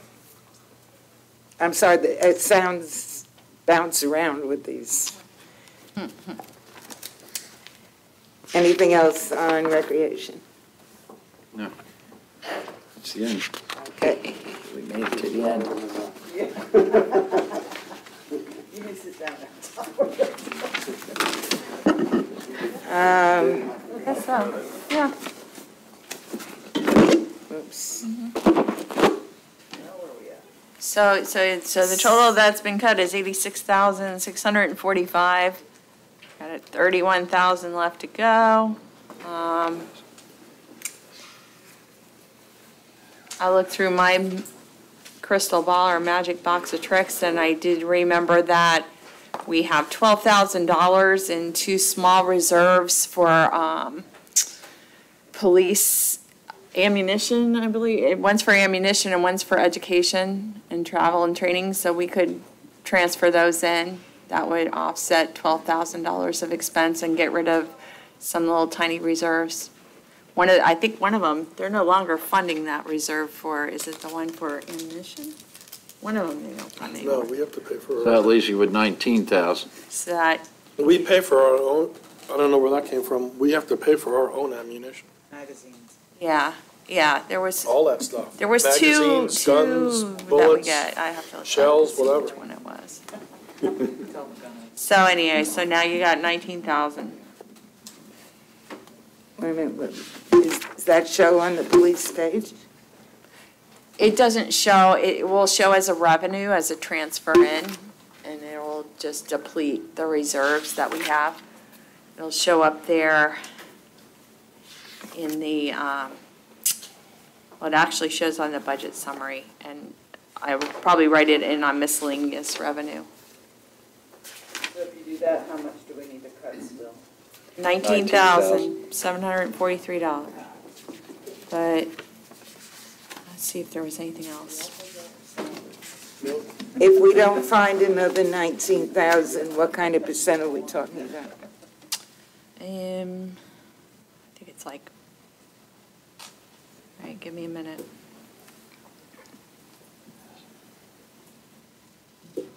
Is that 19,000 to get it to the To get it to roll back. rollback, or your rollback? What, is that the new Any name now? rollback or? Wait a second. We need $19,000. Hold on one second, though. I'm sorry, I have to. If you want me to try to figure it out, you're gonna have to give me a minute.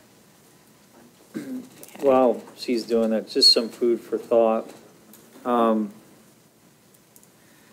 You have two very large departments that are losing money. You have like that pier we talked about, you have lifeguards we talked about.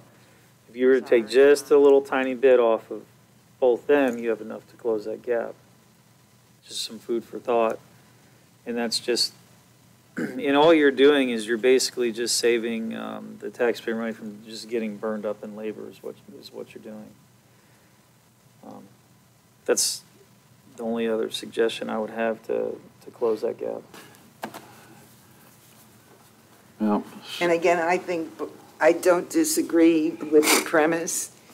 I think there are so many moving parts to both of those that we need a city manager who can look at the whole picture and work with staff and get there. But I don't think it's something we can just do here, just to get to a number that. I don't get why we can't take 19,000 out of a You can $5 if million that's your choice. reserve. You can. And we're all heroes. Everybody, we can come out of this. To be a hero, I'm looking just, to have a good budget. all right, please stop interrupting me.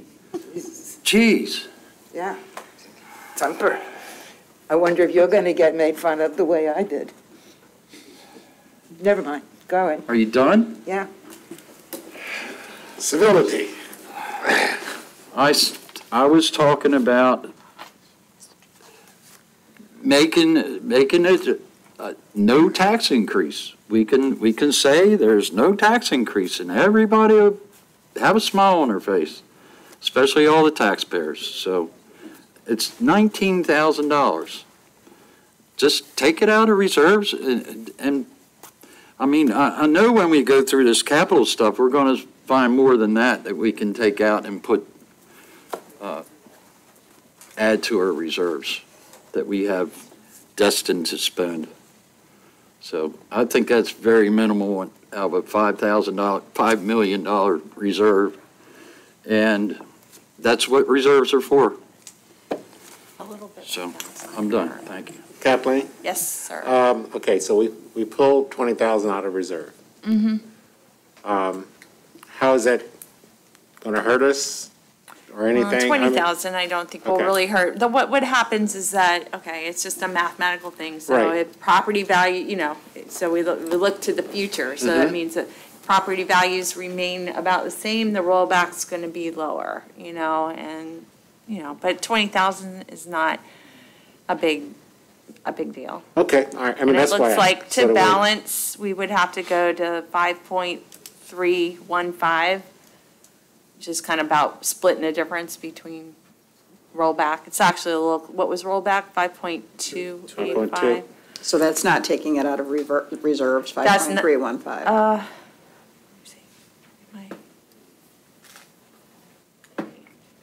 Paint the picture, the 19,000, that's less than, the city manager doesn't even have to come before us to get approval to spend that. Sure. That's how little the amount is. Right. Sure, Yeah. sure. Yeah. All right, I'm sorry, what was the rate, Kathleen?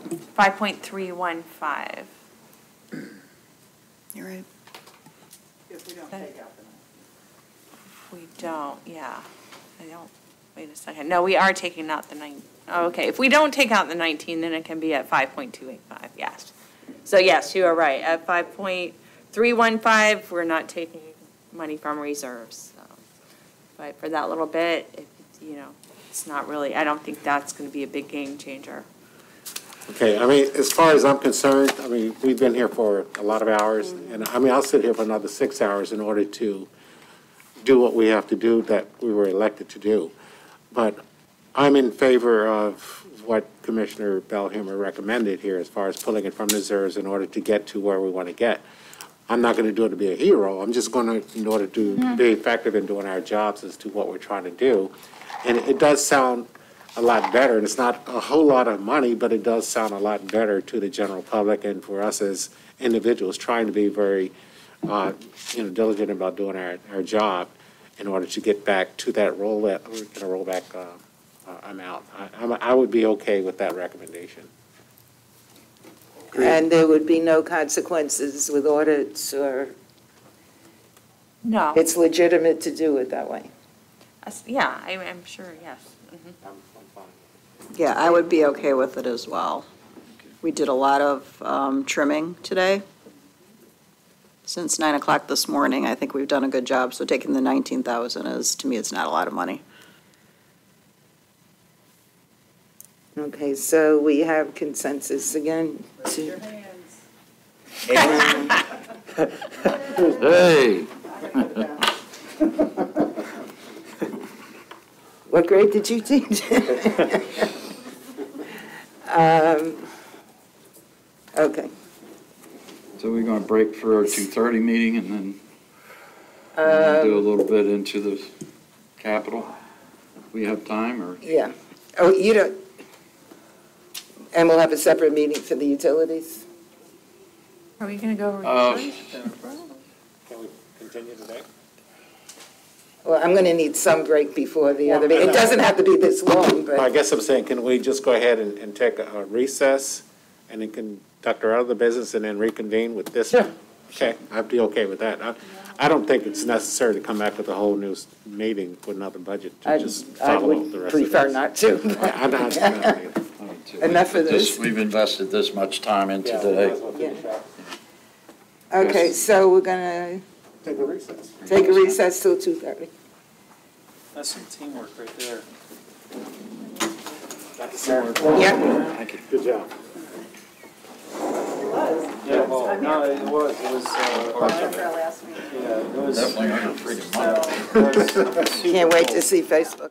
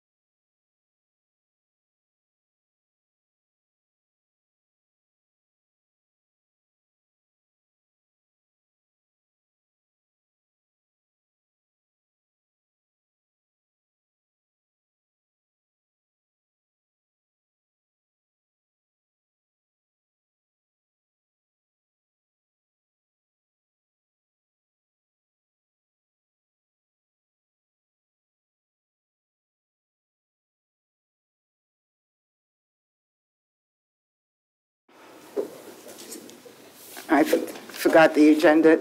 Is it a special meeting? Okay, this is a special meeting of the Flagler Beach City Commission.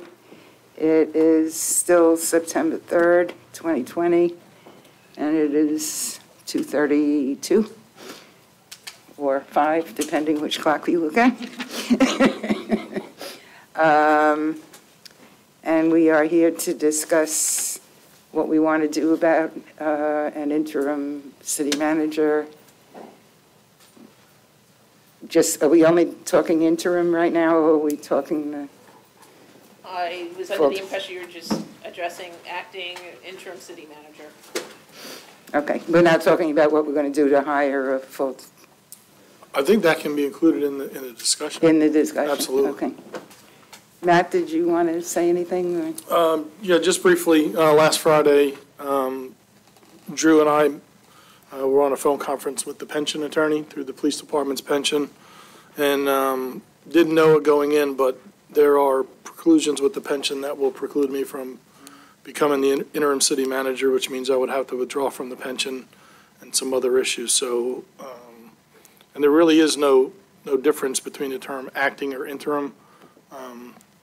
I just can't keep this position without losing what I have invested in the police department. So I'd send everybody here some emails about some options about moving forward, and whether whoever becomes the acting, whether it's a long-term or a short-term, again, I'm here to help whoever, fills this chair until we as a city determine who our next manager is going to be. So my level of commitment has not changed to helping with whatever project comes down the road for the interim.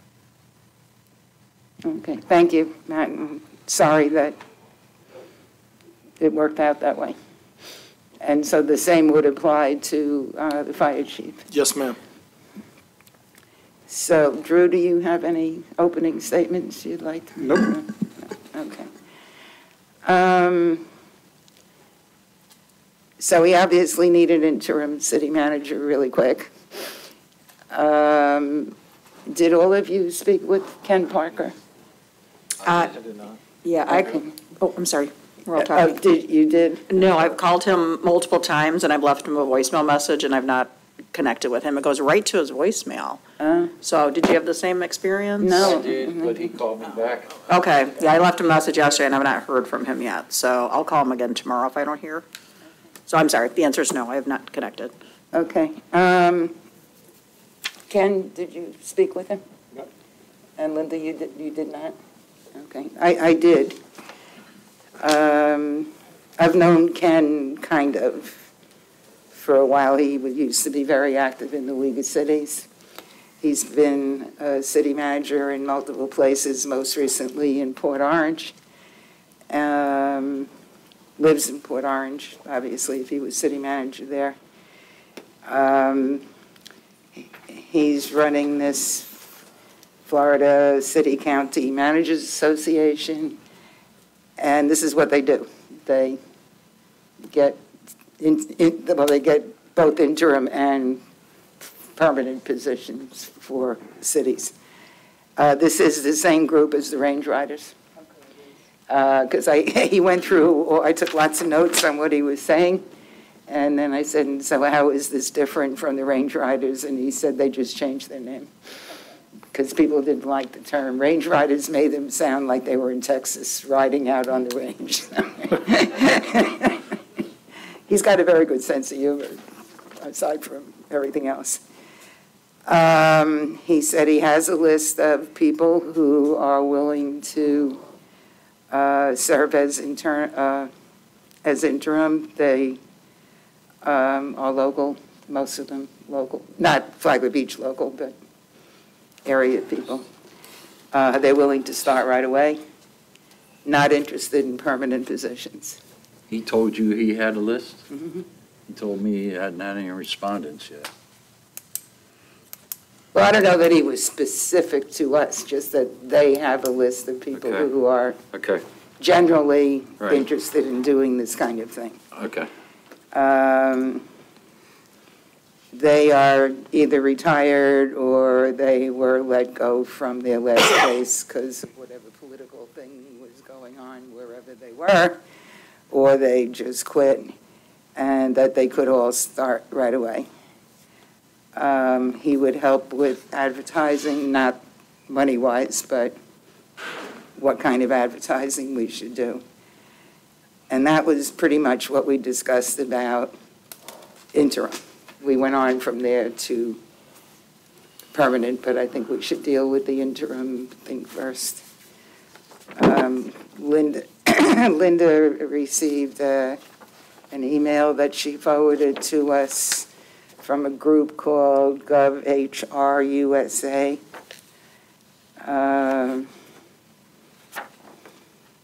I wasn't thrilled with what I read. It didn't sound like something that, I don't know, I didn't feel warm and cozy about it. But Liz, do you have anything that you want to?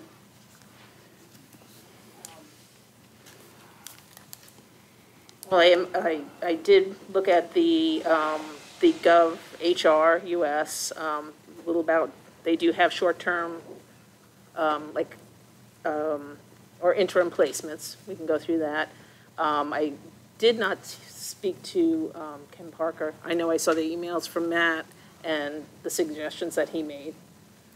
That would really be a decision for all of you, which direction we want to go. Okay. Matt, I know that he had a discussion with you. When I reached out to Mr. Parker, he said that there were some local Central Florida folks that he was going to reach out to see, engage their interest.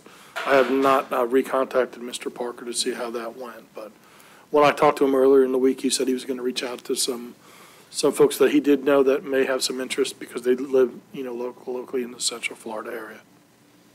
But we don't have time to wait, do we? When do you have to be out of that seat? There's not a set time, but you need to be actively looking for a city manager because right now he's an ex officio city manager. It means he has the duty that was assigned to him through Mr. Newsom, but Mr. Newsom is not the office holder anymore. So you in order to fulfill your charter, you need to put somebody into that office. Matt right now is police chief who has been delegated the responsibility of the city manager duties. You do not have the office of city manager, Philip, so that's the real issue. Do we have to withdraw what we made a motion to make him our... You made that motion, but remember you made that motion subject to his acceptance, and he just refused the position for the reason he stated. So you don't have to do anything with that. At this point, he's just following the chain. Correct. He is fulfilling the duty that was assigned to him by the prior city manager. Okay. The issue now is that you have an office that is unfilled. The duty is being fulfilled by an ex officio. What's the timeline, Drew, in accordance with the compliance with the charter? There is no set, that's my point. There is no set time frame, but this cannot string on indefinitely because we have an empty office right now. So you need to be moving forward. We need to be moving forward at all times to fill that office. Okay. So it's not like in 30 days you're bad. There's no time frame like that, but we need to be making affirmative steps to fill the office. Sure. Madam Chair, I know that we had reached out to some of the employees to see if they would be interested. I was just talking to Rick McFadden, and I think he's showing some interest towards it. I don't want to speak for him if he wants to get up and speak or anybody else. He's looking like there may be a second Rick McFadden in the room.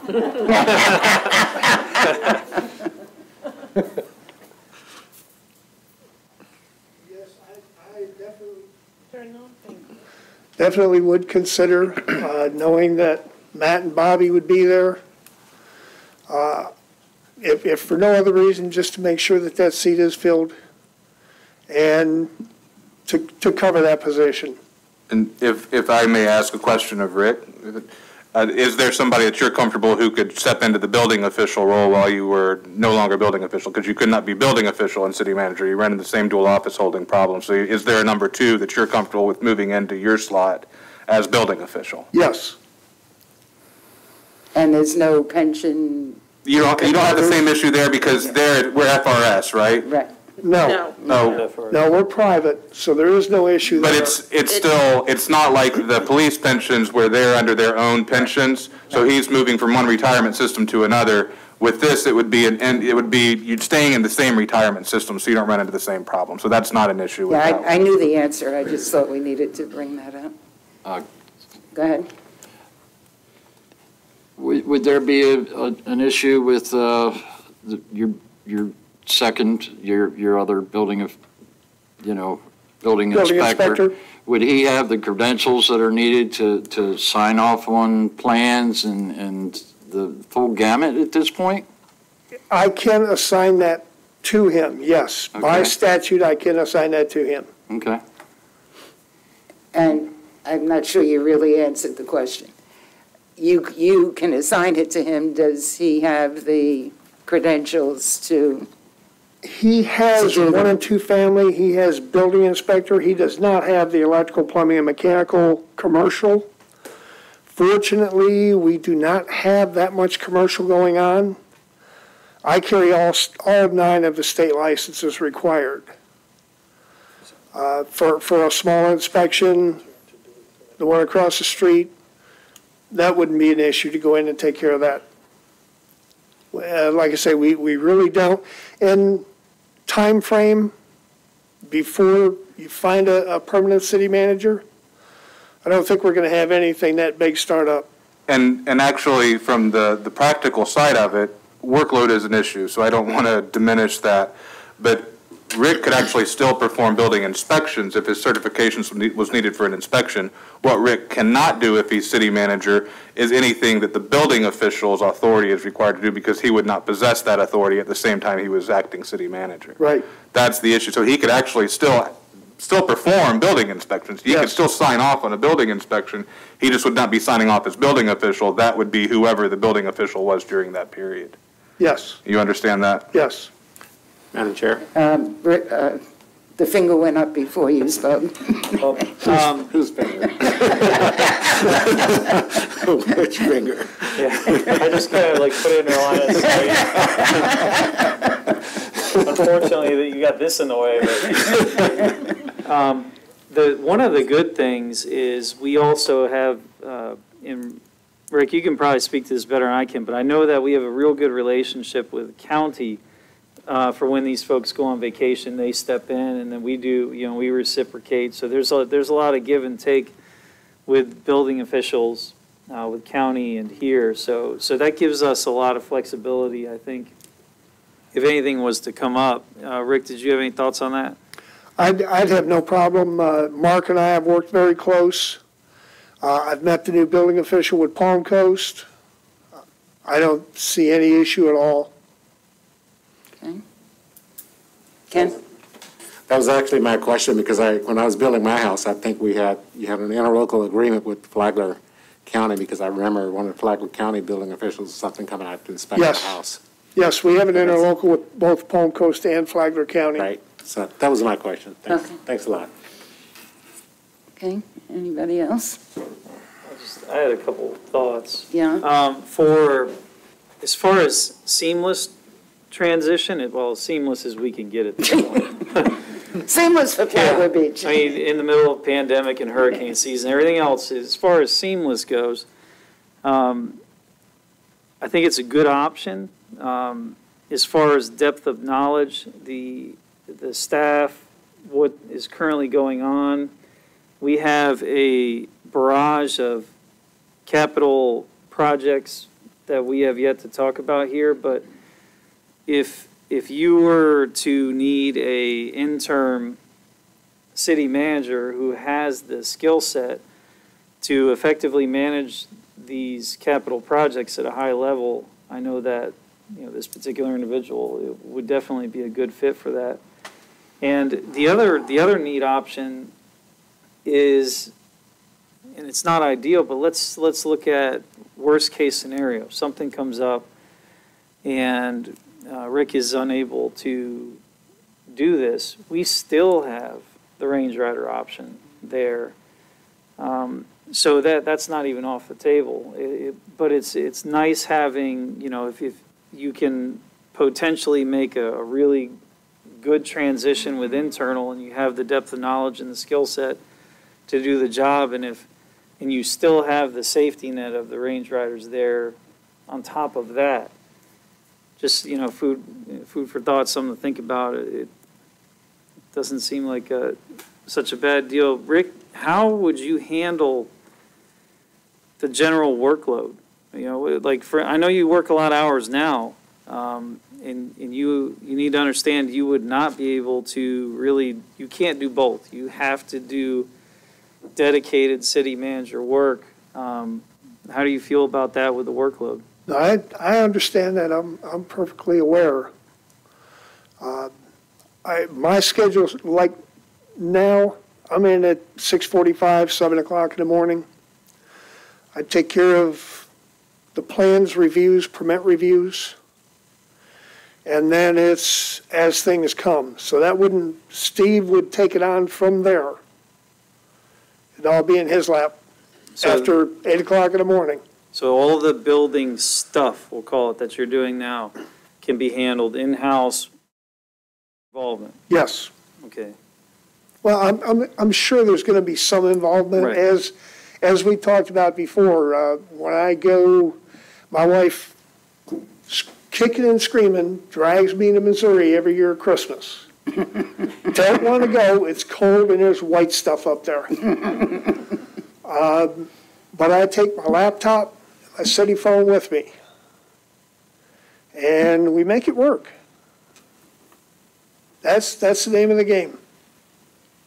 And you feel like you can deal, like if there's any kind of personnel issues or budgetary issues, or you feel like you can deal with those? Yes, ma'am. Okay. I've been doing this as a building official for probably 30 years. I've been with government 35. So you kind of have pretty confident. Okay.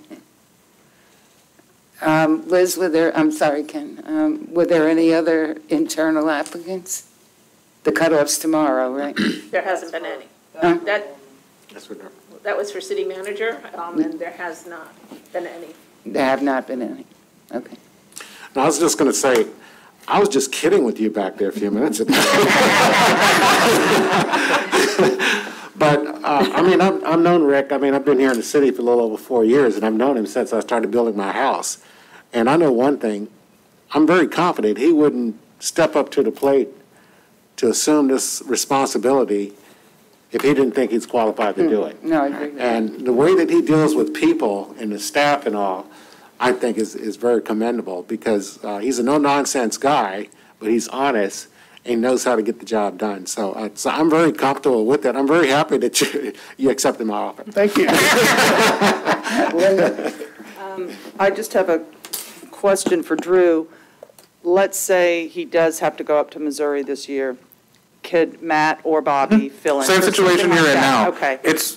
And that's the question I was explaining to Matt after our last meeting. You asked the question last time, what's the difference between interim and acting? And like Matt said, there really is no difference, but what you mean by acting is the important thing, because right now, as I said, Matt's acting as ex officio, meaning there was a city manager that delegated to him the duty. Right. But he's still the police chief who's acting as, for a temporary period, usually when the office is filled. And that's what makes this situation different, is you have an empty office that needs to be filled, so you can't just have an ex officio acting for an extended period of time. But so if Rick goes on vacation, same as any other situation, whether it's permanent or an interim city manager, you can delegate that authority, that responsibility during that temporary bookended absence. Okay. And in the same regard, I know Matt's the point of contact for our city, so any press releases or anything like that, he goes through him anyway. Yeah, I would still maintain those duties that were assigned to me by Larry. That's not a conflict. And if there's one thing I've learned in the last 6 months, it's the department heads in this city band together. And whoever sits here, whether it's Rick or anybody else, Penny, Liz, anybody in this city that's a department head is going to rally behind the person in this seat to get the job done. So whatever Rick needs help on, whether it's the PIO stuff, that just is regardless. But and we did that, when Bobby was in charge too. So yeah, I think I didn't even know Rick was interested. So that's whatever mojo Ken worked at the break. You need to get a patent on this. I'm getting 4 fingers now. I don't know. I got the whole hand up. And if I can just finish up what I was saying, I know that Larry and Rick were friends too, as well as colleagues. And so I feel comfortable that Rick knows a lot of the different things that were going on in the city that we may not even be aware of, as, as far as whether capital projects, maintenance, what have you. So there's a level of comfort there. Absolutely. Okay, Eric. So I'm going to play devil's advocate. We are in the year 2020.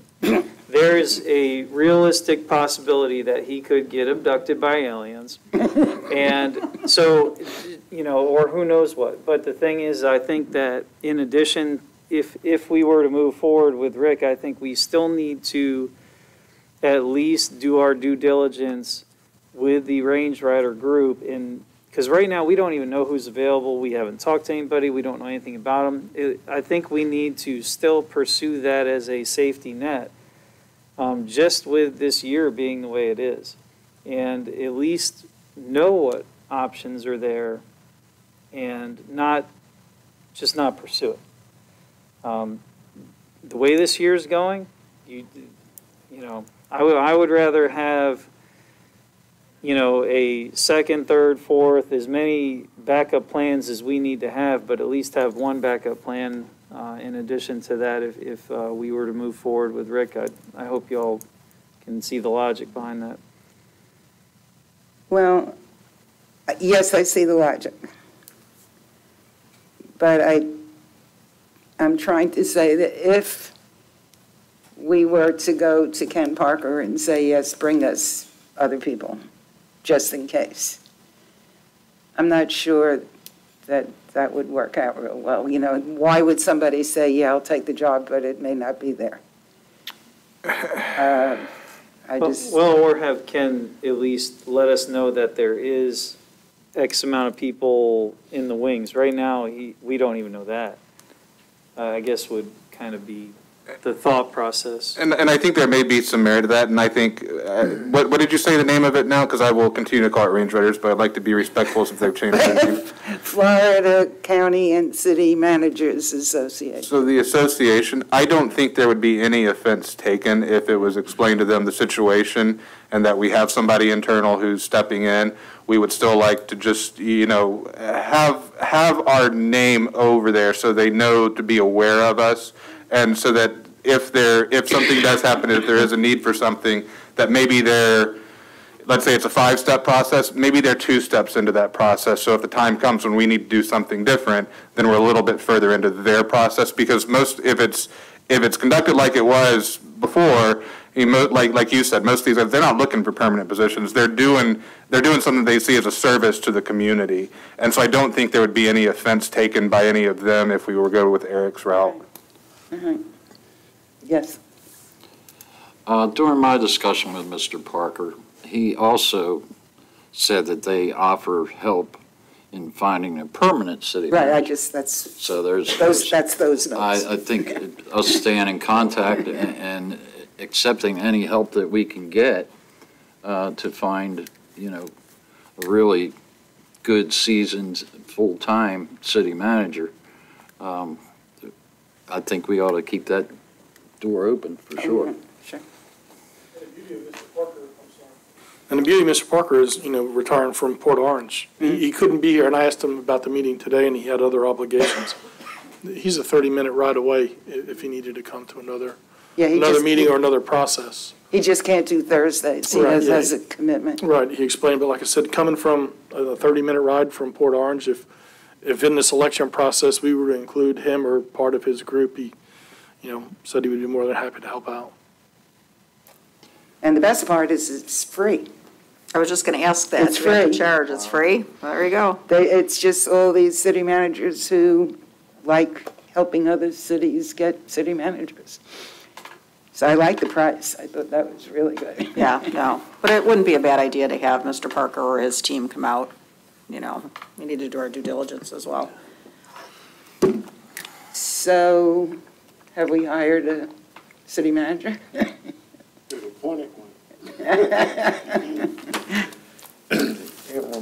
So is there a motion to that effect?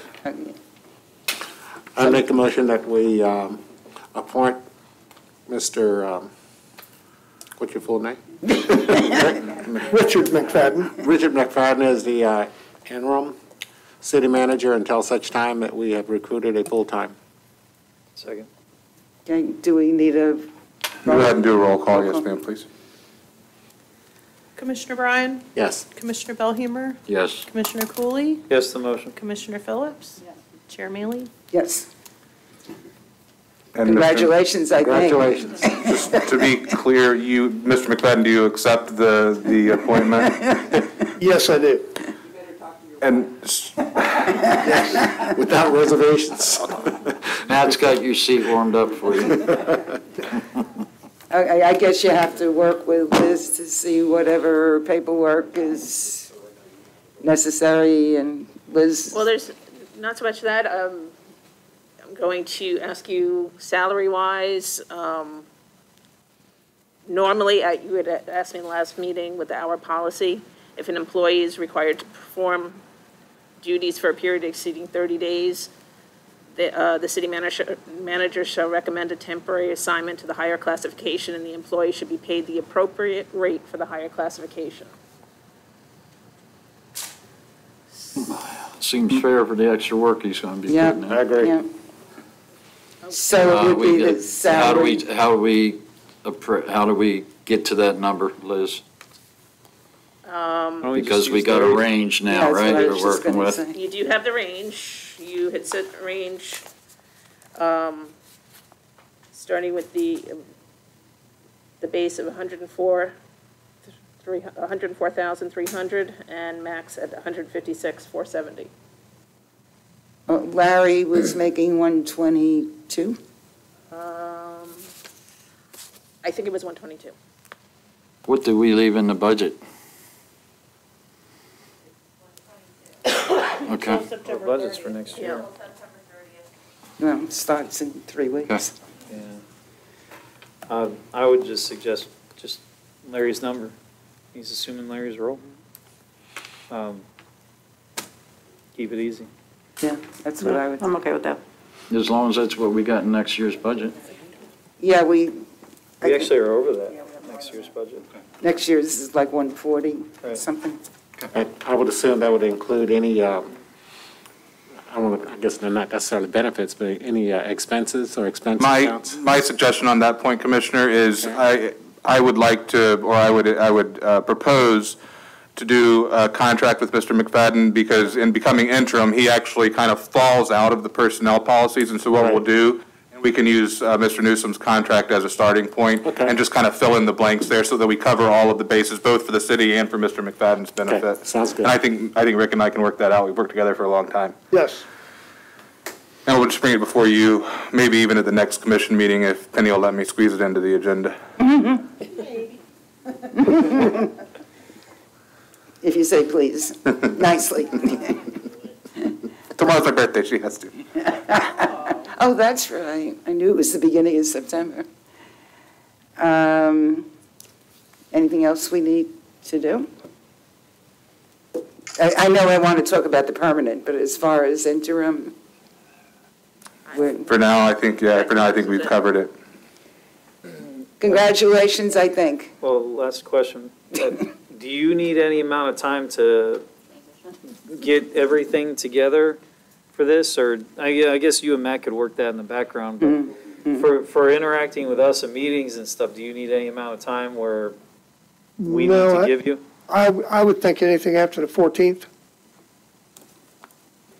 Oh, so you would not be our city manager for our next commission meeting, which No. is the 10th? No. So you would not be present for the meeting? Correct. He will be the interim city manager because he is the interim city manager right now, but he will have a substitute in the seat. Is that what you're saying? Yes. Okay. That's fine. What, from now until the 14th, you say, right? Yes. Okay. Be a week from this coming Monday. Okay. Okay. So you're going to take a break before you start? Well, I think I'm going to do something funny with my foot, but That's okay with you, Matt?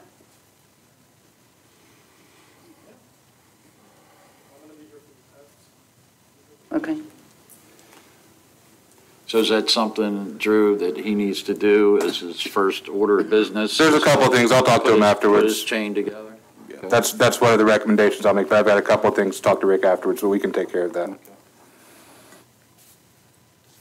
Okay, anything else?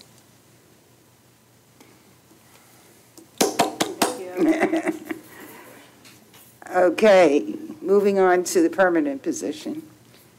The way Ken described it to me was that he would come and make a presentation to all of us about the services that their organization provides.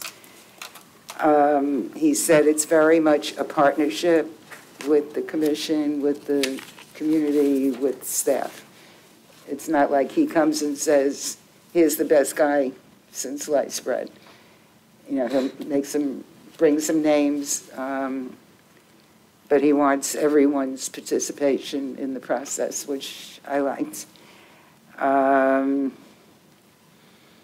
We would develop what he called a profile of what we want, kind of like the job description that we did. He said that most charters are very vague, which, yes, they are. But we could use the job description and, you know, some of the things we brought up today, you know, that we were looking for. So that profile part would take about a month. Then he'd put it all together and bring it forward for us to make a final decision. Yes, that's what we want to put out. And then we would talk about advertising. They would help in narrowing down the applications if we wanted them to. And he suggested us advertising for 30 days as opposed to what we were Yeah, he did. talking about 2 months. Yeah, he did. He would take his organization, I keep saying he, but it's not just him alone, take whatever applications come in, match them up with the profile and our charter, and say, you know, this is the group that we're left with.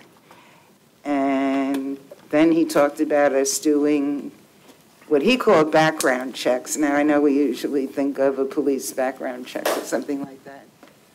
But he talked about that we should do very extensive ones using the social media, looking. And I said, yeah, we had already kind of talked about the fact that right now it's a lot easier to learn stuff about people than it used to be. He also said was that what he said he wouldn't be able to help us? No, we can't do that. We have to do that. He would help us develop we have our interview questions from last time, but that's not saying that we can't do better. Come up with a couple of yeah, and it was that, stop taking notes. Sounded like a good process to me. I don't know what everybody else thinks. Sooner the better. Okay. From what I got from our conversation, it would put us maybe ahead of the timeline we were already thinking of by a little bit. If we went to the 30 days of advertising as opposed to the 2 months that's what we chose, right? It was 2 months. Yeah. So they've done this often and long enough, I would suppose, to know that 30 days would be sufficient. So I would suggest that we just keep pedal to the floor and get it done as quick as we can. So would it be, Liz, would it be you that would contact Mr. Parker and get the ball rolling? I can contact him. Just for clarification, at the last meeting, you had made changes to the profile and everything and had asked me to go out to advertise next week. We were doing the internal, so we're putting hold on that and waiting. I think so. Okay. Right, I don't see. If we can get Mr. Parker here pretty quickly and address us. She mentioned the. Yeah, I know, she's talking about putting the ad together and. So we'll hold on that and we'll get Ken Parker to come and make a presentation. Okay. First, that would be the first step. I have a question. Drew, if we go out for 30 days and we don't have anyone, we can go out for another 30, correct? Absolutely. Okay. Because what I would hate to do is go out for 60 days, and then because hopefully within 30 days, we'll have so many applicants to choose from, and lose somebody because we had to wait till 60 days to, close it. So as long as we can continue, if we don't find anybody we like. Yep, if you have 30 days and you just want to see more, you can always extend that period and go longer. So Chair, do we want to have Mr. Parker or somebody on his team attend the next commission meeting next Thursday? He cannot make a Thursday. Oh, I just thought it was during the day. Never make a Thursday. He's got a commitment that he can't do Thursdays. Okay. So it's gonna have to be. We're going to have to have a special meeting, I guess, to have him come give us a presentation. Yep. So. You'll sign? Okay. Okay, should we pick a day? Well, Or- should we have Liz or check in with him and see when he would be available? That's a good As soon as point. he'd be available? I just need the 72 hours to post. Okay. We'll let you and Liz work that out. What do you think? Yeah. Liz, you can double check last time I talked to Mr. Parker, he said Thursdays during the day was out, but the evenings were okay. So he may be able to make Okay. may be able to make, he said the daytime, the evening, he said around 6 o'clock he could probably make. So if we could put him on, a middle of an agenda. But I think That's you should even call and better. ask. I think I'll get in touch. that's what he had told me when I talked to him before. Good news. All right, we'll leave it to Liz to try and work that out. If it's a Thursday, you don't have to check with us. I mean, a commission meeting day. But if it's other time, maybe he can give you 3 alternate dates.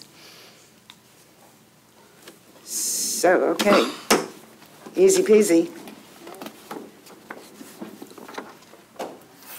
And Alan's back.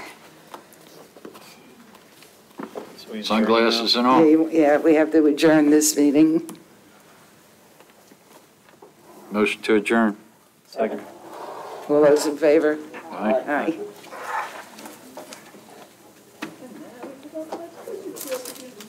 Penny, do you need any time to switch over? No.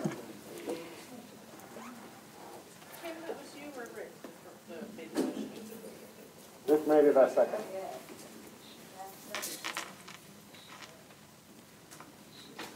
Well, that was a whole lot easier than I thought it was going to be.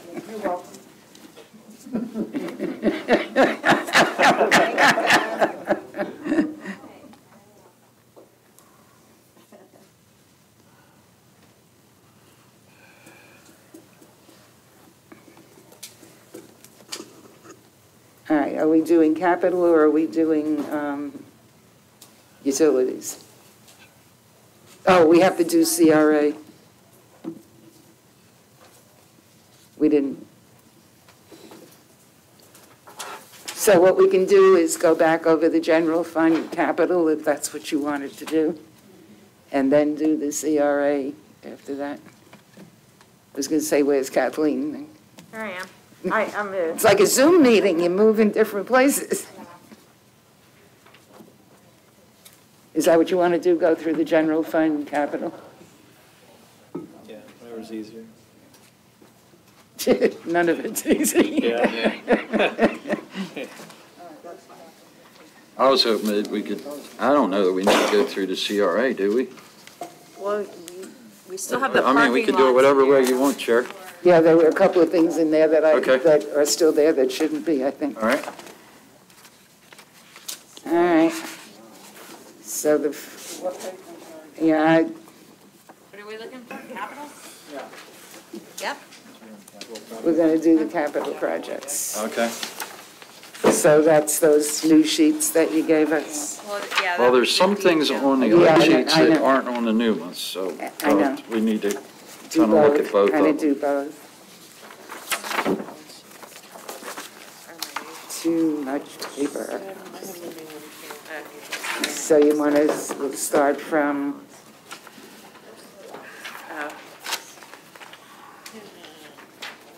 I guess, we don't have any in the, Starts at page 4 for the total. Yeah, page 5 is the beginning of the general fund, CRA and general fund. Page 5. all right, page 4 is the total for each fund.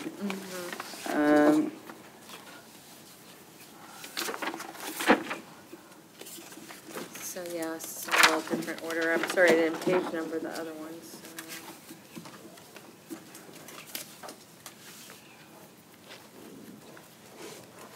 Okay, so we're on page 5? Yes. Okay.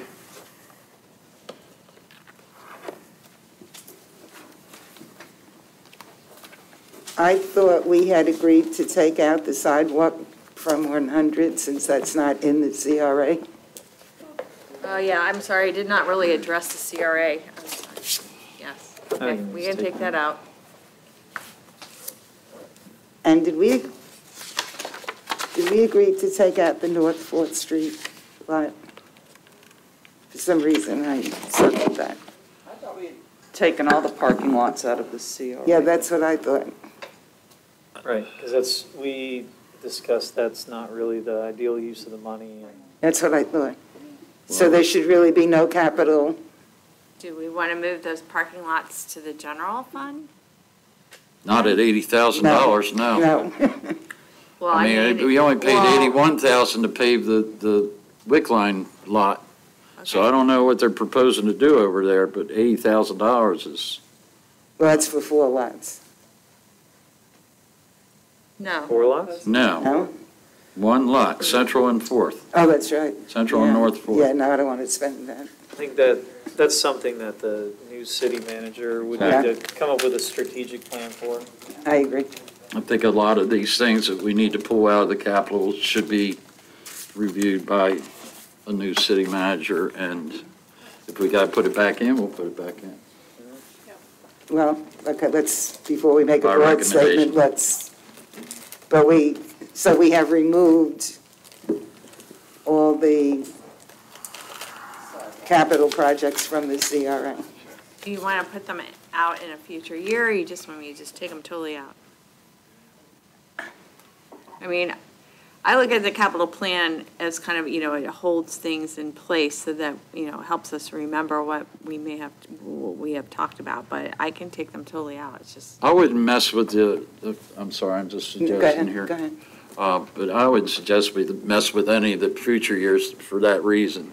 The ones that we pull out now, we'll just. Yeah, then those just sort of be reminders of what the new city manager will have to take a look at. So you're saying yes to put them in? To leave them in for the future, Yeah, but put them in the general fund. but just take it out of this year. But yeah. Push it to next. The future, you don't want them in the CRA. You don't want. I don't want them in So the CRA. all of these need to come out of the CRA, period. Future years, this year. And move them down to the general fund. Okay. They need to go wherever Okay. they need to go.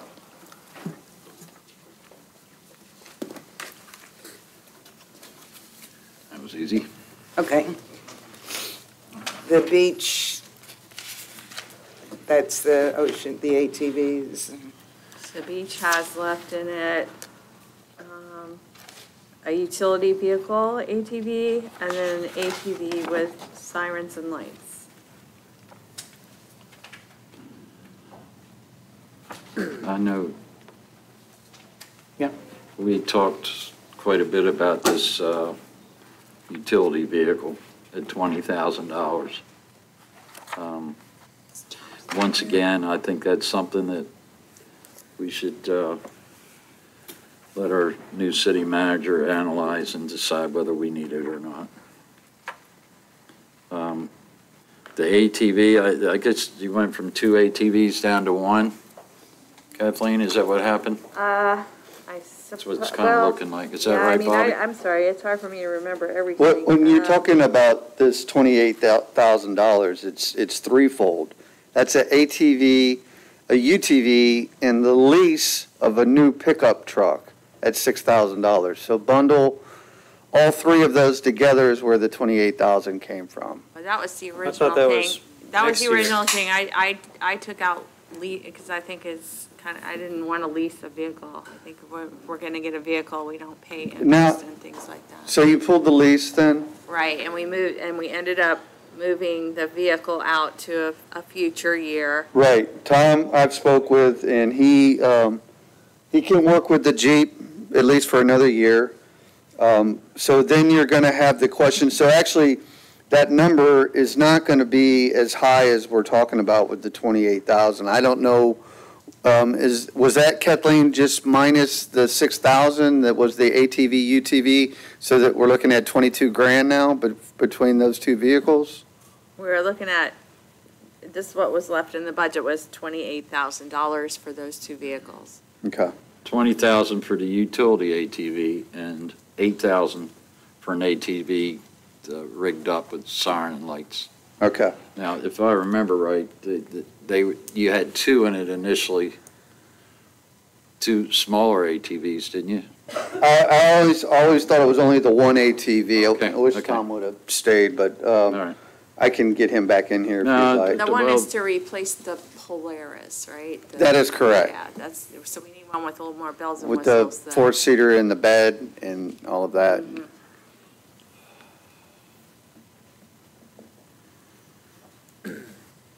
What's your thinking? I just think $20,000 is a lot of money. I know that they've kind of given, they're sharing use of the Polaris with sanitation, I believe. But we do still have another vehicle of that sort in our, in our fleet.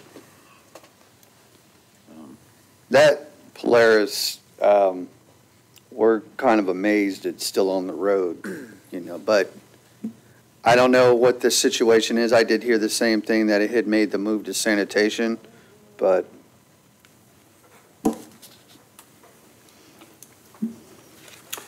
Hey, Bobby, what do you use that again for? the UTV, Yeah. well, keep it in mind, like, for daily occurrence, it's going to be out every day as far as patrol and going from tower to tower, but they like to have that one with the bed and the extra seats, because when they do have the special events and they are carrying med bags and extra equipment, they have that extra room and capabilities for it. Plus Tom keeps that vehicle versatile where he uses it in the parks, and if he's carrying cans or picking up anything in the parks, he uses that, the old Polaris for those types of things. And again, I wish he was here. I know he's got multiple purposes. Those are some of the things that I know specifically that he uses it for. Okay. Just Could we, just as a suggestion, can we leave all the vehicles to be decided by the new city manager in conjunction with staff? Some people think we need them, some people think we don't need them. I don't know an ATV from a UTV. I mean, I know physically what they look like, but, I'm not in charge of the beach department. I have no issues with that. It's kind of where I was planning on going with my thoughts anyway. Unless something's falling apart and is dangerous in the meantime. Well, I wouldn't say all the vehicles, because Rob Smith definitely needs a new vehicle over there at sanitation. Certainly wouldn't pull his out from under him. Not something that can wait a couple months? Not his truck, no. Okay. The one he has is dead. Okay. It doesn't have a tailgate on the back, and then the other trucks that he could use or borrow aren't big enough. He uses his personal. Yeah, he's actually using his personal All pickup right, truck. all right.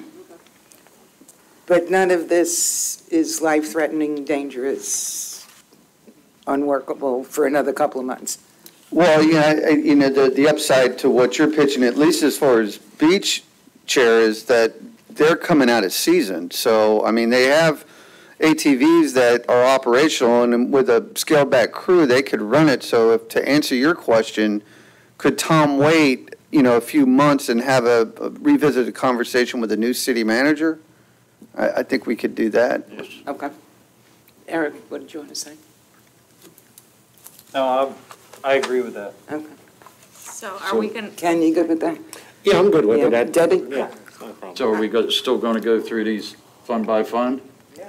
Yeah, Are we because gonna- you're I'm saying sorry, we're I have taking a both the question. vehicles. I have a question.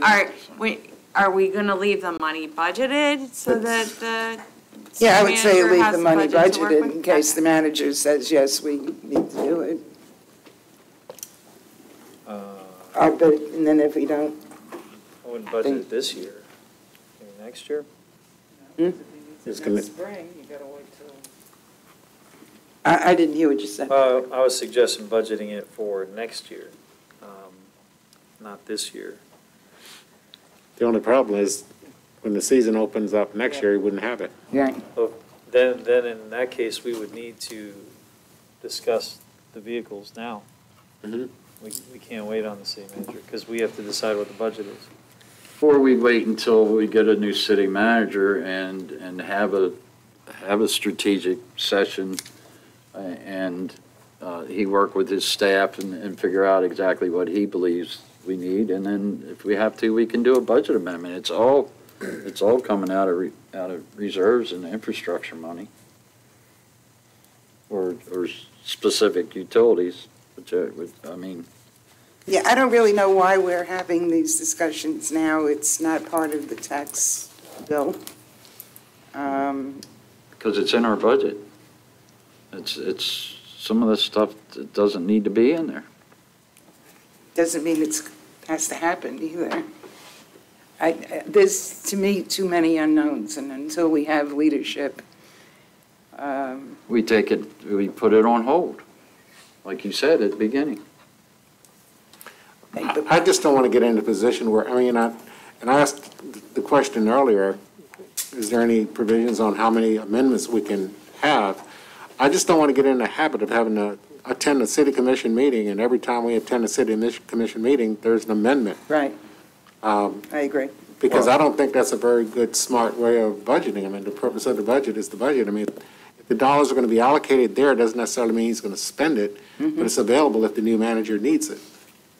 That's the only thing. It's not hurting anybody to have it in the budget. It's not part of the tax rate. It's part of our money. It's our money.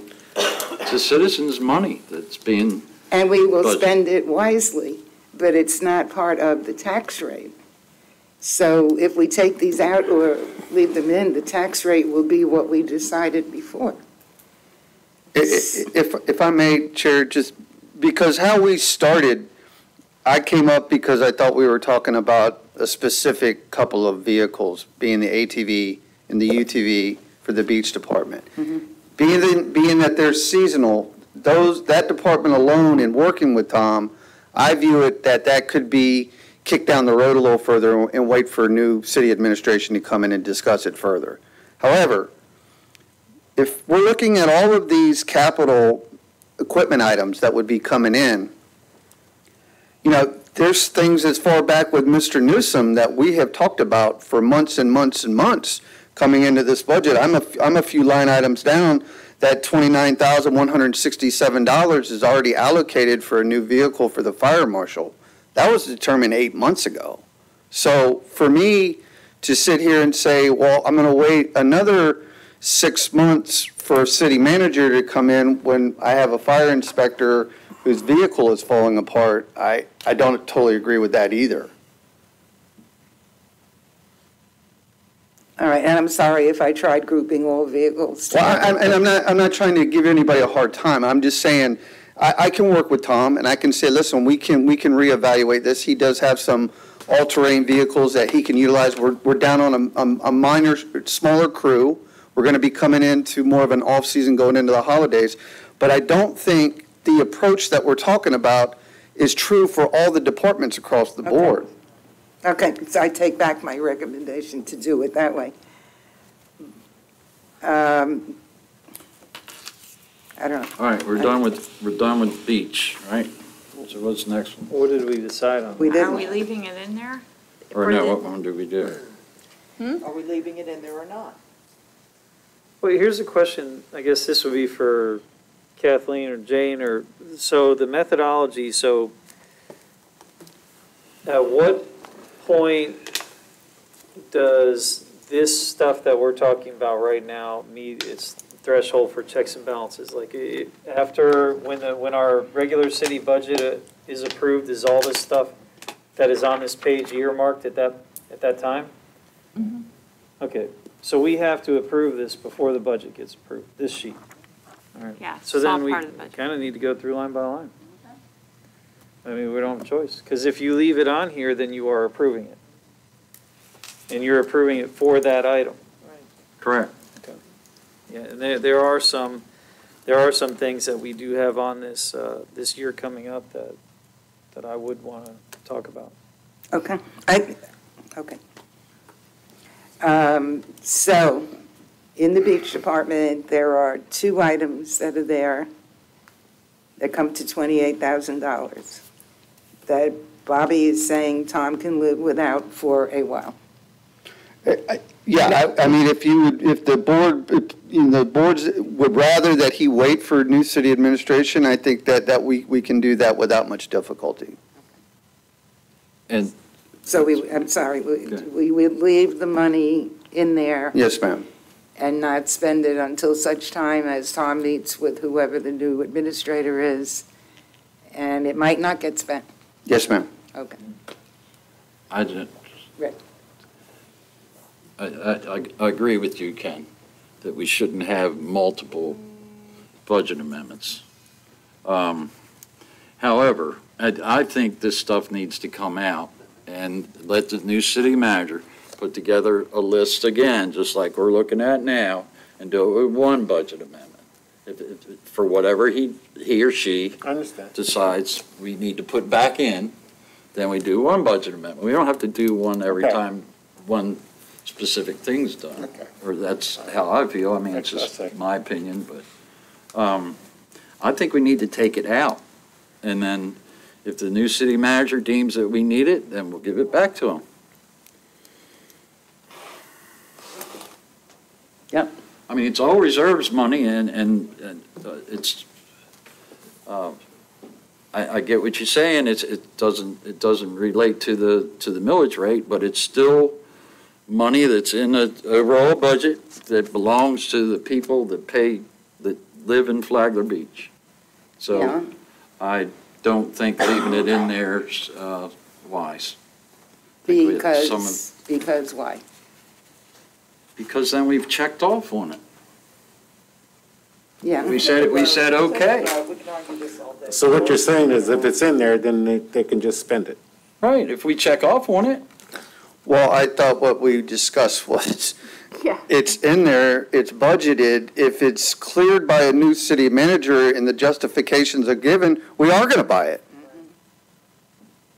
Yep. If not, it goes back to reserves. Right, and that's part of the purchasing ordinance. Your city manager is the purchasing agent for the city, so nothing can get purchased without his or her approval.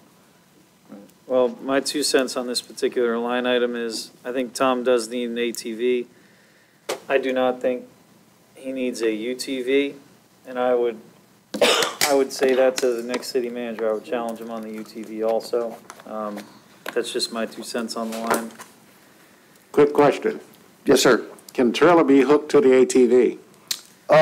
They can, the lighter weight trailers, but that's one of the other purposes for the UTV. It can take more of one of the larger trailers. That's what I'm talking about, multi-purpose for the ATV. Right, In other words, if you have equipment to haul, then you hook a trailer to it like you do a lawn tractor. The UTV, yes, sir.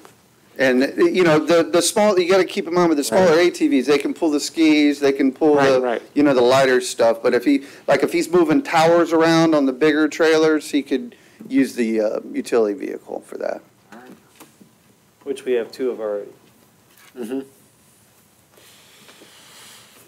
Just real quick, a point I think is important with whatever new city manager comes in, whether it's in February or March, their learning curve is going to be extremely steep.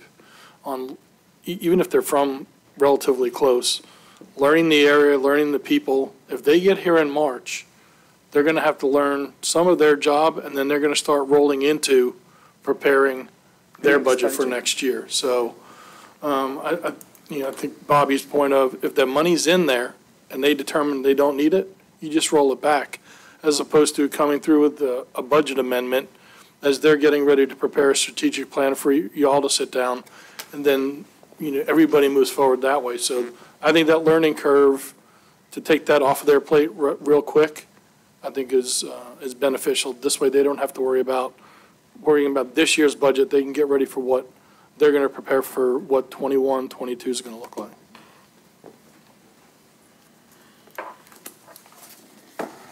I think we need to leave the money in there, and it's not costing anybody anything until the thing gets purchased. If the city manager thinks it shouldn't be purchased, as Kathleen just said, it won't get purchased. And it would save time when it does need to happen.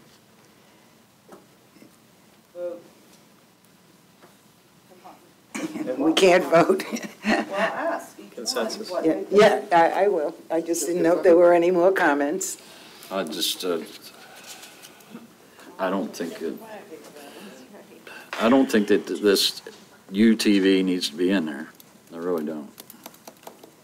So, and there's going to be a few other things in here that I don't think that we should leave the money in there for. Okay. Ken, do you want to leave the money in or take it out? I'd like to leave it in because I'm going to be depending on the expertise and the honesty of the new manager or whomever it is that's making that decision. Okay, Rick, do you want to take it out? Right? Yes. I don't want to put words in your mouth. Well, in this case, I wanted to take, we talking about this one line item, correct? Yes, 2 vehicles, 28,000. Yeah, I think the 20,000 needs to come out. Okay, Eric? Yep, take UTV out, it's redundant. Debbie? Leave it in. Okay, it stays in 3-2. Okay, moving on. Doesn't mean the money's going to get spent. Moving on to recreation, no. Fire department, sorry, Bobby. I'm looking at two different. Yeah, I'm sorry, I didn't put, those aren't in the same order because it prints out in order of department. Is that right? I can multitask. Okay, the fire department is on the very first page of that handout. General fund. Okay, we had. And it's also on page 5. I think we get, this handout that I gave you was for the detail. So if we just all focus on this page 5 in here, and then if we need the detail, we can discuss. Okay, so we've got the radio reserve at 16, the fire truck reserve at 133, the air pack replacement at 20, and the fire equipment reserve at 29,167. Comments?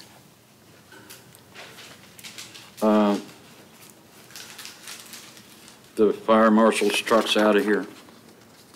Isn't it removed? No, that is not the case, sir.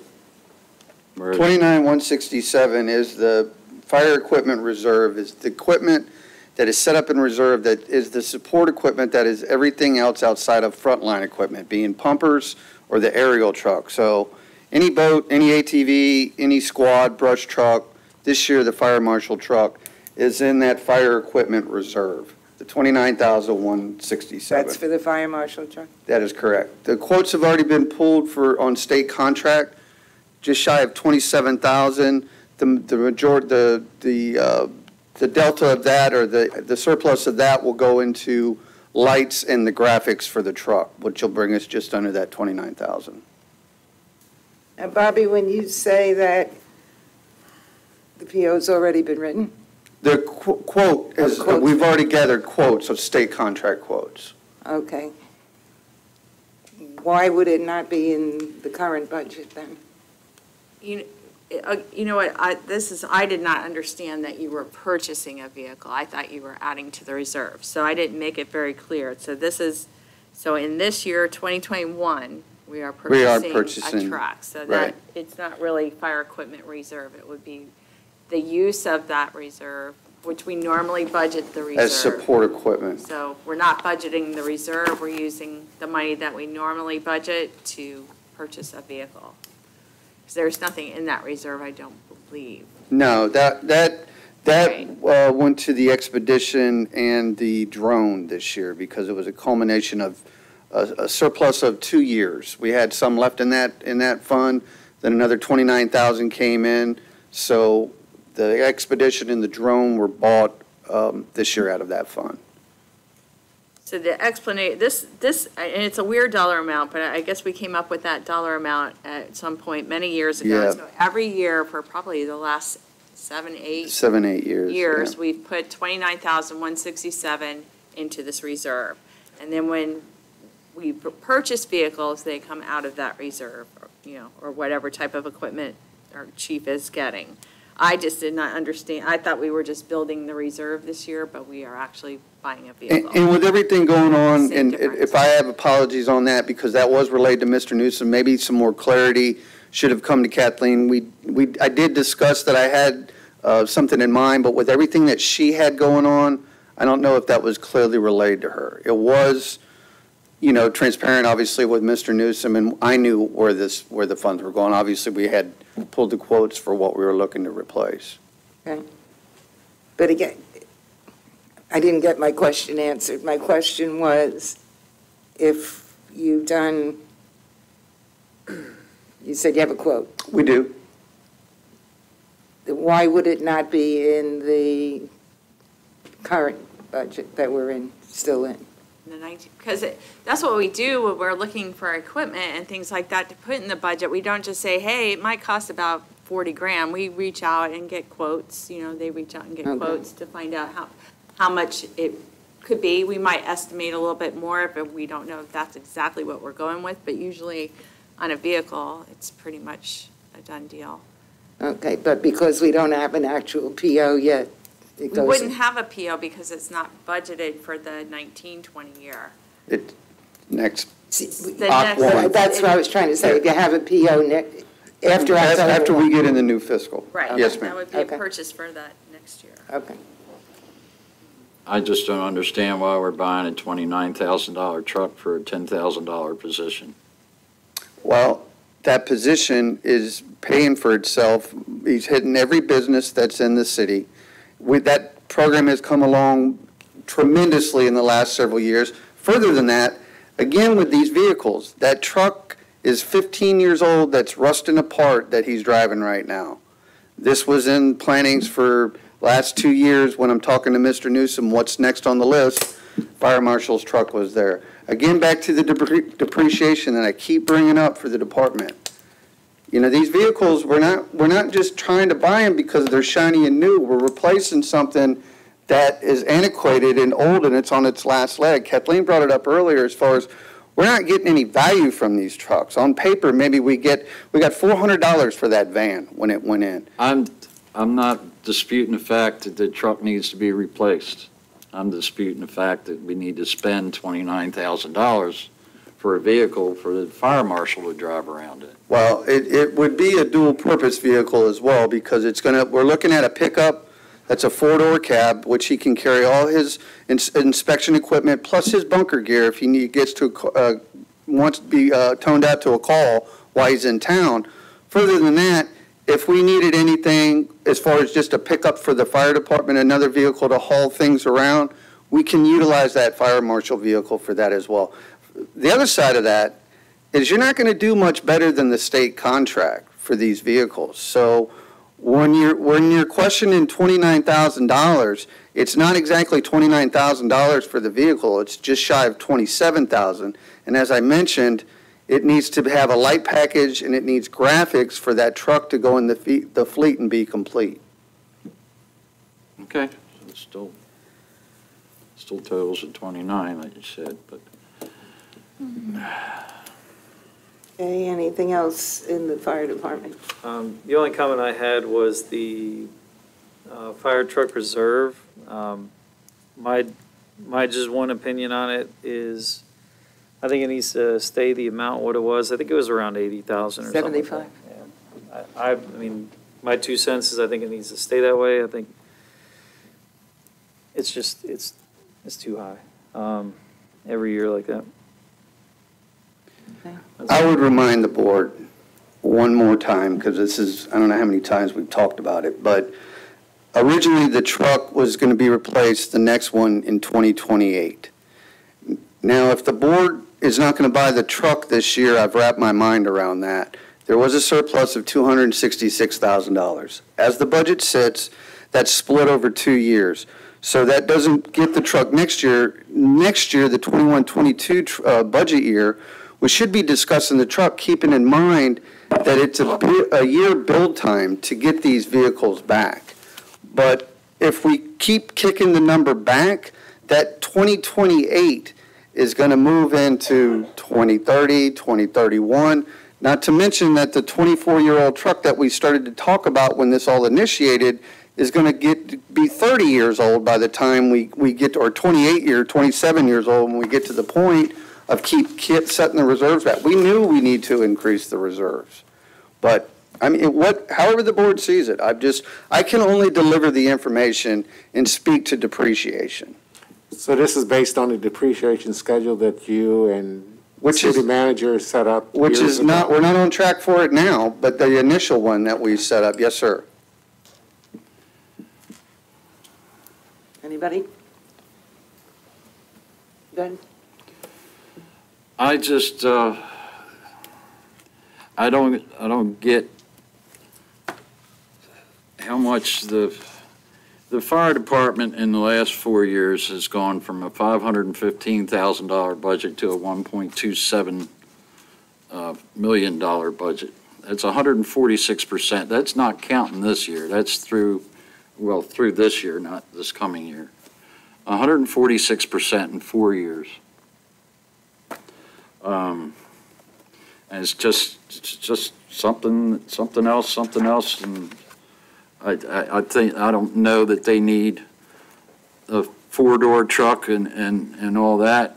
I just think they could get something that if the fire marshal needs another vehicle, then it could be something that's not that costly.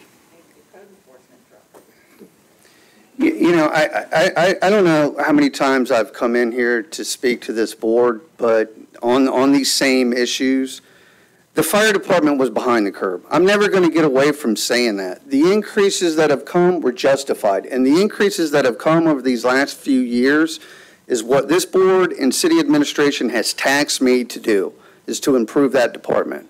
That costs money, and I brought it up when I spoke to my budget this year. My budget went down over 2% this year, so it's not like I'm not trying to work with the city when it puts the needs out of let's think about our residents and give cutbacks back. So I'm doing everything that I can, but when I keep coming in here, all I'm hearing is, we don't need it, you don't need it, it's too much, and I don't think they should have 4 doors. I'm only giving you the information. I'm only giving my opinion. Yes, sir. From 515,000 to 1.2 million is just got to progress the department, crazy. Sir. Well, and Chief, you know, I hear all the frustration in your voice about how you keep coming in front of us and you keep coming in front of us and you're delivering information, but that doesn't necessarily mean we have to agree with it. So I don't really see when this is what I've been asked individually when talking to board members and city administration of this is the vision for the city. That's what I've tried to fulfill. So when I come in and I'm said things to me otherwise, when I'm standing in front of the board, it's the same information that I've talked to you about individually that I'm giving to you if I'm standing in front of the entire board. I didn't really know there was all this disagreement. But well, since you're going to put it like that, to be frank, you've never told me you wanted to double your fire truck reserve from 80,000 to 130,000. And so that's never been a discussion.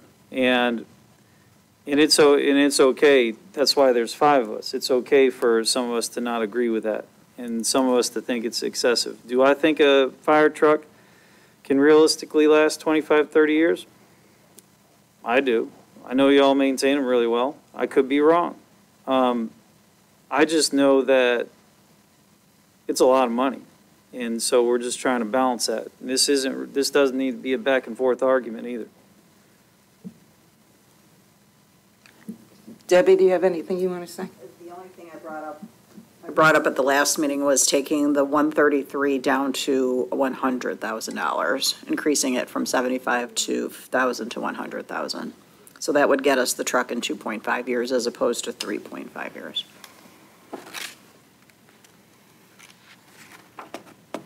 But I don't know if anybody's in agreement with that.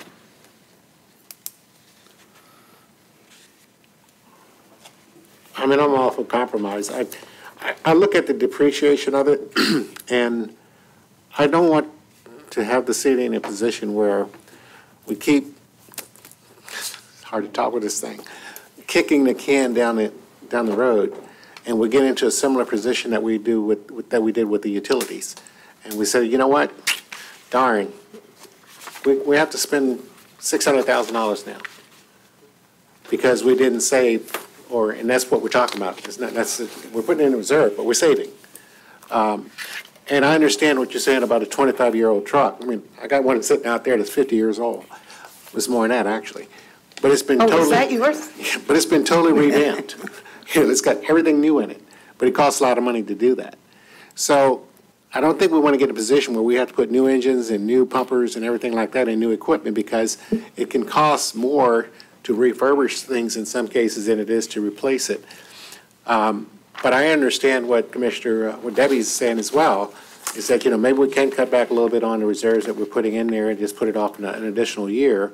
But by the same token, I think we need to be putting something in reserves in order to replace the equipment we're having if we're going to have a top-notch type organization that's going to be there ready to, take care of the situation if it arises. And I've said this before, it's expensive, but it's insurance. And, it's like any other insurance. You hope you never have to use it, but once it comes to the time when you need it, you're darn glad that you paid for it. So that's the only thing I'm saying here is, and I'm not trying to say I'm all pro big fire departments or pro big police departments or anything like that, because we are a small city, but we have big requirements too, and we have big liabilities, and we have to talk about lives and this kind of thing here. So that's the only thing I'm looking at. I try to be practical about it and look at the long term, again, about how it's going to affect us down the road, 5, 10 years from now. Right, and we're going to get to the $266,000 at some point, but how quickly are we going to get to it? Right. My position is we do have the money in reserves. I think 133 is aggressive. That's why I came up with the 100,000. Yes, ma'am. Okay, then the other question is, how much more expensive does the new truck get the longer that we wait? And how much less is this truck worth by the time we get there? So I think those are things that need to be considered as well.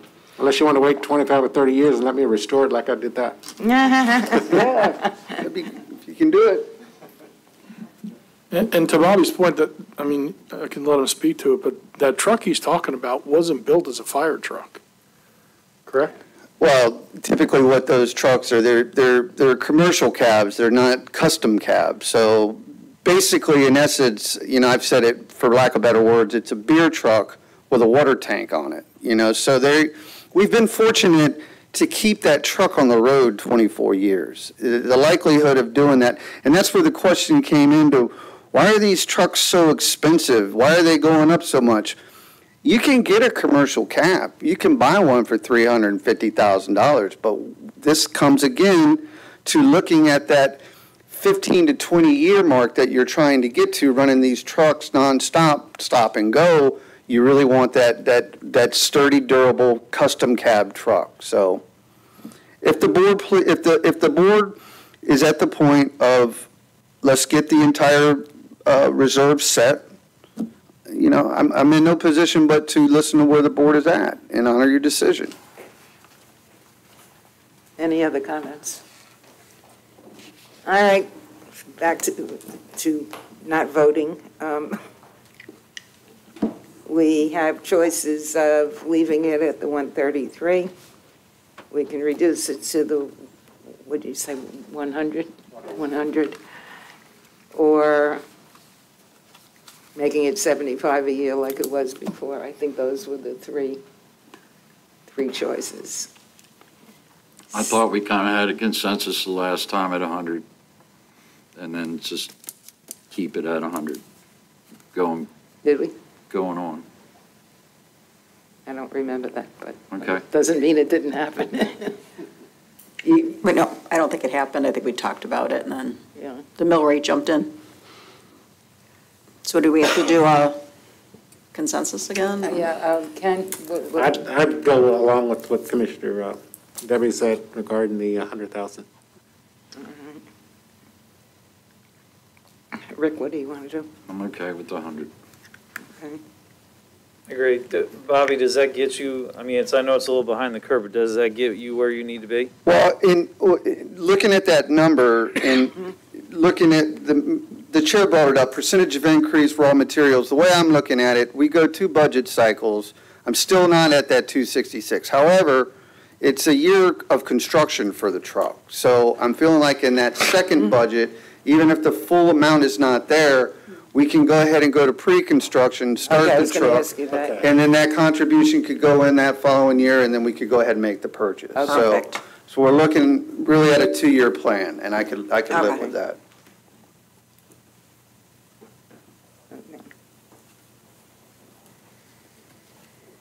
All right, anything else in the fire department that anybody wants to talk about? Thank you.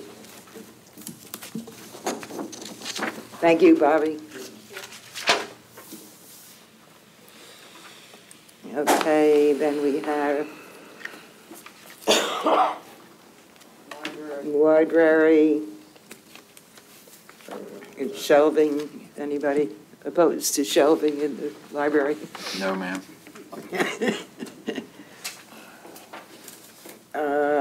Then we have maintenance, which is, and I know we're going to have a discussion here, that was the furniture and all that at the WIC line.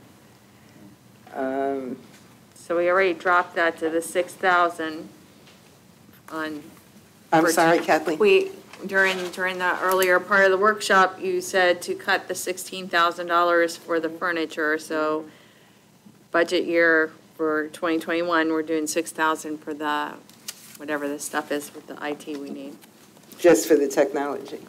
And then, I don't know, did you want to add, we moved that furniture down to 2021, 22, or whatever I'll take whatever direction you want. Moving in the next year. Okay. I don't have a problem with moving it over, so it's not forgotten. Agreed. Okay, everybody's good with that? Yep.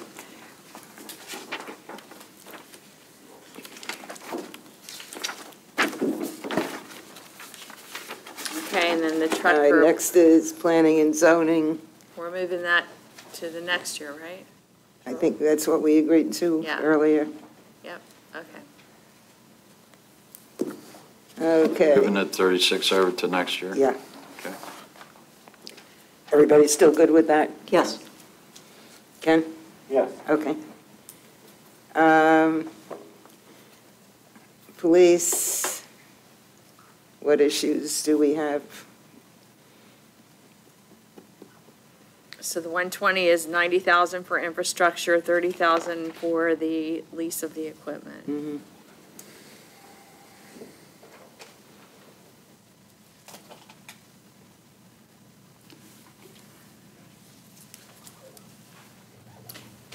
Kathleen, question. Which one of these items in police have we had were in prior budgets that was not used? Is it the body cameras? License plate readers. Oh, license plate readers, okay. Yeah, it was license plate Sorry. readers. We had budgeted 60,000 for this current year, and then when the infrastructure need is greater than than the 60,000, so.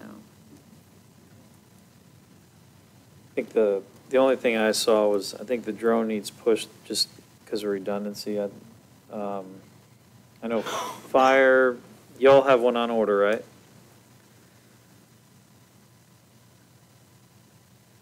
Just so we're clear on the drone, drone's purchased, it's here, and we are going to use it united. So it's. So we can take this out of the police budget? Thank Now, you. Does building have one? No. It got mentioned before. I don't know where that ended up. I think we have one budgeted for this year, but I don't. No, we do not have one now. We did get some donations for a drone for the building department. Is it in our budget for 2021? No, no, I don't think so. Mm-mm. I know somebody had mentioned it being in 3 different places, and I never Well- found the third. I thought we budgeted for this year. I'll have to look. Building, fire, Well, and I'll take a look while y'all talk. It was in the building department. Yes, ma'am. Guess it disappeared on But me. as of right now, you don't have plans for one right now? No. Okay. Okay, thank you. Okay, so this is coming out. Matt, I know we discussed this before, but can you explain a little better to me so I understand better? Why our license plate readers went from $60,000 last year to $120 this year? I thought it was the addition. The quote, you're talking about the infrastructure to put the poles and stuff up, that's what that money is. But the actual 5-year contract for the tag readers is 119, 890, 134, and that quote's from yesterday. Okay. Yeah, you got 240 in here overall over 5 years. But the inaugural year, or the first year, which was supposed to happen last year, was Right. 60,000. Right, that was infrastructure money. Now it's 120, so it doubled in cost? No, I just asked the money to be rolled over to this year because we never got a chance to even start the infrastructure money. 60,000 should be enough. And then the actual. That was cameras just a and stuff. starter, the 60,000 was just a starter? It started to build the infrastructure. We need to put up poles on A1A, we need to put up additional poles. The cameras themselves will cost $120,000 over 5 years. Right, that's the 30 grand every year, right? Exactly, actually, it'll come in. So it'd be less now, yeah. Actually, it'll be less now, even though it's a year later, but that 60,000, it may come in less than that. I have no idea what's gonna happen when we start putting in poles on A1A, then we gotta get power to those poles, which means we're probably gonna have to dig under A1A to get, or at least on the right of way. So the $60,000, we can leave it as 60. We just didn't use it last year, so we're gonna need at least $60,000 to put in the infrastructure to put the cameras on. Well, if you're given this, if goes through, how quickly can you gear up and get started on it? With COVID-19, I couldn't give you an estimate. The LPR's actually shut down for a little while, so I'm glad we got the quote yesterday.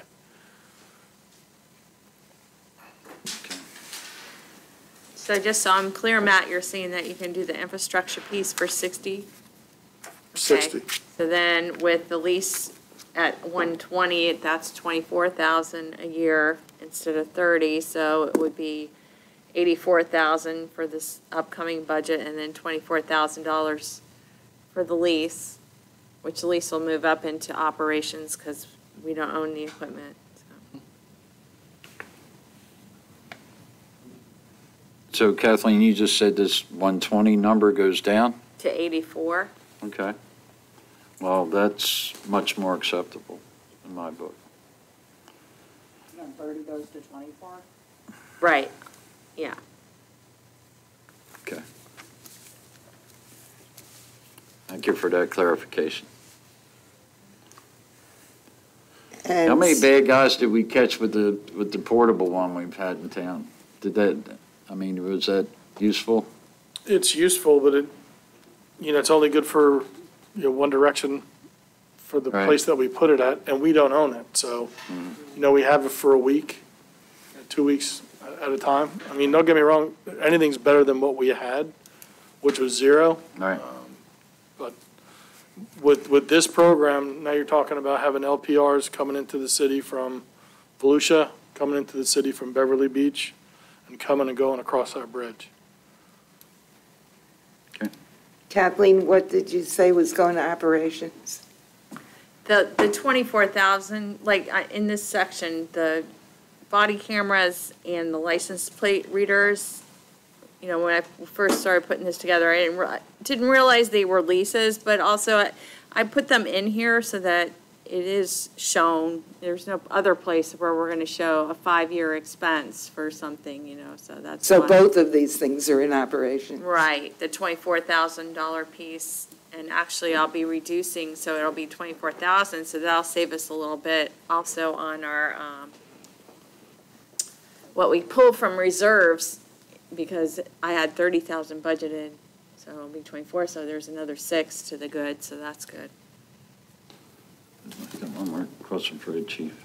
Go ahead. Chief, on the body cameras, there's no startup cost for that? You just start out at 20,000 and you roll Yeah, along? you just go, and part of the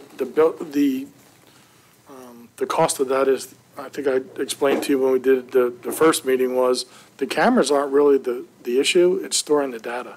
Right. So once we get them, we're locked in for 5 years. So it's not like we have to do a whole lot. There's some training that goes along with it that Axon will come in, but the startup is relatively quick. And that won't take long for you to get geared up and have them available? No, it's the same cameras that the county's using, so, you know, our county IT folks are familiar with that, and all it is installing the racks to do the downloads and get the cameras on and get started. So Kathleen, would it be professional services that it would be moved to within operations, or are the Contractual. contractual services?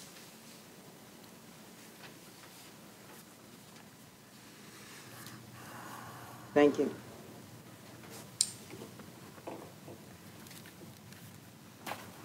Anything else in police? No. We're taking out the drone?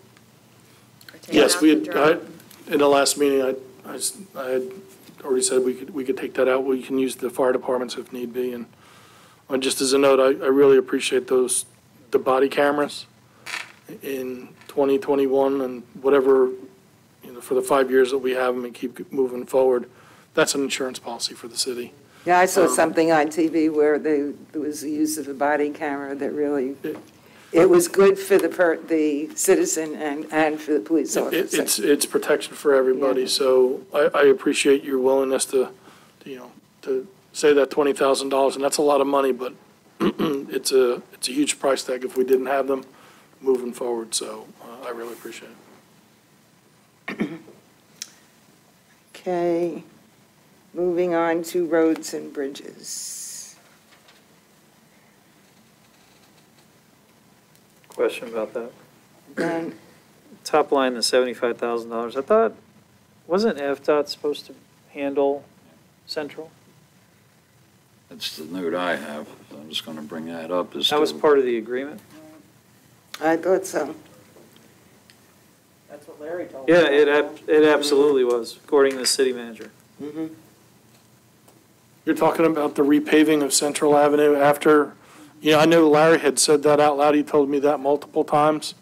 I don't know if that was ever in writing. I'll check with Ron Mead about that, but I know Larry talked about that multiple times, that the amount of traffic that went down that residential roadway for almost a year while A1A was under construction. But I'll check with Ron Mead on that. Okay, thank you. North side, no, if we have. No, to it was retake only on the north south side. but Yeah, south side, And absolutely. it wasn't the entire length of the south side. I believe it was from maybe 8th or 9th Street down to 22nd, Right. 23rd, where the detour route was set on the Right. south side, but it didn't include the north end, from what I remember. So with that it seems like it should get pulled, I would think. Well, we don't know. How much is 75,000 though? Is that enough to do the north side? I don't know how much it costs to pave the I have road. no idea. Fred, I don't know if Fred knows how much it costs to pave, so, or Alan. Do you know what this 75,000, you said is for central, but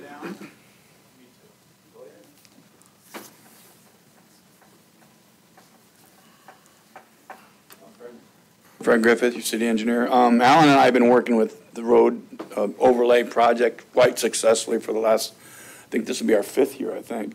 I've got maps in my office. 75, I acknowledge that Mr. Newsom did speak about giving the DOT to do Central Avenue. However, I think it was a lot of talk. I don't think we ever got anything in writing. I'll be amazed. Hopefully we will, but I don't think.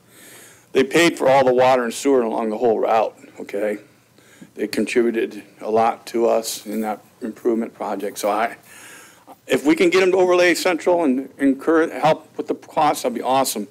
To answer your question, the 75,000, we've been budgeting about 110,000, 115, 20,000 per year for the roads, and we've been doing a real good job with APS, I believe, asphalt paving systems, overlaying the streets, and I'm real proud of what our streets are starting to look like. Alan and I think both agree that we wanted to focus on South Central next year with the money that was available. So I haven't got it. I was contemplating you might need to know that length of pipe, but we were going to length of roadway, but we're going to start at the south. I was visualizing starting at the south end and come heading north until we ran out of money. I don't think we can get all the way to Moody, but if you give me a little time, maybe I'll do a calculation in the back and come up with a number for you and tell you how many feet short of Moody will be. Does that answer the question? But this 75,000 that was budgeted is to fix the part of Central that FDOT was driving over and over and over. Well, Alan and I think agree that Central Avenue South would be a good area to focus the overlay next year on. And it is the same area that was, impacted with the swales as well as impacted with the DOT. Okay. So I think those folks would appreciate the overlay. But until we know that FDOT will pay us, I think. If they do contribute some money or help, we'll certainly do other roads in our city. Okay.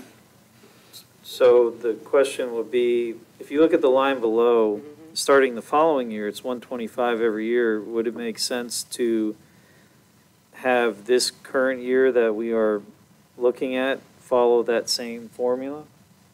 Well, I'll tell you what Kathleen did. Kathleen took the 115, subtracted the 40,000 for the alleyway or aprons that Alan wanted us to focus on, and subtracted 40 from 115, and you get 75,000. Pretty sure that's what she did. That's not it. That's not it? Not it? Oh, that's not it. That's my guess. No, okay. Maybe Alan knows. This is, here, I'll tell you what my logic on budgeting for paving has always been was, we take the money that we get from revenue sharing. Right. And we budget that, and it's been about 110, 120, 125 most every year. But Right. now with the reduction in all the tax money, the estimate that I got from the EDR was about 75,000. And the other piece that's in that repairs and maintenance has to do with, because it's roads and bridges, streets, it's budgeted for the FDOT contract. We get the FDOT money for the street lighting, right? So that's what the rest of that is. The 40,000, I believe, I have budgeted in another piece. Let's see. You have 40,000 in alleyway aprons. Yeah, that was Alan's That's kind of by contribution. itself. Okay. So that's an improvement. So the reality of the paving is it's a repair and maintenance because we're doing an overlay. We're not really repaving. We're not making a new road. So it's really a repairs and maintenance. So that's why a lot of times when you look at the capital plan and you try to tie it back to what's in the actual departments, that's where it gets a little fuzzy.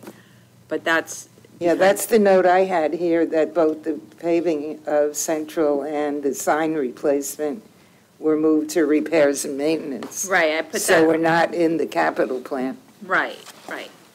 Another thing that might help is that if we separate the paving and the striping can get quite expensive unto itself, especially now that we're going to be going to thermoplastic instead of painting these stop bars and things of that nature, just to repeat another couple years later to paint. And so the idea was to look at thermoplastic throughout the entire city. So you think it would, instead of just having one number there, we should have two separate? Eventually, yes, ma'am. I think it would separate the cost from the paving and the striping instead of bulking it all together. It would, it would look less, it looked more appealing, I would say, than it would be to try and choke down the big pill in the first place. But those are not numbers you can give us now? Those are not numbers I'm prepared to give right now, no, ma'am.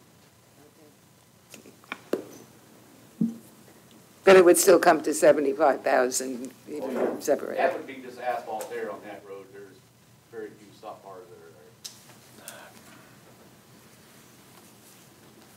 there. I say leave it in there. The road needs it. If it's on their list of roads in progression, we do a certain amount each year. We need to do something somewhere, so that road needs it most, then that's where we should put it.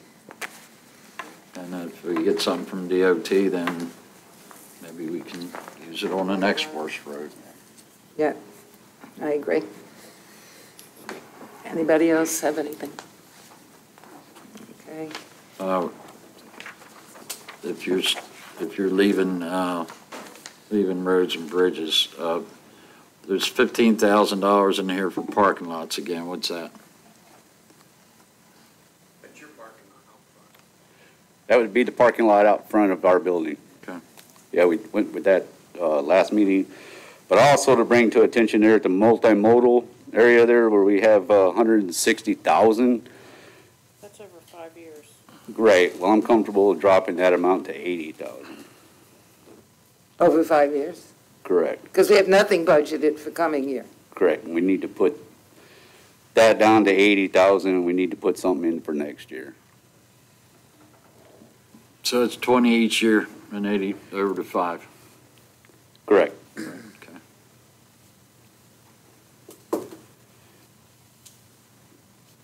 With nothing in the coming year.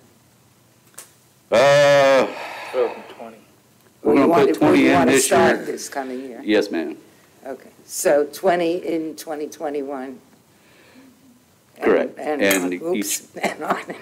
year thereafter, Sorry. yes. It's gonna be 100,000, so we're gonna put 20 in, so that's, well, we'll be. No, 80, and there'll be nothing in 24, 25. What? Correct. Okay. Oh, So what exactly do you mean by multimodal? Sidewalks, Sidewalk, okay. maintenance, Miami curbing, that kind of Okay. thing. All right. Get rid of these bricks that are in the sidewalks. Okay.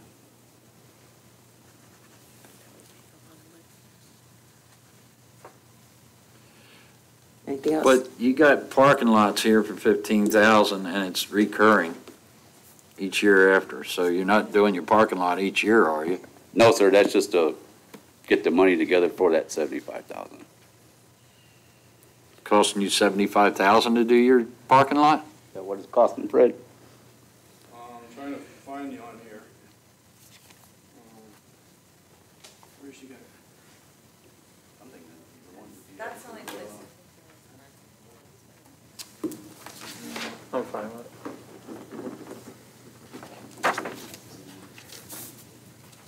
I think that's a mistake. Okay, we can just take that out of there. Okay, the only reason I'm saying that, Alan, is because we paid 81,000 to do the, I know, To the exactly. wick line. Yep, I got you. so, I think Kathleen just got real. okay, so that's just supposed to be a one-year item. Yeah. But while we're on parking lots, you crossed out everything on CRS for the parking lots, so where are you gonna, if you ever wanna pay for those parking lots, you're gonna put those into the budget somewhere. Yeah, we're gonna put them in here, right? Yeah. So you have to add those into this, I guess. Yeah. I we're thought gonna we put 'em kinda- down here. Future years, I guess we're not gonna budget anything for 2021, unless, I guess after maybe we get a new city manager, maybe we'll amend budgets.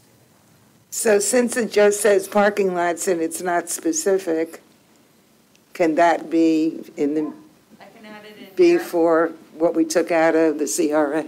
The only other thing I was thinking about was, I don't know what this $75,000 sidewalk, that was to put the sidewalk down on Flagler by the police station. Do we want to keep that in this multimodal area? Do we need a sidewalk to go? Yeah, it does stink when you walk around here and you get over there and there's no sidewalk. Yeah, the sidewalk on the east side of the road ends right there at South Third Street, and then from there all the way down to the library. You'd have to walk on the right This of way. was on the of west road. side. Right. On the west side of the road, there's no sidewalk from 100 all the way down to Wickline. We can design that in-house, I'm confident of that, and put that under contract. I just wondered if we need one. Along Flagler. I would earmark it for a following year. But didn't get built yet. Are there plans to Definitely do not this year. Bill's parking lot too? No, Do you know? Guess not. Anybody know? Bill didn't ask you for it, I don't think. It's a good idea, though. Well, it is a good idea. I think our public parking lots need to be fixed up before all these. Yeah. Yeah, I'm in agreement with that, and I don't know that we need to be paving them as the first thing we do. We were talking about bringing all these parking lots in compliance. So that, having them paved doesn't Right, I agree. make them compliant. I think we need to do the other things, the other improvements that they need to be in compliance with their own ordinances. Can you explain what you're talking about? Screening, whether it be fencing. Screening, lighting. Access to a residential, lighting. Along Flagler there? Every city parking lot. All 6 of them. 7. Okay, better get your wallet out, because there's a lot to be done. Fred, we're just telling you that we've been talking about doing this for years, and Mr. Newsom was aware of it. It was supposed to be in last year's budget, but it wasn't. So we all are in agreement that we Okay. want it. And yes, that's what we're trying to do. Okay. If we have to not pave Bill's parking lot to get a public parking lot done, then we'll do it.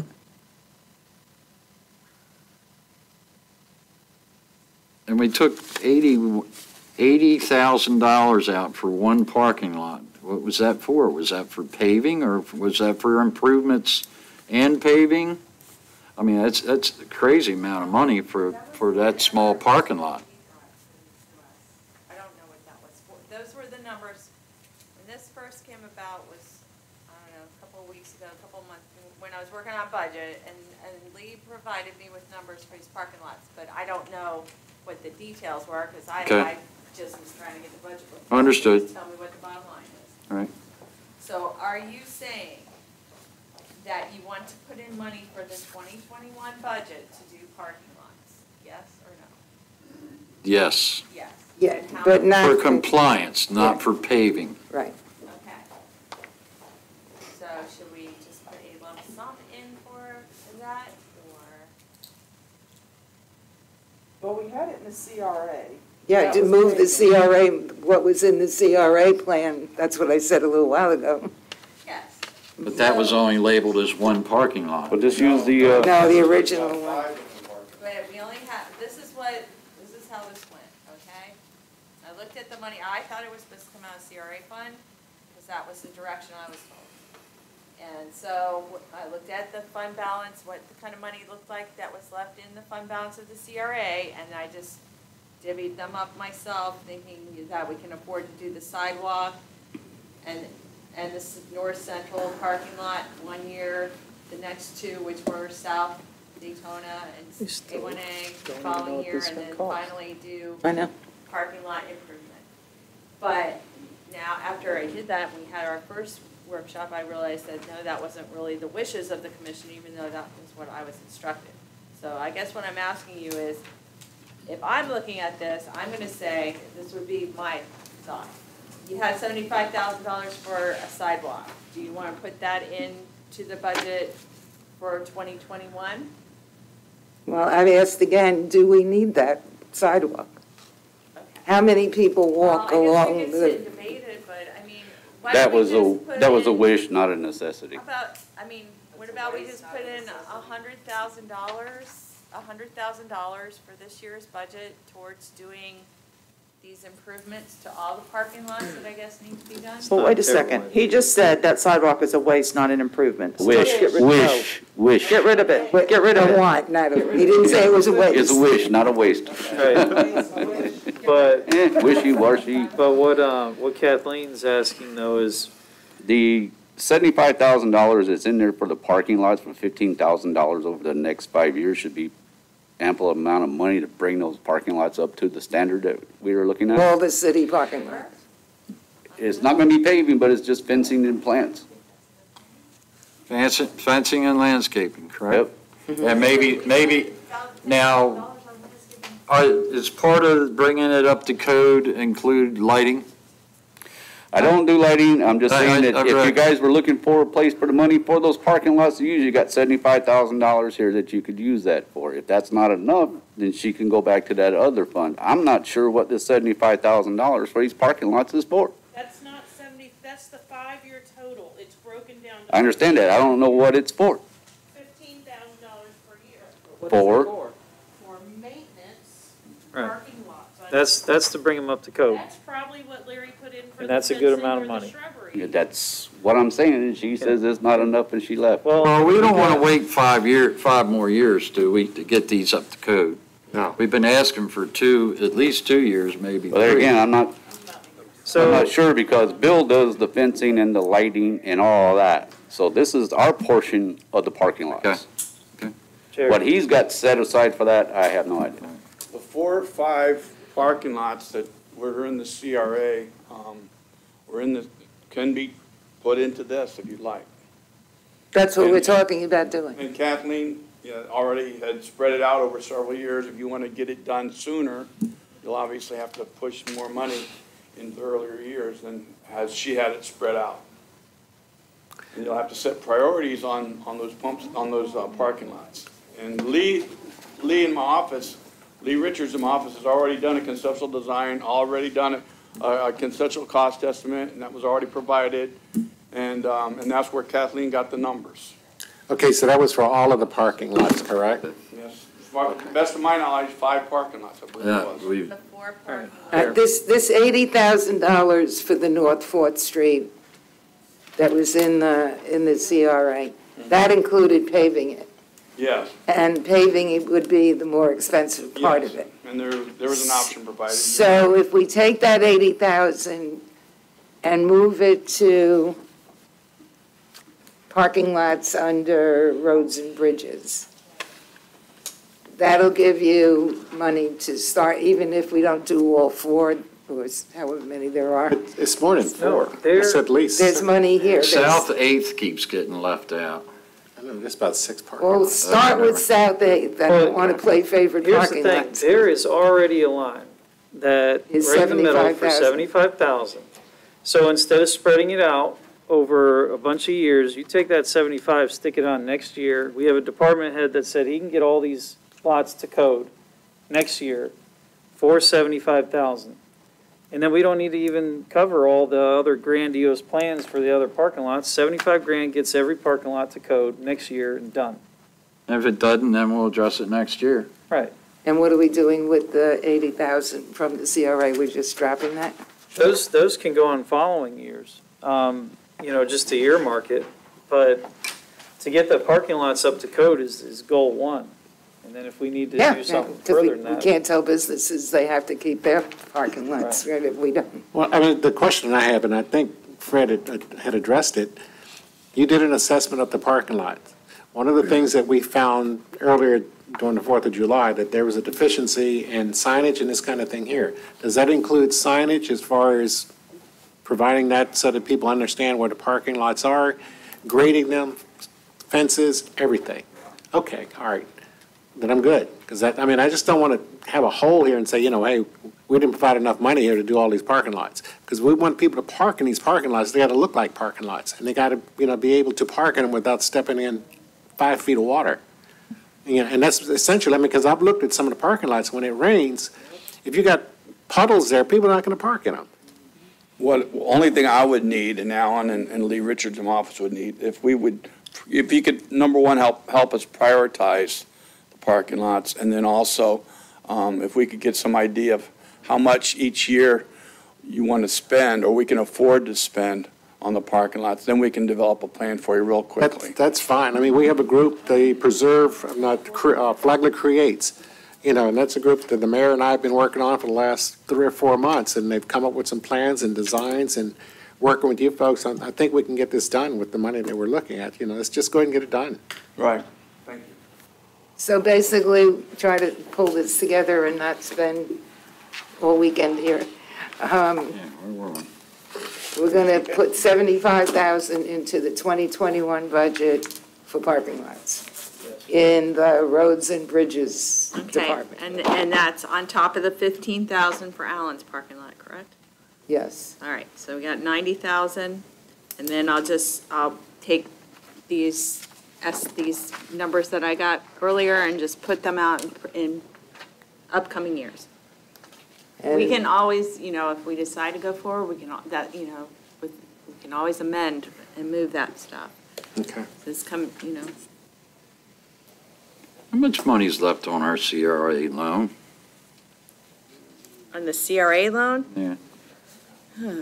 Hold on. let's I switch just this. thought maybe you Can might we remember off the stick top. to one? We will, I just thought maybe she knew off the top of her head. It's definitely 5 more years. I mean, I think it's Okay. till 20-something, Okay. 2020, I believe. I don't know. Can we move on? Nothing critical. Thank Okay. you. Can we move on? Yes, ma'am. Just before you- Sanitation. Chair, before you move on real quick, when I stepped out, I did talk to Ron Mead. He remembers having conversations with Larry about parking at Central. He doesn't ever remember there being an agreement that Of course was not. signed. Of course not. But I did ask him to please check. Okay. And I'll also check, because if we did enter into some type of agreement, I would imagine Drew would be involved in the language associated with that, so I'll check with Drew on that. Okay. But Ron's going to check into it for us. Thank you very much. You're going to have to learn to be more efficient with your time, you know?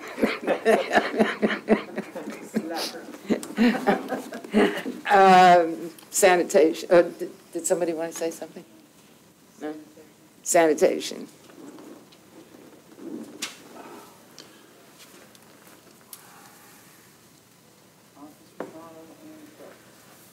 Nothing? Well, so I don't know what's consisted of it. I know that $40,000 for an office remodel is a lot of money, but I don't know what's part of that construction. Yeah. Is it- It's a do-over. Okay. It's a All right. do-over. I didn't see, and that's what I didn't know. Yeah, it's definitely a do-over. Got it. It's at the wastewater treatment plant. Yeah. Okay. That's easy. Stormwater, Hey, can I say something? sorry, yes. $40,000 to remodel an office over there that doesn't get used as an office, I think is nuts. I mean, it's used by the temporary help that helps the sanitation department. Rob Smith's office is here in City Hall. So what are we spending $40,000 on inside that building that they only, from my understanding, it's all cleaned up and certainly sufficient for temporary help that comes in and helps with the garbage trucks. To my knowledge, that is temporarily Rob's office, that he does intend to move back over there. And part of the plan over there was to install showers and stuff so they could wash the garbage off them before jumping into their personal vehicles and returning home. Okay. I haven't seen the specific plans, but I have overheard Rob talk about it. And there'd be a changing area, like a locker room almost, with Yeah. showers and. Can I speak to that real quickly, since it is the wastewater treatment plant? I did get an estimate for like $100,000 to redo that building, and we didn't go ahead with it, okay, because of the lack of funds. I didn't feel like we should be spending wastewater treatment plant money for all of that. The building, ceiling, the walls, clearly the bathroom, it needs to have a major overhaul inside, and I give him credit for wanting to get that accomplished. But like you said, we have people that work, and they have to go in and change, and they need to clean up a little bit before they go back home. And there is an office that Johnny Lynn used for many, many years, and I think he'd like to get over there so he can be near his guys. I'm not going to deprive those guys of anything. I mean, I wouldn't want to do it. And I agree. I mean, they have some pretty bad facilities over there. They do a heck of a job, and they really need it. Okay, anybody else? One of the things I didn't see that was in there, speaking from a layman's terms, is there was a position that was approved for a mechanic for the sanitation. And I don't know, and Rob's not here, but, you know, I don't know how much money is going to be allotted for equipment for a mechanic. I mean, if we're going to be doing fabricating and welding, I don't know that the city's got that type of materials available. So I don't know if there's been any discussion about putting money in the budget to handle that type of stuff.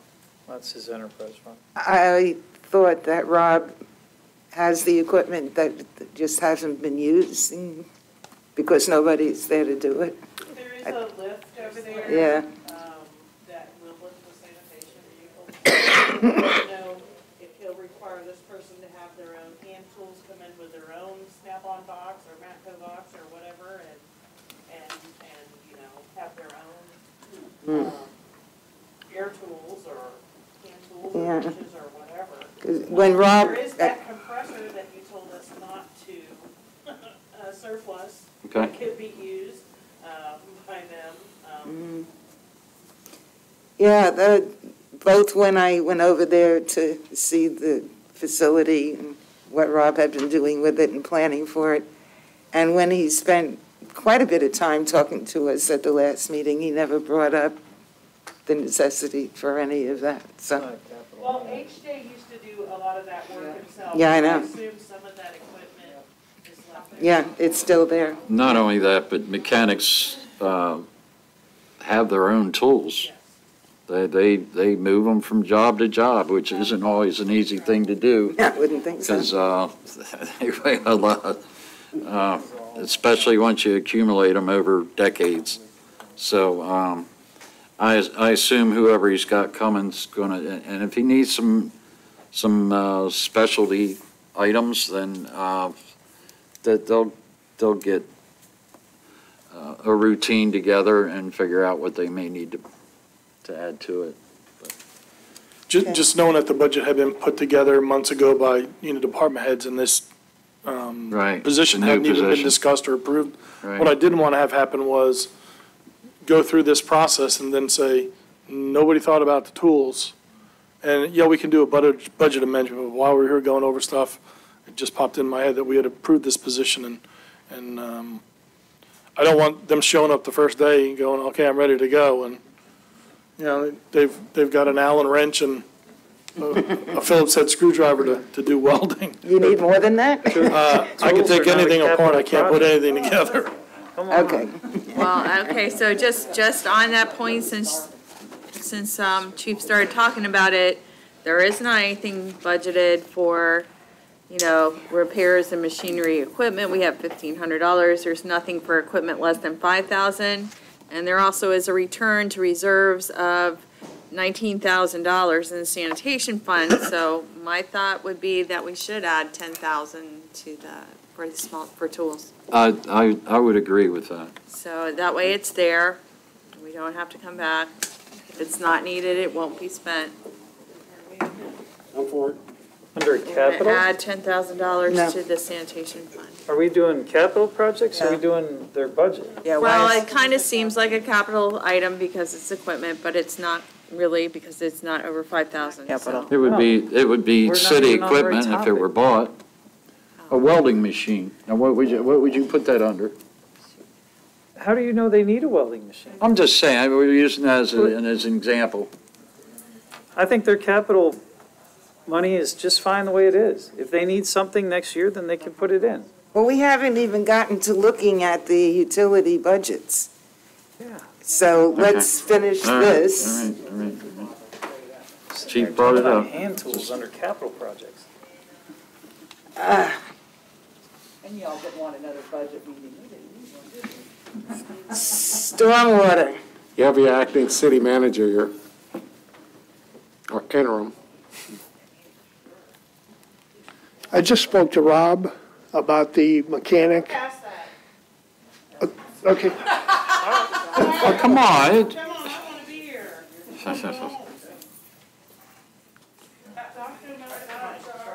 Stormwater.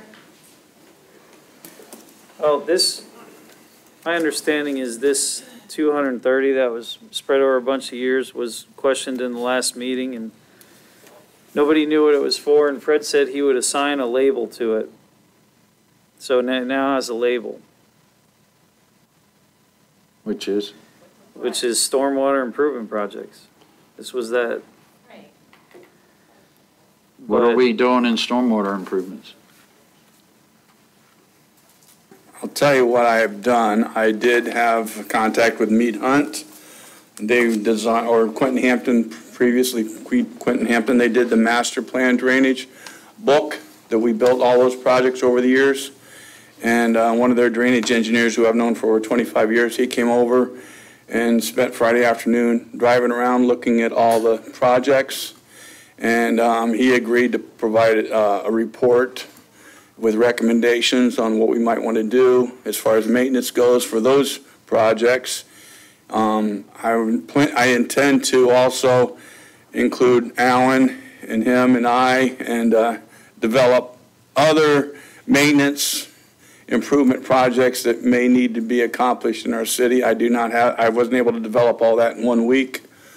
With Alan's on vacation for that matter. It'll be a maintenance improvement. I think it's going to be more slated towards maintenance, okay? Because it says. Of getting pipes cleaned out, maybe doing some minor swale work as we've done recently on Lambert. It may include, I'm planning on getting all the pipes cleaned out to the very end of Lambert Avenue with the Phase 1 project. When we do that, we're going to find pipes that have collapsed that probably need to be replaced. So it may include some pipe replacements on Lambert Avenue. But basically, I'd like to work with Alan and Mead Hunt and develop a overall plan and come back. And I'm sure there's ways that we'll be able to spend that money pretty successfully. This has come out of stormwater improvement fees, monthly or yearly fees. And we have areas Alan and I are aware of, especially I focus between 20th and 24th Street South. There's some drainage pockets there that the streets don't drain very well. And we have some alleyways that have ponding of water, and we have a lot of issues with the residents complaining about water running into the backyard. So I want to do a similar project in many other areas on the alleyways, such as we did on the Women's Club recently. I know Chairman Mealy is very aware of that project. It's quite successful. These isolated drainage areas that don't drain properly, and we have standing water for extended periods of time. If we do what they did successfully on A1A to prevent all that flooding from coming down off A1A, and they're capturing that water in A1A, we can do that in the same way in alleyways. So I think that's my approach that I think will be successful. I don't know if Alan has anything else he wants to add, but Alan's going to be a big part of pointing out, he knows where the problems are, and I'd like the commission also to let me know where the problem areas are. I know we had I learned a lot a few weeks ago in Bunnell with the planning board discussing the gardens, and a lot of folks, Ken's neighbors complaining about Palm Drive, okay? That was the first time I heard that, but that's another area we need to take a good look at. Possibly that pond could be improved a little bit that's in there. Do you have anything else you want to add, Alan? We'll be here to answer questions if they have any questions.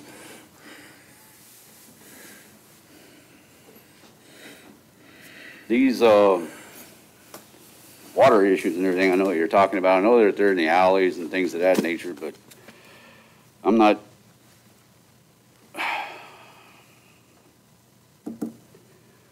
seeing where it's going to take $230,000 every year for the next 5 years to do those projects. I think there's a lot going on, and at this point in time, I'm thinking for next year, we ought to set one of these back. We got other projects going on, and you want to put catch basins and drains and stuff in the alleys, and I don't think it's the answer. Y'all can talk about it. My recommendation for this particular line item would be to take it out of this year. And if y'all want to leave it in for following years, that's fine, but this year it needs to be taken out. There's no plan for the money. It's good. We need to have the city manager work with Fred, come up with an intelligent plan, prioritize about what we're going to do with it. The last time we talked about this number, there was no plan. We didn't even know what it was for, and I'm hearing now that just random stuff around town, but that's not an intelligent plan for $250,000. And it needs to be, take this year, come up with an intelligent, well-thought-out use of the money and get it planned out, but not leave it in for whatever. Is there an amount, I can't say I disagree with what you said, but is there an amount that you have to have this year for a specific thing that you know of? Well, reacting to what Commissioner Cooley said, we could very easily spend that money on Lambert Avenue, okay? All 230,000. Then tell us that. I just did. Could very easily spend it on. You can spend it anywhere. No, we actually have a plan in place for Lambert Avenue already, Phase 2, okay? We won't be able to accomplish it completely with $230,000, but we can get a portion of it constructed. So if he changes that to Lambert Avenue, then you're good? No. No. Or we can put it off, as Commissioner Cooley said, you can put it off a year, but there is some maintenance can be done on a lot of the storm pipes that are half filled with dirt around town that we don't have a Vector truck for. And honestly, Alan's crew works very, very hard. They have a small crew, and they do multiple items of work: tree trimming, inlet cleaning, road sweeping, a whole multitude of things, sitting water meters, sitting sewer services. And I can understand why they can't keep up with cleaning out all these storm pipes. And a question for the commission, really for me, is, do you feel it's the city's responsibility to keep this, and I know, I bet you Commissioner Bellimer has an opinion on this. Do you think the city should be responsible for cleaning out these storm inlets that are underneath driveways? Has nothing to do with what we're talking about. Yes, it does, because are we going to allot money to clean out the pipes? Do we have enough money to go all the way down Lambert? No. Not to do all the drainage improvements, but we can clearly get some of it. Till we clean out those pipes, I don't know what we have. Just like we didn't know in Phase 1 till we cleared those pipes. Mm-hmm. Okay, I mean, because like I said this morning, it's right down the street from me, so I've been driving down there looking at what they're doing. I mean, they're doing a phenomenal job, and I think it's going to make a big difference on Lambert, because if you've ever been down there when there's a hard rain, it's pretty bad. So I just wanted to know. If you leave the 230 in the plan for next year, and I come up with a plan that you like, we'll have the money to spend. If we don't, then you can just put it off a year. But I'll be coming back to you anyway. And I can come back to you before I even have the design completed or have the preparation of the bid completed, where I take the first step and get your approval. So I guess where we're at now, I'm with Commissioner Cooley. If it wasn't allocated before, we'll let you go ahead. We'll just go ahead and pull it out now, and you put your plan together. You can come back and we can do an amendment. Yeah, we can do that too. Okay. But it's not unlike the paving. Okay. Up until now, every year we've developed a plan for paving after we realized we had $115,000 to spend. Okay, thanks. So what are we doing? I vote for putting it off for a year. Yeah, I think we need to have a better plan. Yep. It's just kind of haphazard right now. So take it out, put together a good plan. We didn't really change anything for how we're gonna maintain.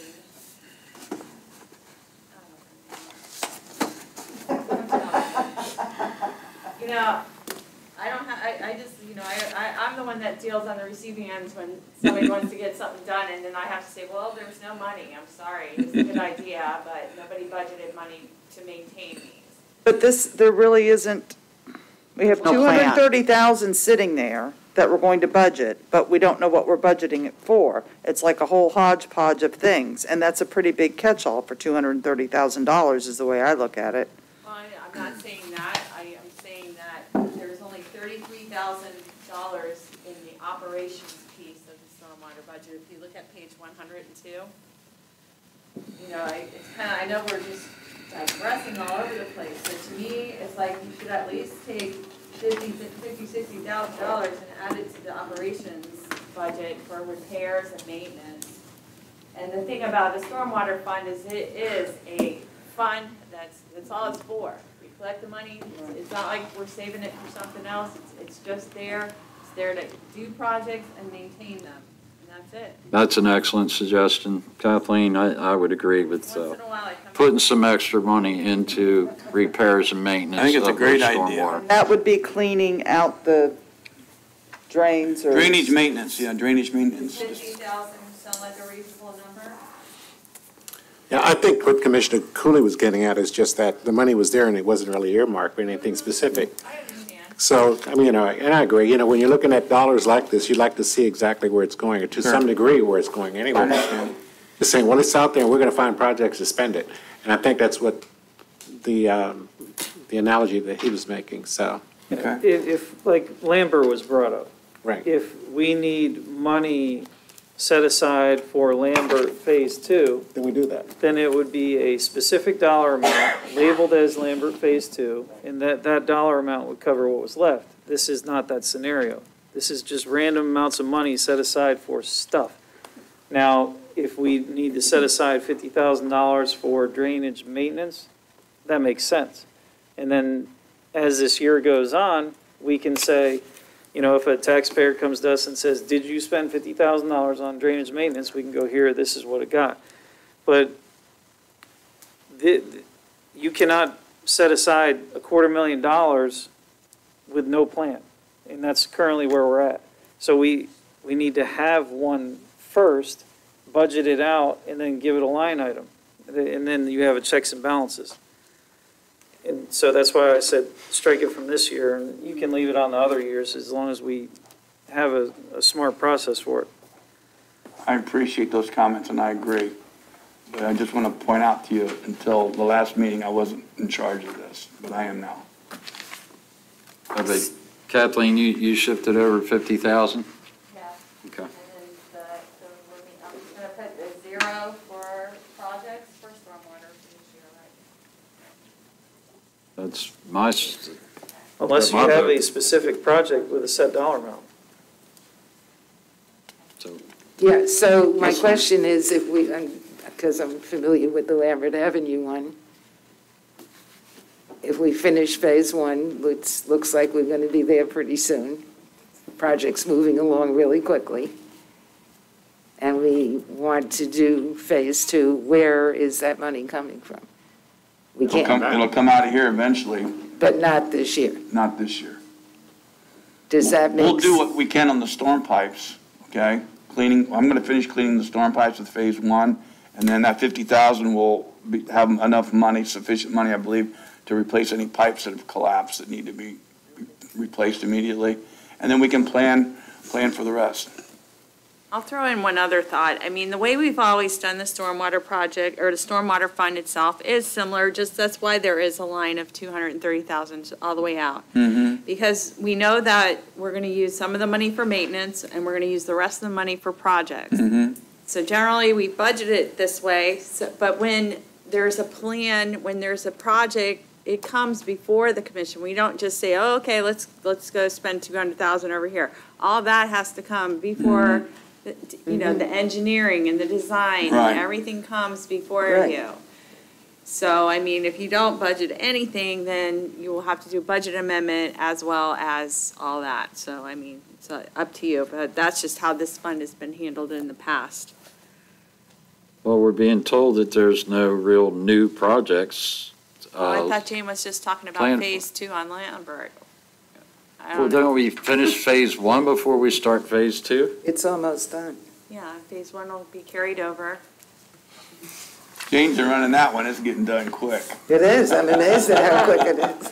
But I think what Kathleen is saying is that in spite of that, though, once Phase 1 is done, if we need additional money for phase 2, it's there, but you still have to come before the board to Right. request that the money be We'll do spent. So that. there is a check We and can do balance, that. it's there. There, yeah, with every piece of, any kind of money there is. Yeah, anything that goes. So just because it says 230 here, doesn't mean 230 is going to get spent. It's just allocated. And if Fred says, Budget. oh, there's this new thing we need to do, and it costs 55, it would come out of that 230, but we would have to approve it. Right. And then if 2 months later he says there's another 55.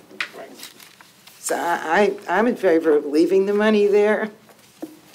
I know it looks like we're putting money in and with no plan, but it's in reserves. It's not coming out of the millage rate. No. It's not Stormwater hurting fees. anybody by sitting there, by that number sitting there. And should projects come up in the year, at least the money's there to spend.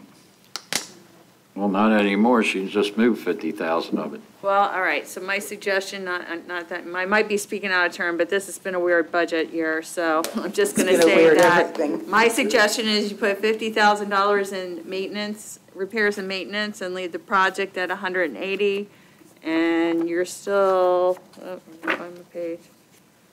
We're still returning $27,000 to reserves at that, and again, it's only money to be used for stormwater projects. So that's my suggestion. I think it's a good suggestion. Do I have a second? Kathleen, do that again. Do that again, please. All right, so leave 180,000 as stormwater projects, not any labeled project. Improvements, under Improvements, under improvements in the capital plan. On page 102, we're going to take the amount of repairs and maintenance and increase it to 65,000. It was at 15, we're going to add 50 to it, so we'll have 65,000 for repairs and maintenance, and voila. Move on. Thank you. So the repairs and maintenance will be 65,000. for existing, for Yeah, pre-existing, yeah. Mhm. To actually Maintenance. repair and maintenance things. the others will be for new projects, if necessary. And Yeah. just for the record, I'm okay with the repairs and maintenance, but on record, I'm not okay with, in any way, shape, or form, budgeting for something that doesn't exist. Okay, That's all. we got it. Okay.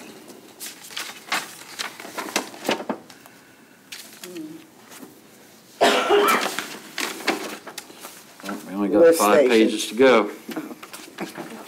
Lift stations.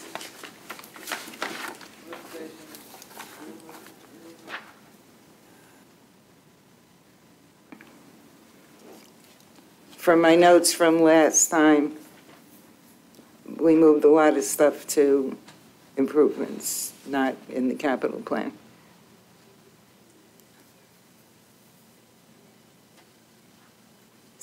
I think the only things left in the capital plan are the bypass pump, the cellular monitors, and the large pumps. Am I correct? We have. And the crane service truck.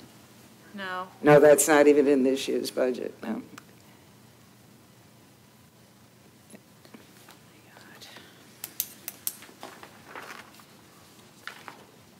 We're planning on replacing the Marina Bay pump station, raising it up a foot, and turning it 90 degrees so it can be better accessed by a Vector truck. And I've already spoken to a consultant to help us with getting it out under contract, if that's your wish. That's under the pump station rebuilds. Any questions? No.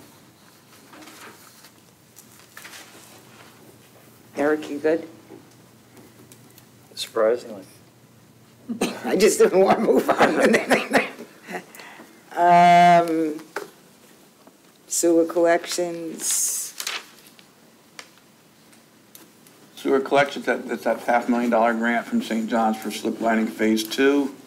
We committed $200,000 in addition to the $500,000 in order to secure the $500,000 grant. That's the point system. We just barely got under the wire.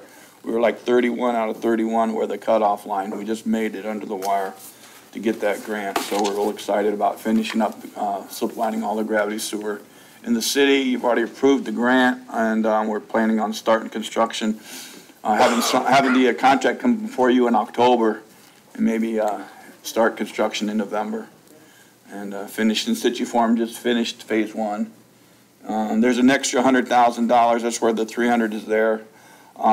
I think that needs to be there because, believe it or not, you never know when a sewer line is going to collapse. Okay, we'll do our best to prevent it. That's why we've slip lined all our pipes. But if you have a gravity sewer collapse, you need money to fix it. And when it's deep, it's a big mess. You have to do bypass pumping. It takes a lot of money to get it fixed. So I think that $100,000 is worthwhile to have in there for an emergency. Any questions? I disagree with that 100,000. We just spent $500,000 for, this is sewer rehab, $500,000 this year for slip lining. We're doing $500,000 next year for slip lining.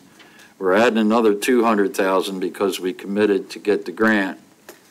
We've got a little bit of money left over from the money that we committed to last year's grant.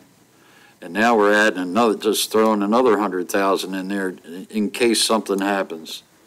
I think there's just way too many in case something happens items in here. And $100,000 is quite a sizable chunk of money, and all we keep doing is going up on utilities. I just don't think that needs to be there. The parking lot paving, is that the building over at the wastewater treatment plant?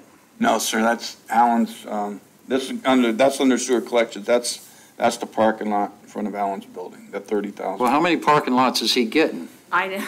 That's what I thought when we were looking at this. I knew it was in here somewhere else. That's what that is, whether you like it or not, that's what that is. Well, we just He's said right it was 15,000, now it's 30,000. 15,000 was all the parking, those several parking lots. This is his parking lot for sewer collections, just, you know. No, we had, Alan, Remember the building and the parking lot? Dude, you had the parking lots just here a while ago for Yeah. that one, and now you're saying. Alan, you have to come up. If you don't need it, just cut it out. Now's the time to give it up. Looks in two different things. Yeah, where is your parking lot? Why don't we just take it out? Okay. I'm just saying that I have no idea, and I would just go ahead and just take it out. Okay. Take out. Perfect. Works for me. And before back to what Commissioner Bellumer was saying about the 100,000, we budget a lot for what ifs and what have you. I'll let you know that I will be coming to you with a budget amendment probably the next last September meeting for fixing the $100,000 repair underneath the water from the TICO experience. So, if we don't use it, it goes back, but if it's not there, then we have to go out and get things done without having the money budgeted, so. Where is there $100,000? It's in that. Right here, these top two It's lines. in the sewer rehab lines. We had 500,000 for a grant. Fred said we had to have $200,000 to show that, Right. That's part of the grant. that was commitment. part of the grant. So we do actually have to do $700,000 worth of slip Right. lining. And there's another $100,000 in there for, Oh, in that same, okay. in that same, in the 300. I did not realize that, but that's what that is. Okay, I'm trying to find the number 100,000 Okay. and I'm not finding it. Okay, understood. Yeah, it was the 5 plus the 2. And then Fred said he was adding another 100,000 to it. So, yeah, to make this better, I would do, because I didn't understand it when I first looked at it. So the slip lining would be 700,000, and it would be, funding would be the grant and utility reserves, and then sewer rehab would be 100,000, okay? If you want to We leave it didn't in. add 100,000 to it last year. We had the 500 plus the 200. And that's why I said I'm coming to you with the budget amendment, because we had to have, we almost every year, we have some major catastrophe, either water or sewer line breaking, because. So are we ending up paying for that break over there? I'm not sure. We've already paid for it. We've paid Trying to get for the it. money back. You're waiting for. Yeah, we're seeing if reimbursed we by get insurance. reimbursed. So we're gonna, ECO didn't stand up and say, hey, we'd like to pay for that. He said, talk to our lawyers, basically. Well, if I remember correctly, I think Drew didn't he draw up draft some documents or something? Our human resource, Okay. Liz was running through that with the lawyers. so I thought I I'm not really remembered involved. something that we were going to essentially have to go after him to some degree, try to. Gotta see go or after them. They're something. not gonna just walk in the door and say, Right. here's their money. So this 300,000 got changed to 100,000? Right, Is that what I heard? the slip lining will be 700,000. But there are two sewer rehab lines. Yeah, The first one you said will be changed to 100? 100. right, I'm gonna rename the second Actually, one make it sewer 3 rehab lines. slip lining, that way it'll make a little more sense, okay? the 500,000 is grant money. I The rest, understand that. the other 300 is our money. 200 of which is a match for the grant money. Okay. Leaves us with 100,000. Okay. Correct. Okay, anything else? Yeah, what all improvements you doing to your building over there, Alan? We gotta have a new roof. Okay. So that doesn't cost $50,000. I will have to get some quotes on it, but it's quite a large building, and the last guesstimate was quite close to that. The plywood's kind of gone, and we're trying to save it as best as long as we can, but Alan, correct me if I'm wrong, Larry had plans, and I don't know if you have a copy of those plans, but there was potential plans being drawn up for some architecture on that building to make it a little more aesthetic. He was talking about adding dormers perhaps, just cosmetic stuff. correct. That's all, you Part of the have deal, those as far plans, as I right? know, I do not know. But that was part of that budget, the 50,000, right?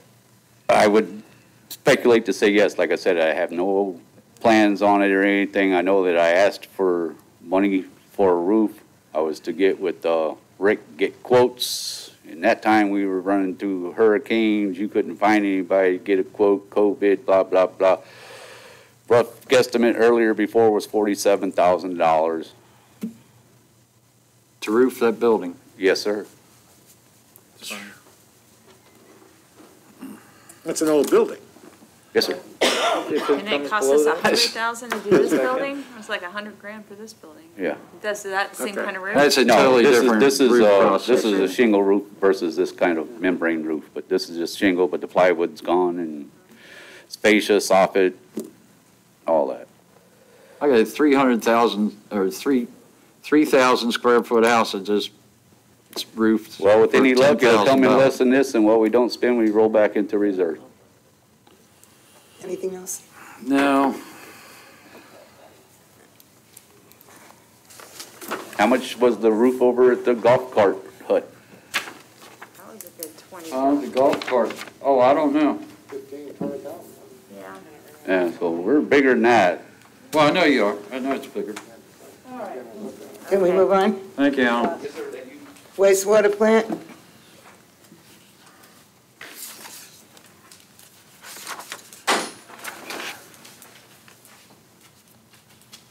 Bare bones, whatever breaks, we have money to fix it. We're under design to rebuild it right now, but we need to have some money in case things continue to break. And that's just backup money in case things break. We've got something to pay for it.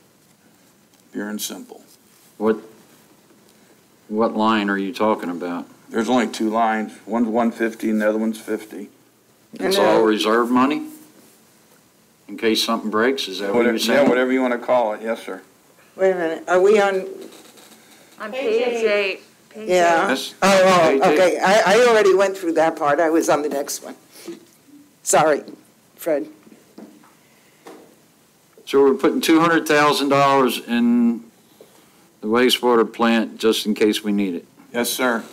it's just like we budget for repairs to vehicles and repairs to this room, you know? It's just a grander scale because it's bigger equipment. What does R&M mean? Repairs and maintenance. I could create 8 lines and write down 8 pieces of equipment that could break, okay? Or else I could just tell you whatever we find is gonna break, we gotta have money to fix it. I remember somebody saying they were gonna pave the parking lot over there in front of the new building. Is that still on the plate? I don't think you wanna do that until we have the plant, rebuild completed. And then what we have out there is functioning really well. I know, it's high and dry, and it's got nice rock, and it's not like people are getting stuck in the mud. Honestly, I don't think we need to pave it, but we could in the future if we want to. Okay, just want to make sure that wasn't in there. Okay, we're done with wastewater? Water distribution? Just had call out. My recommendation would be to push telemetry back 1 year to let the new city manager make sure that that has a good return on investment. Get a second set of eyes on $1 million investment. You know, this has to have a pretty well-documented return in order to move forward. Which line are you Unless on? you, this is right in the middle of the page. Meter replacement, that's telemetry. Unless, Alan, you have like a strong objection to I've doing that been this year. going back and forth with this thing for 3 years. I know there is questions and concern. I mean, it's a large amount of money, but it is a direction that we eventually have to go to.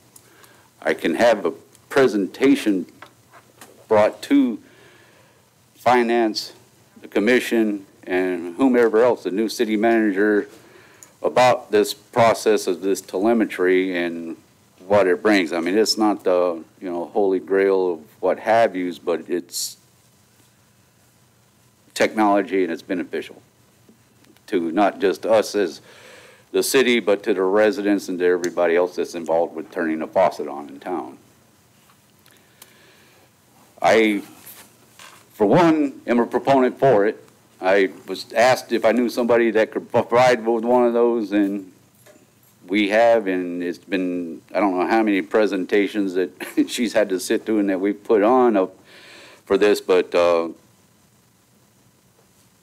how do you feel about postponing it for another year?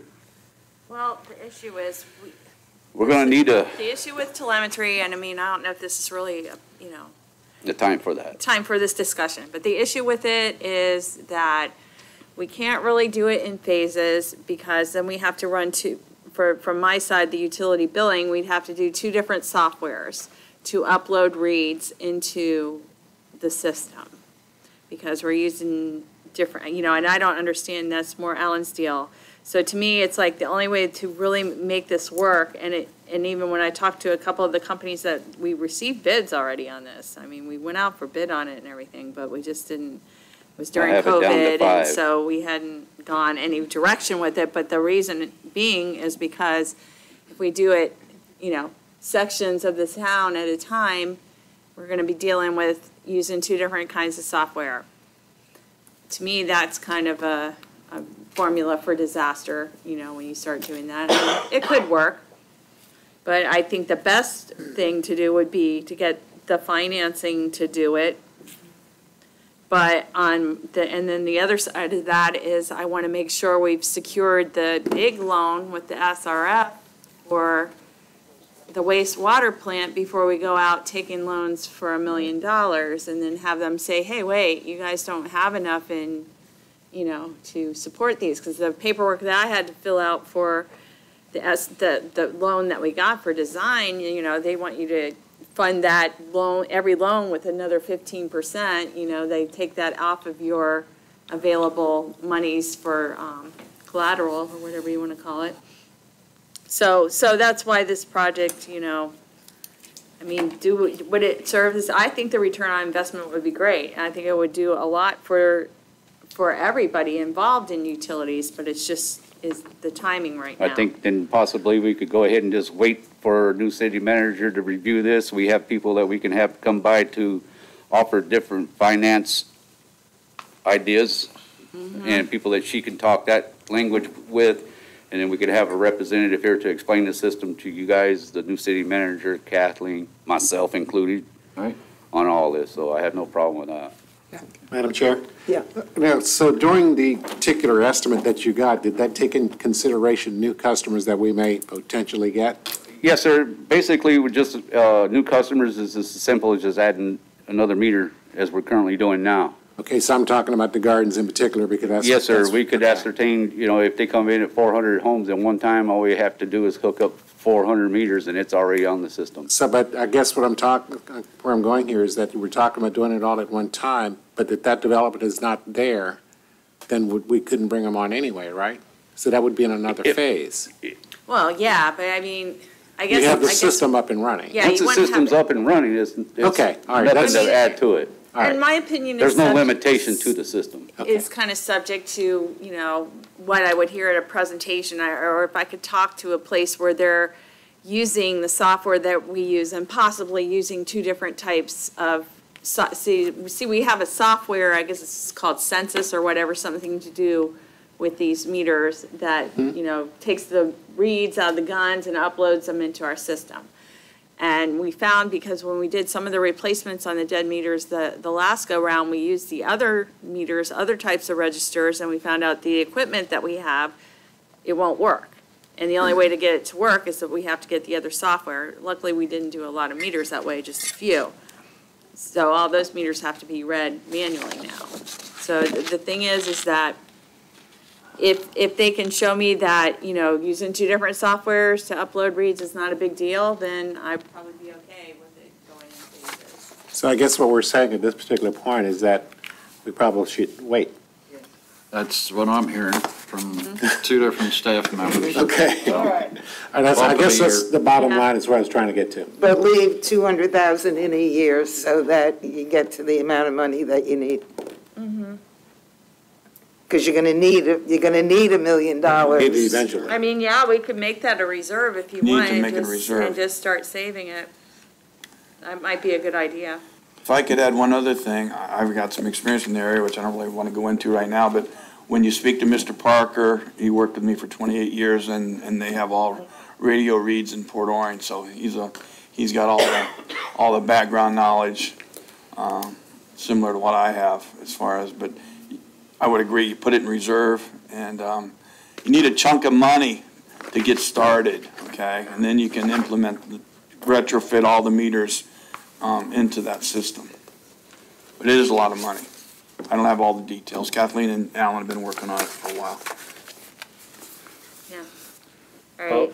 Now, 2 lines below it, you have another reserve. Right. That's for infrastructure. It's just kind of, again, the reserves are just savings accounts for things that we know we're probably going to use.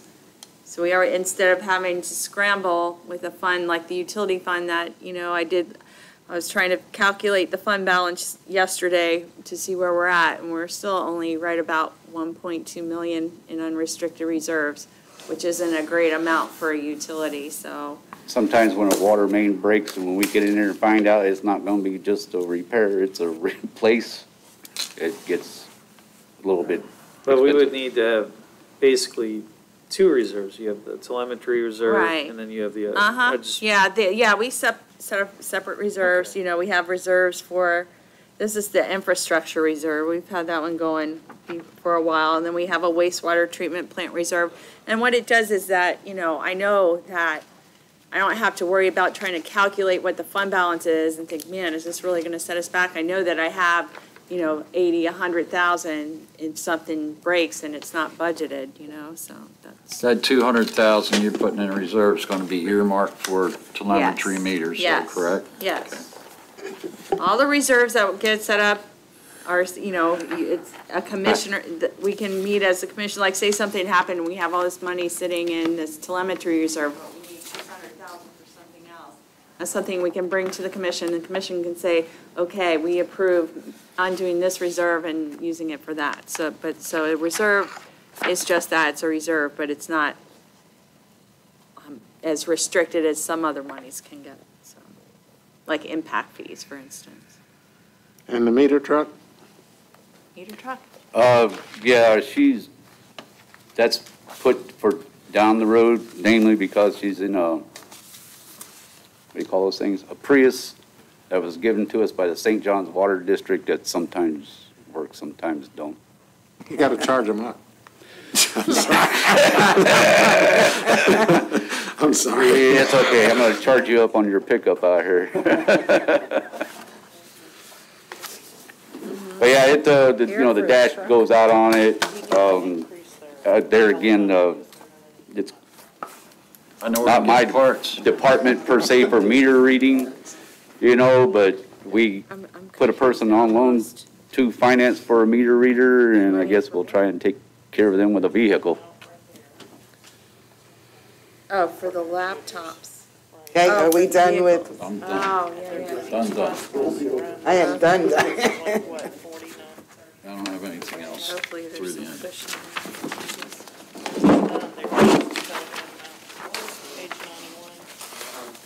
Eric, do you have anything on the rest of the capital plan? The only thing I had was on page 9 in the middle, there's another $25,000 telemetry upgrade thing, and I didn't know,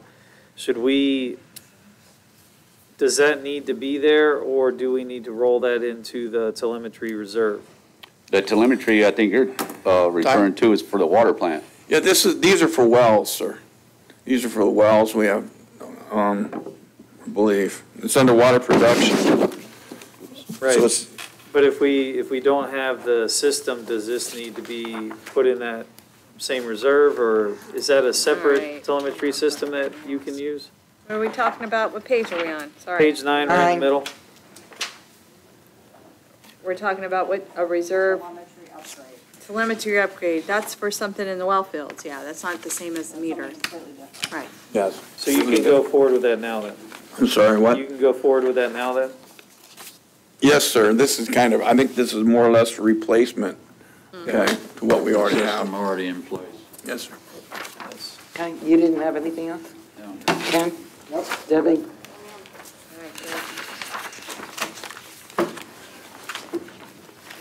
Motion to adjourn. I have a quick question. No. On this sheet here, and I didn't see it in there, we had playground equipment for the WIC line to the tune of 20,000. And we don't even have an open playground right now. Right, I thought we had decided to put that on hold. Yeah, I thought we had. But I found it on, somewhere on these new sheets. Yeah, it's on the new sheets, but it wasn't in the old one, or I didn't Correct. see it when we just went What are through you it. talking about? The playground equipment for the yeah. WIC line to the tune of 20,000. All right, well, we won't be purchasing it without the playgrounds Second page being at the open. bottom. Department 58. And y'all didn't think we needed another one. See? That is out. Linda, did y'all determine that is out? Or, The playground equipment, is that out? Do you want to take it out? We don't have the playground. Okay, And we took the Silver Lake thing out. right, we took that Yep. out. All right, is that in the capital? Kathleen, do you have everything you need from us? Please, You say forgot yes. that bag of $100,000 that I also need to finish this. All right, so there's 20,000. Yeah. Anybody want to second my motion? Second. I didn't hear the motion, but I can go That's that through. motion to adjourn. All right. Who was the second, Debbie or? They didn't give him any public comment. Whoever. Oh, Oh, Lord. yeah, so I got a list of all the, well, at least in the general fund. Parmesan crusted chicken is not gonna be ready. That sounds so good. My wife's gonna be What are you mad. having? Her Parmesan crusted chicken is not gonna be ready. What was that, dinner at Ken's house? Come on over. I got my heat too.